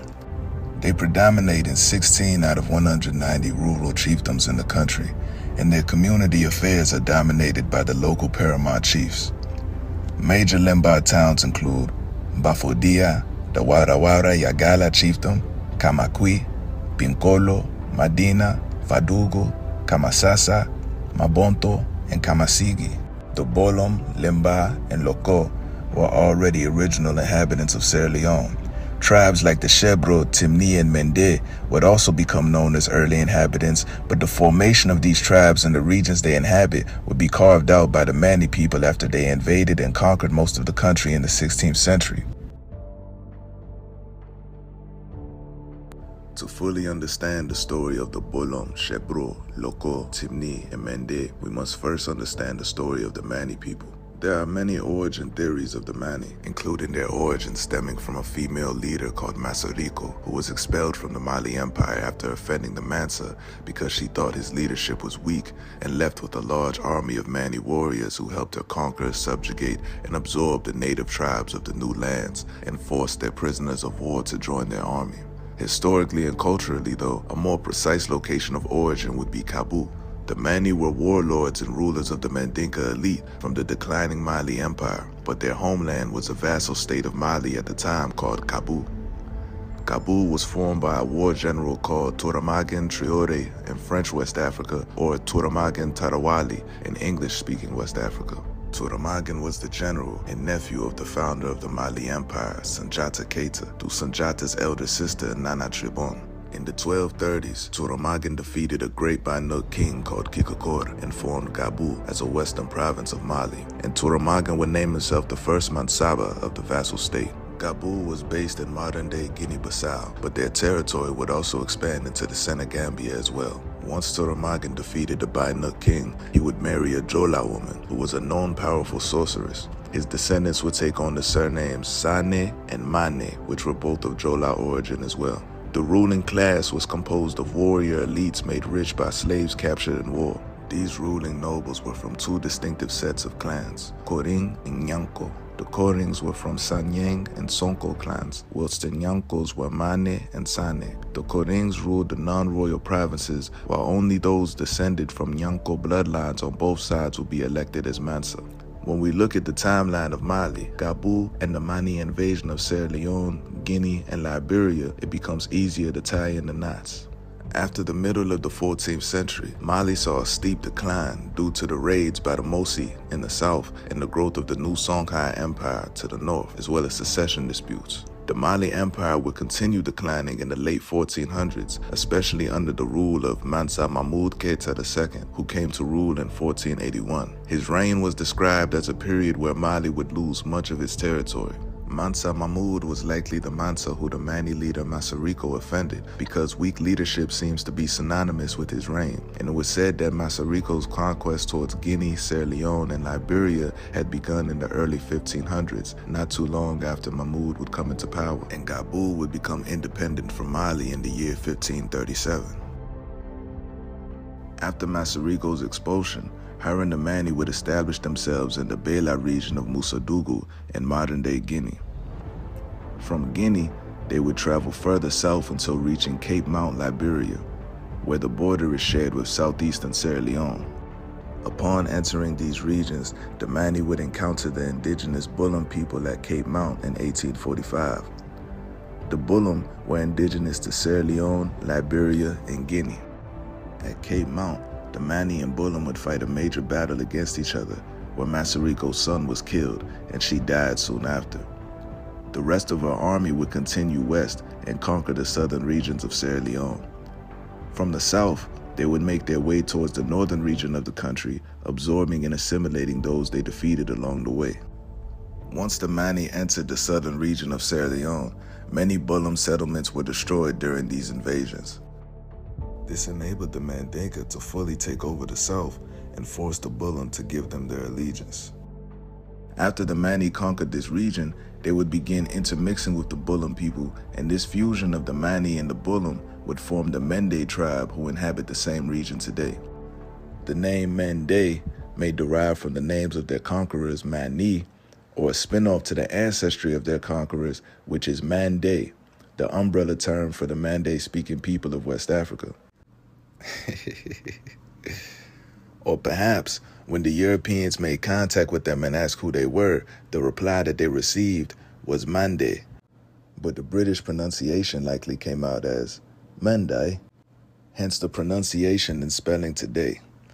Corruption and mispronunciation of African names and words by European explorers and invaders was common, and whatever they documented on the African people would be what was passed down to us who are the descendants, including the improper way of saying some of our ancestral names. Another example of this can be displayed through the formation of the Shebro people.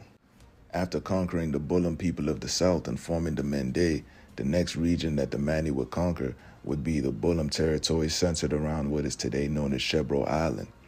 The head of this conquest was a Mani leader named Sherabola. A corruption of this name would lead to him being called Shebro, and from the corruption of this Mani leader's name, the Shebro tribe was formed. From there, the Timni would be conquered next, but prior to the Mani invasion of Sierra Leone, the Timni would be the first migrant tribe to arrive in the country after leaving the Futa Jalon region of Guinea in the late 1400s. The Timni would push the Limba northeast and the Bullam southward. It is high.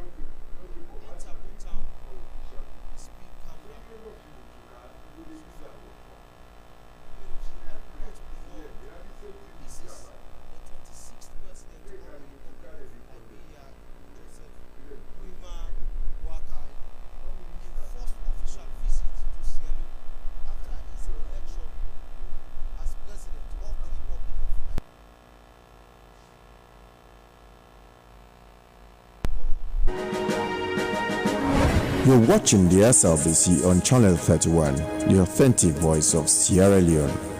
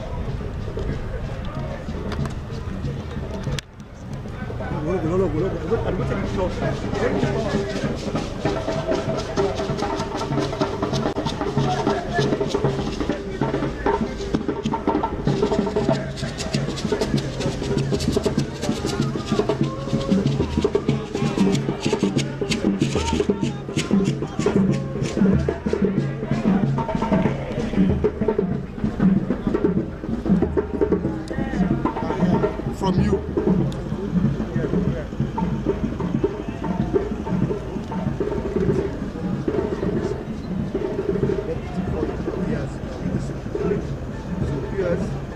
This is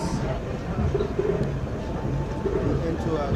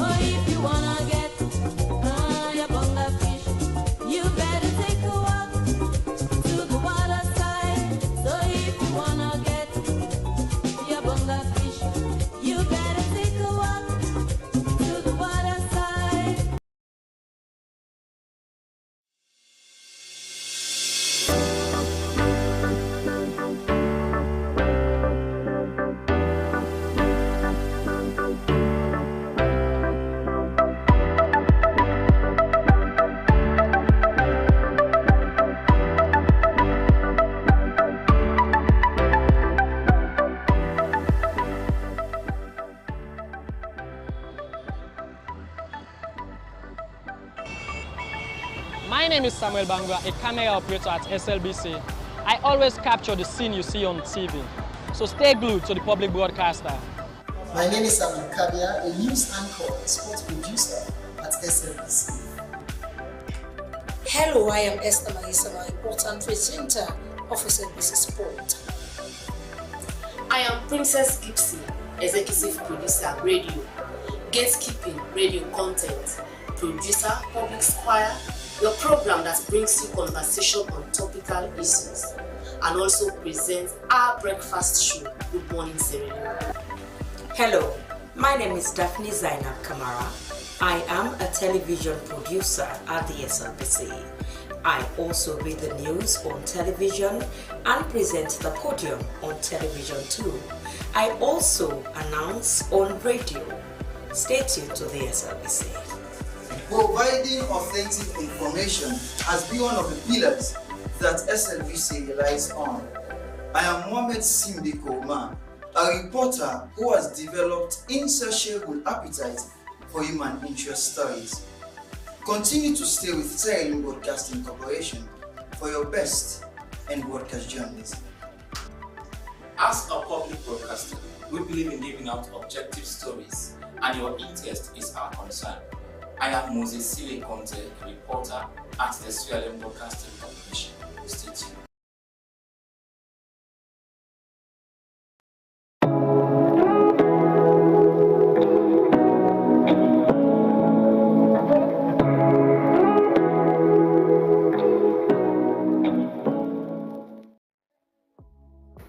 Life no go ever sweet without that thing what we call love. Now that make Love Factor a very good program where any big person can look and enjoy. Now the kind of program we for spend time for watch. Now the kind of program we for spend time for sit down for look. And this program it made around land for and I wonder you say for life. The Love Factor show is about family, love, counseling, relationship. We say we build and maintain relationship. This is a program. We say we counsel you for let you know how for them with your partner. Let you know how for settle disputes between you and your heart to heart. Well, you don't hear it for yourself. Join the Love Factor team every Sunday, 10 p.m.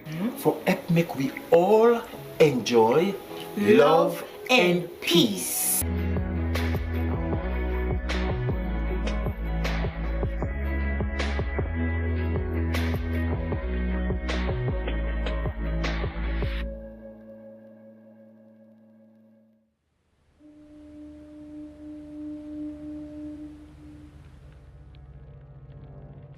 A place cannot produce poems. It can only not prevent them. And Freetown is good at that, for Freetown has its own sudden elegances. People are slow to leave it, quick to return. And there are others who come for a year or two and stay for a lifetime, sensing that they found a city that is in the world, yet sufficiently on the edge of it to have a different resonance. Let me tell you something about this city. All of us, we're all just passing through, and we've all been here forever. Those who came, those who stayed, those who never returned.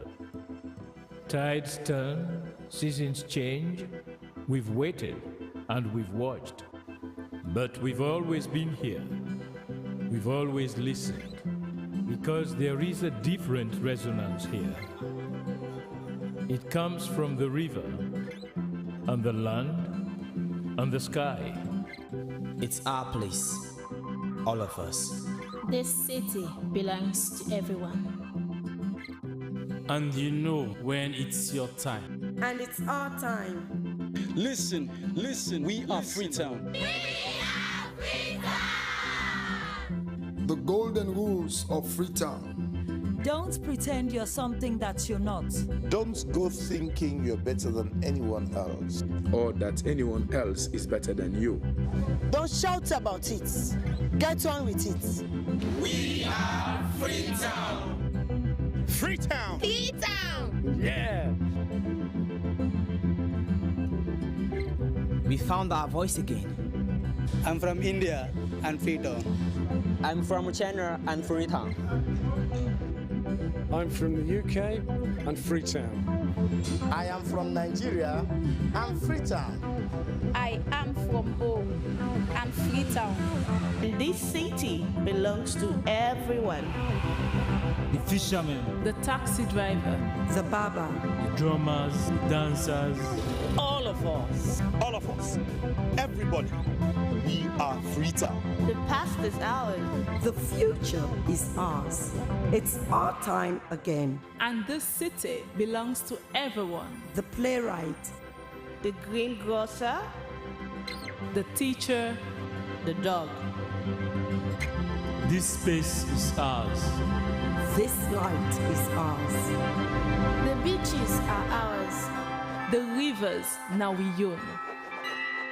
The roads are ours.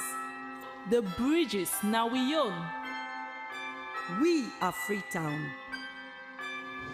We are all visitors and we've all been here forever. We've got the mightiest river. And the biggest sky. And there's a resonance again. Freetown. Freetown. We are proud of this place.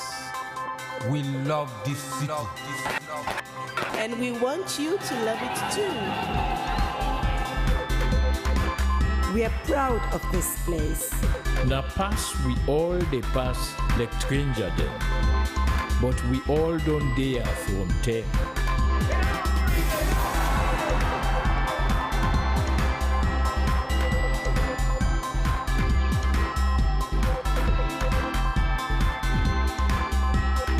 Basic Education Certificate Examination, BECCE, comes at the end of the formal basic education in Sierra Leone. It is administered by the West African Examination Council, WAC. This report provides a very brief preliminary analysis of the 2024 BECCE results. 126,703 candidates from 1,833 schools entered for the 2024 BECCE. 5,578 candidates were absent for all subjects or had entire results cancelled. 5,545 of these candidates were absent for all subjects. This leaves a total of 121,125 candidates that sat at least one subject or paper and had grades released. The results of 879 candidates were from late entry schools and are being withheld by WAEC. This leaves the result of 125,824 candidates, inclusive of those absent for all subjects, that were released to the Ministry of Basic and Senior Secondary Education on the 13th of November 2024. At BECCE, candidates take up to 8 subjects, and the best score is 1, which is excellent, and the worst is 7, which is a fail. Units and grades 1 to 6 are various levels of passes. Thus, anyone scoring 6 or better will pass an individual BECCE subject. The different grades are awarded based on percentage of marks obtained on individual exams. An individual student performance is assessed using aggregate scores derived from the grades for the total of 6 subjects, and these will include the 4 core subjects plus the best elective subject grade and the best optional subject grade. The average grade, which is the sum of the grades obtained for all subjects attempted, divided by the number of subjects attempted is also used to assess performance. The latter is a better measure of the quality of performance of candidates. As an example of how the average grades are computed, if a student sat 8 subjects and obtained 4 1s, 2 2s, 1 3, and 1 4, his or her average grade is computed thus: 1 plus 1 plus 1 plus 1 plus 2 plus 2 plus 3 plus 4 divided by 8, giving an aggregate of 1.88. It is important to underscore that the smaller the average grade unit, the better the student performed. Students are aiming to get an average unit or grade score as close to 1 as possible.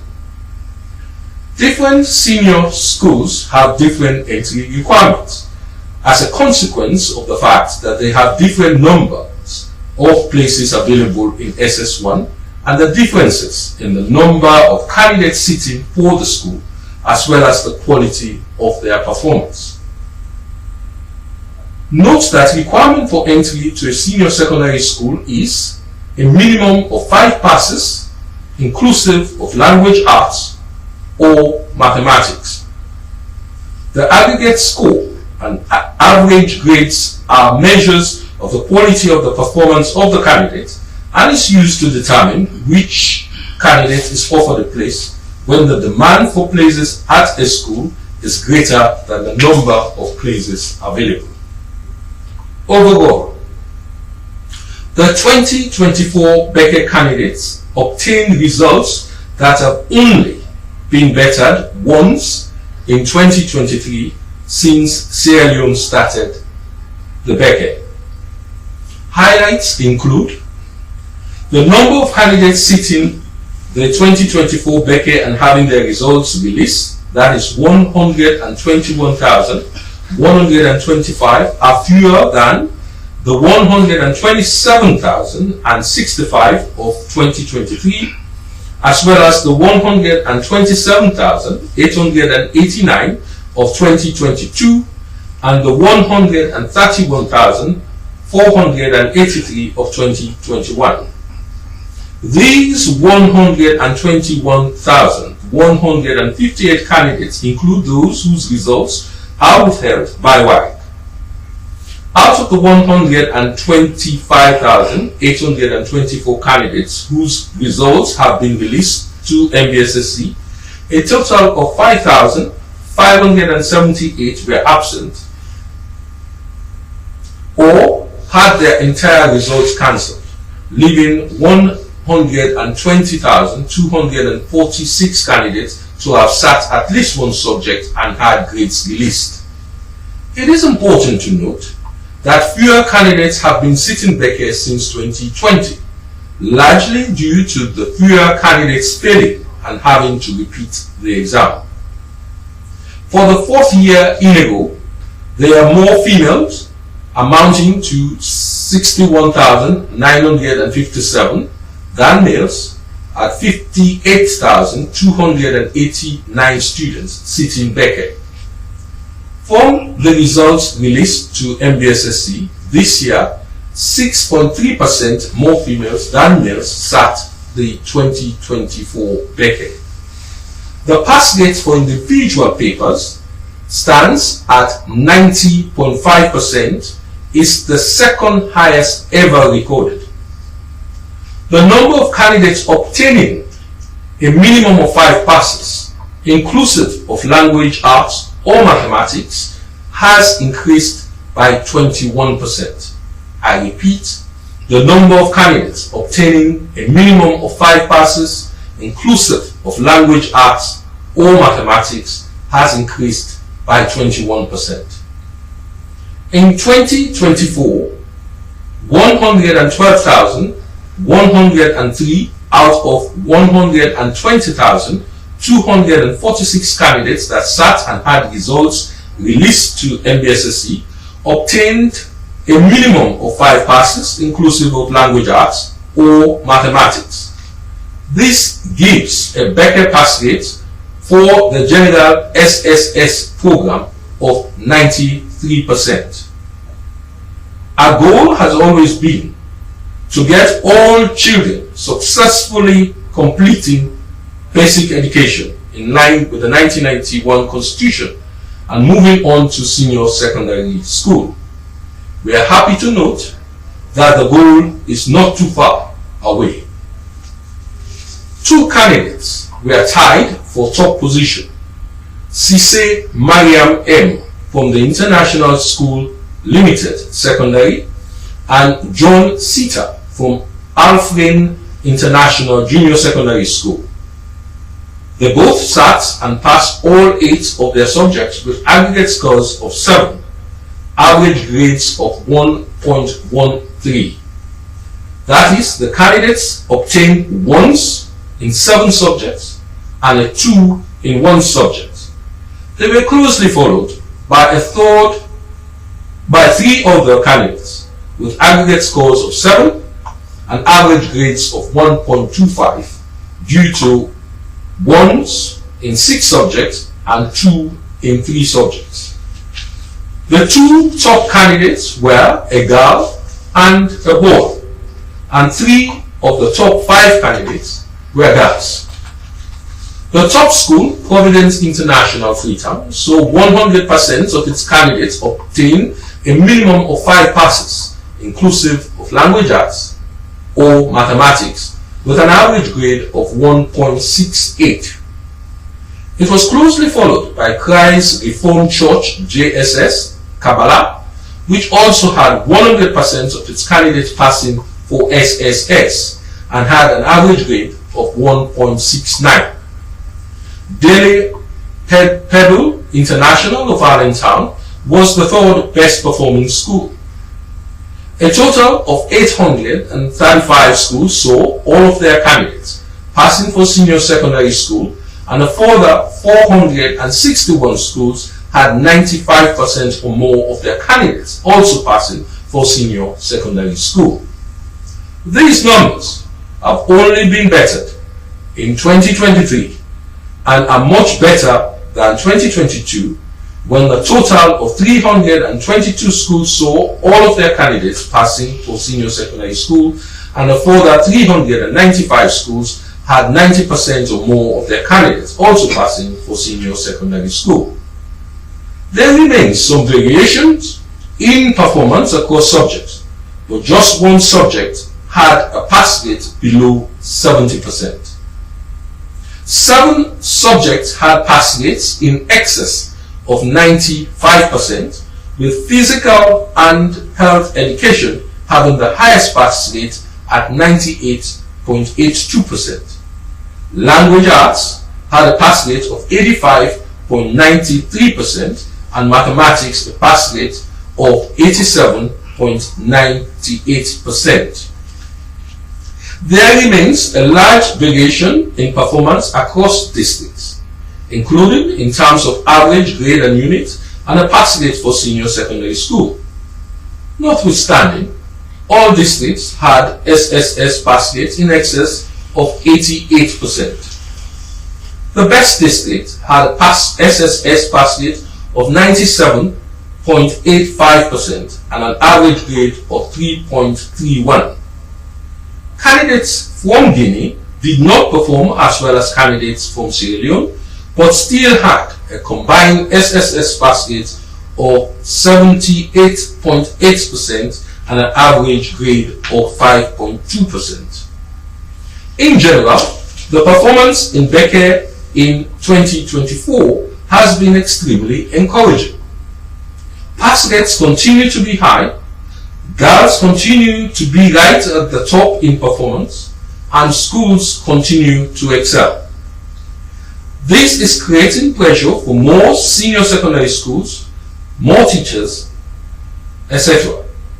The government is in cognizance of the issue and taking actions to address it. For example, in addition to the 4,500 teachers recruited this year, government will recruit another 2,000 next year, as outlined in the last budget. The one concern is the large numbers of absences. My ministry had noted that even higher numbers of absences for WAS, and I have taken action to find out the cause of the large absenteeism for Y-conducted exams. Let me end by congratulating all candidates who passed BECCE, all school leaders, teachers, and schools that prepare their candidates well, and all districts that continue to perform at a high level. Underperforming schools will be receiving attention from both the TSC and MBSSC. Underperforming districts, please note that I will be visiting with some of my senior staff so that together we can map out strategies and action to address the shortcomings identified. Given the delay in the release of the results, I want to plead with everyone concerned that we take all necessary actions to speed up interviews for admissions so that the SSS-1 is able to fully commence as soon as possible. In this regard, my ministry is exploring ways by which actions by schools to make up for the time lost can be supported. Thank you.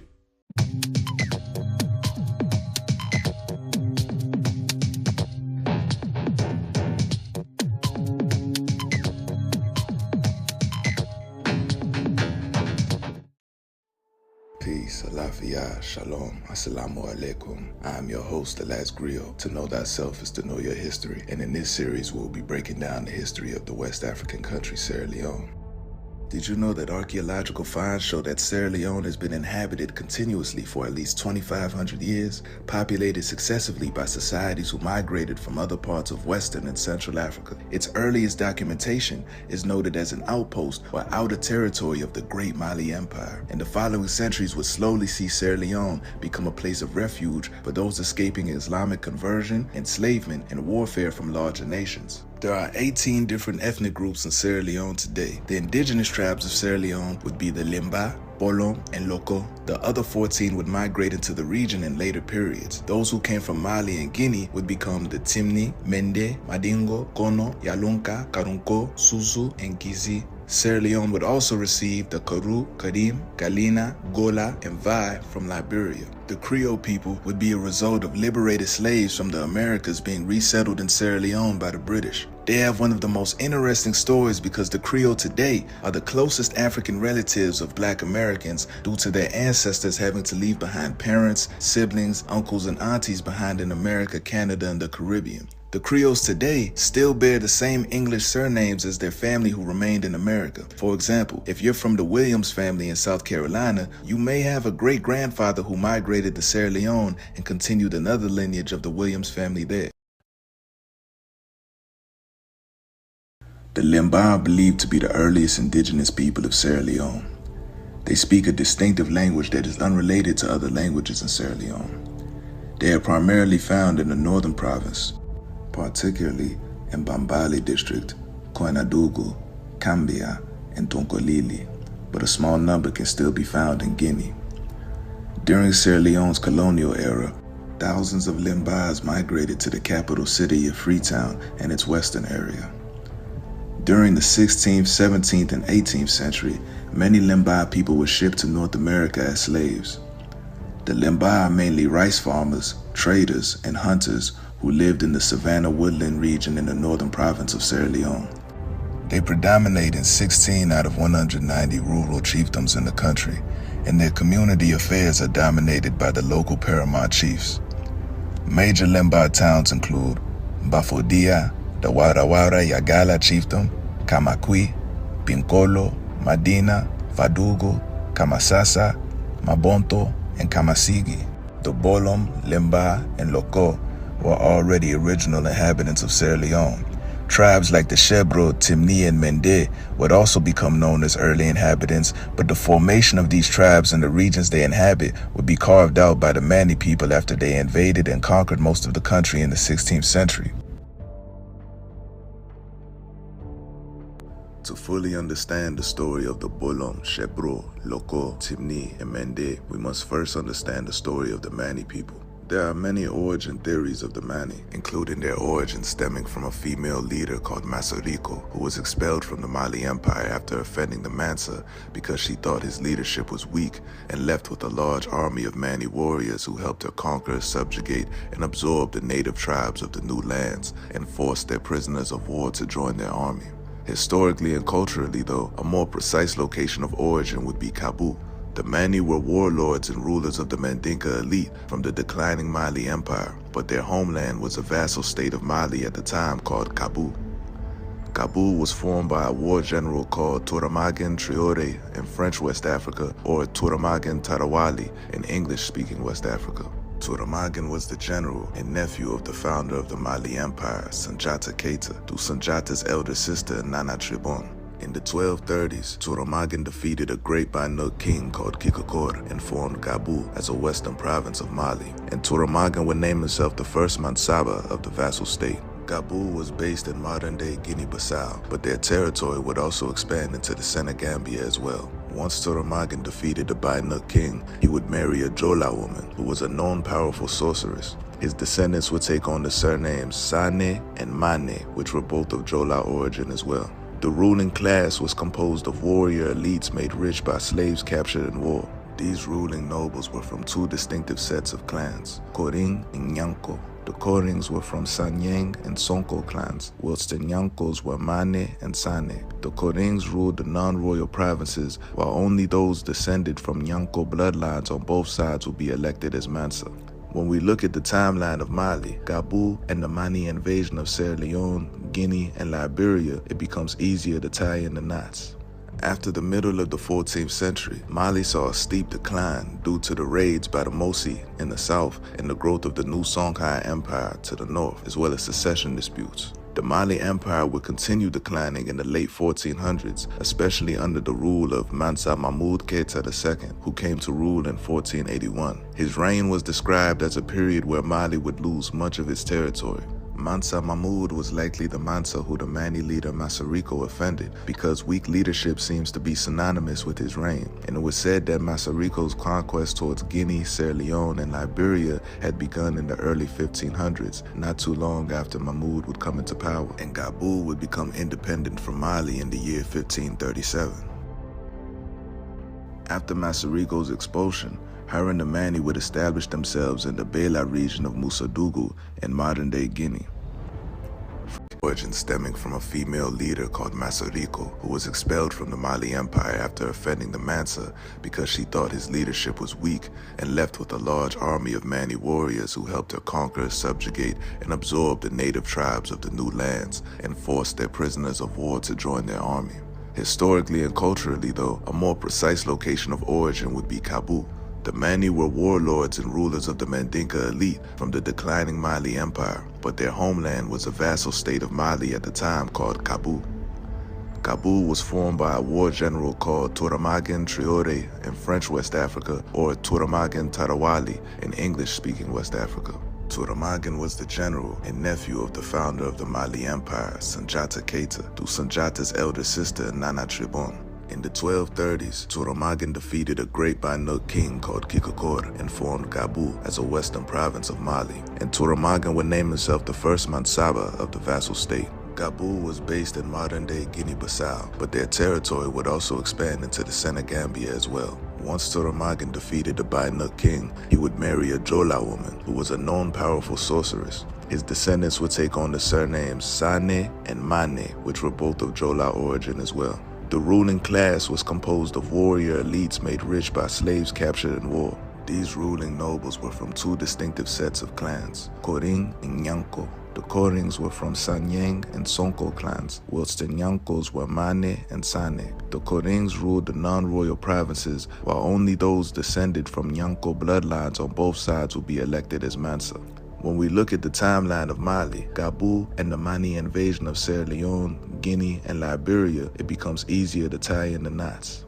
After the middle of the 14th century, Mali saw a steep decline due to the raids by the Mosi in the south and the growth of the new Songhai Empire to the north, as well as succession disputes. The Mali Empire would continue declining in the late 1400s, especially under the rule of Mansa Mahmud Keita II, who came to rule in 1481. His reign was described as a period where Mali would lose much of its territory.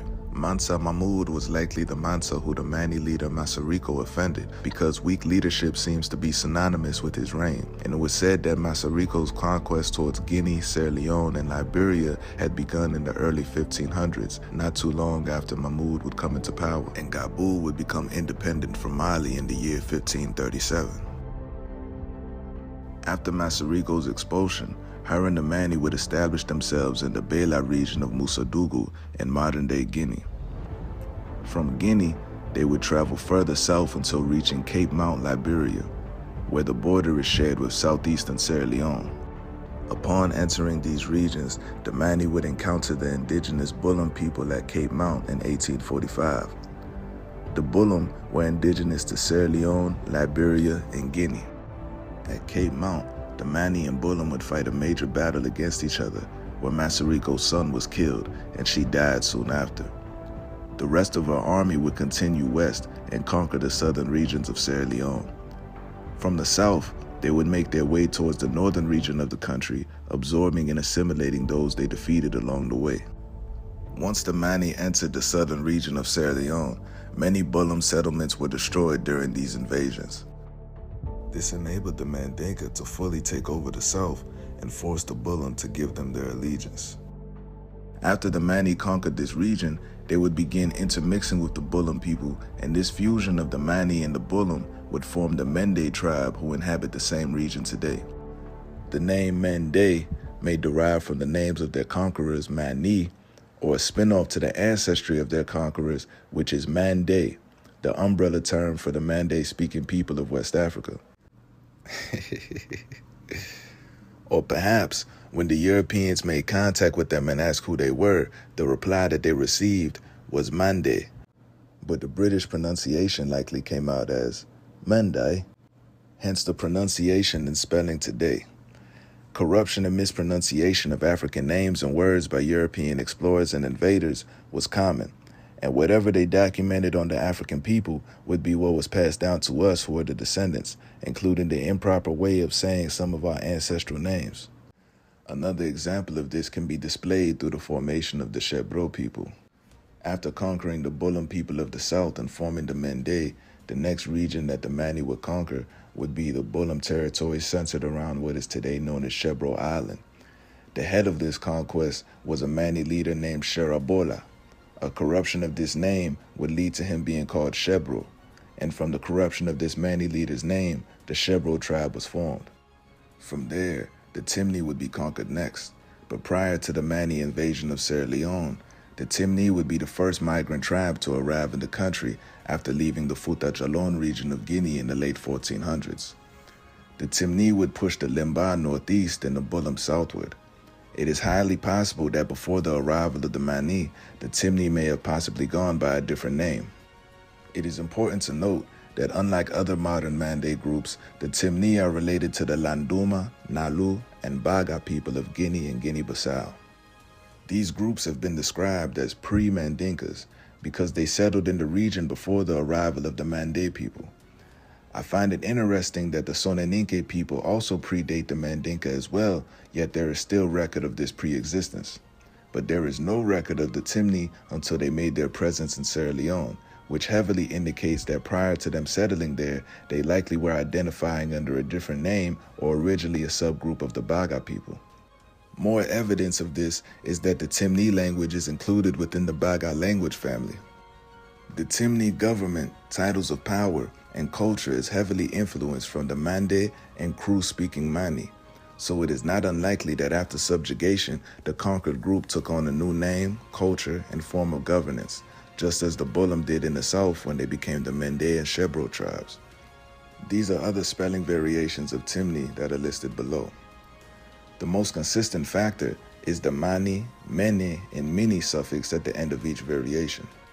Despite the various spelling variations, Timni only has two ways of pronouncing it, which is Timni or Timani, and this still maintains the Mani or Mini suffix, showing further indication that their name is derived from the Mani warriors who conquered them. When Masariko and the Mani started their conquest, her lieutenants were referred to as Sumbas and consisted of Kuru-speaking people of the Koya and Kia clans from Liberia, who were likely absorbed into the army after the Mani conquered regions in Liberia. As the Mani generals were conquering the southern region of Sierra Leone, the Lieutenant Sumbas may have led the northern conquest against the Timni, because the Timni would go on to form the kingdom of Koya, fully indicating that the Sumbas from the Koya clan played a major role in conquering them. The first 3 kings of Koya were documented by the name Farima, which wasn't their actual name but a title. Farima is a Mandinka term that translates to brave man, commander, or military leader in a Mandinka army. This is full evidence that after the Koya clan conquered the Timni, the Mani generals would be who took kingship. So now the newly formed Mende, Shebro, and Timni would become fully assimilated and trained to be a part of the Mani army. The Timni would conquer the Loko and intermix with them heavily, becoming the ruling class amongst them. The only tribe that was able to bring a halt to the Mani conquest in the north were the Susu. Overall, the Mani were able to conquer and absorb the Bullum and then create hybrid groups that would form the Mende, Shebro, Timni, and Loko. Salon man them always like for say, Uda indigenous, Uda not so indigenous. Well, I come for tell you now, if you not to Limba, you yourself, you're not so indigenous, you're not foreign man. Basically, what I said was, Sierra Leoneans often enter into petty tribalistic debates over who's indigenous to the land and who's not. But in reality, if you're not Limba, then you're not fully indigenous to the land either. The Bullum would have been another indigenous group, but they've been fully absorbed and assimilated into the current tribes existing today. The Mende, Shebro, and Loko would be the next closest thing, but they only have partial indigenous ancestry from the Bullum, while the other half comes from the Mandinka invaders. Then the Timni are just foreigners who intermix with foreigners. They are a mixture of the Baga people of Guinea, Mandinka from the Mani clan, Kuru people from the Koya and Kia clan, and a small percentage of Bullum sprinkled in there. The rest of the tribes in Sierra Leone are migrants from Mali, Guinea, and Liberia who settled later on. So I think we all able for say, Salon not a real place. We all not foreign man. We come Salon, we fet the Bullum, we fet the Limba, and we tell them say, you go accept we. If you no accept we no go have peace in this country. So this indigenous debate, not a thing where we get for faith, but today, all man na Salon man. You hear me? All man na Salon man. So now that we've broken down the Mani invasion, we're now able to go into other tribes as well too that migrated from other regions. The Susu and Yalunka are traders who originally migrated from Guinea to Sierra Leone. Both groups are primarily found in the far north in Cambia and Koinadugu district, close to the border with Guinea. The Susu and Yalunka kingdom was established in the early 5th to 7th century before the Mali Empire, which was extended from Mali, Senegal, Guinea-Bissau, Guinea-Conakry, and the northern part of Sierra Leone. They are among the original inhabitants of the Fouta Djallon region in Guinea. The Susu and Yalunka are descendants of the greater Mande people, and today they are virtually all Muslim. The Yalunka, also spelled as Jalonke, are Mande people who have lived in the Djallon mountainous regions in Sierra Leone, Mali, Senegal, Guinea-Bissau, and Guinea-Conakry, West Africa, over 520 years ago. The name Yalunka literally means inhabitants of Djallon. Most of those who settled in Sierra Leone were pushed out by the Fula. The Susu are descendants of their Manding ancestors who lived in the mountainous Mali-Guinea border. They are said to have originally been a section of the Sonaninke people that migrated out of Ouagadougou and were initially a clan of blacksmiths who displayed their clear intentions to object converting to Islam. In the 12th century, when the kingdom of Ouagadougou was in decline, they migrated south and established the capital city of Susu in the mountainous region of Kolikoro. In Kolikoro, the Yalunka sub-tribe of the Susu would form during the tyrannical reign of Susumaru Kante. After Sanjata Keita defeated Kante, the Susus were ruled by the 13th century Mali Empire. In the 15th century, they migrated west to the Fouta Djallon Plateau of Guinea as the Mali Empire disintegrated, but may have had earlier migrations as well. The Kono people are descendants of Mali-Guinean migrants who were said to have moved to Sierra Leone and settled in what is now the Kono district in the mid-16th century. Kono history claims that Kono were once a powerful people in Mali and Guinea. The Kono migrated to Sierra Leone as peaceful hunters.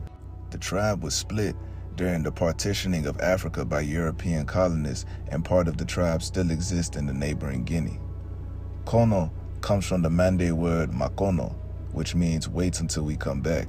So the Kono are actually just Mandinka people who were cut off from the others after Sierra Leone became separate from Guinea. Attacks from the related Mende people forced the Kono to seek refuge in the Karonko territory to the north, where they were allowed to farm the land. The Mende eventually moved further south, and the Kono returned to their land in the east. The Kono today practice Christianity, Islam, and traditional religion. They are primarily miners and farmers, and they make up 5.2% of the country's total population. Their homeland is the Kono district in eastern Sierra Leone. The BECCE are the fourth largest ethnic group in Guinea, making up 6.2% of the population. BECCE people are found in Liberia and Sierra Leone. The BECCE tradition considers that before the 17th century they inhabited the upper Niger region. Supposedly, they lived south of the Fouta Djallon until the Alunka expelled them. After 1600, they migrated westward, expelling the Limbas in their march, but were under constant threat from the Karonkos. This threat is likely what caused their migration into Sierra Leone. The BECCE are well known for making baskets and weaving on vertical looms. In past times, they were also famous for their iron-working skills, as the country and its neighbors possessed rich deposits of iron. BECCE smiths produced the famous BECCE penny, which was a form of currency in the Mande-speaking world in the form of iron. The Karonko people occupy a large section in the mountainous regions of northeastern Sierra Leone and southern Guinea. Karonko speak a language similar to the Manding languages, and their language can be understood by their neighbors and close allies, the Mandinka and the Susu. The Karonko moved into Sierra Leone from Mali after some leadership struggles in the empire. It is highly likely that the Karonko were originally a subgroup of the Mandingo, and like the Mani, they may have decided to leave Mali altogether due to the weak leadership of Mansa Mahmud during the declining status of the empire. But during the height of Mali, the Karankos were originally a part of the military power of the country. Due to the vastness of the empire and their role in the military, they were deployed across East to West Africa. One of the most prominent military groups was led by a warrior named Mansa Kama, who lived approximately between 1650 and 1720. He was in charge of securing the West African trade route to the ports in present-day Freetown. Mansa Kama founded Kamadugu, now contained within the Sengbe chiefdom of Koinadugu district, as well as Khalifa, which is still a chiefdom to this day, and extended his rule across Sierra Leone, Foredugu, to the port in Koya. Mansa Kama eventually settled in Roala, which became the center of the new Karanko country, where he remained the leader until his death. The Karanko are primarily traders, farmers, and hunters, and followers of the Islamic faith today.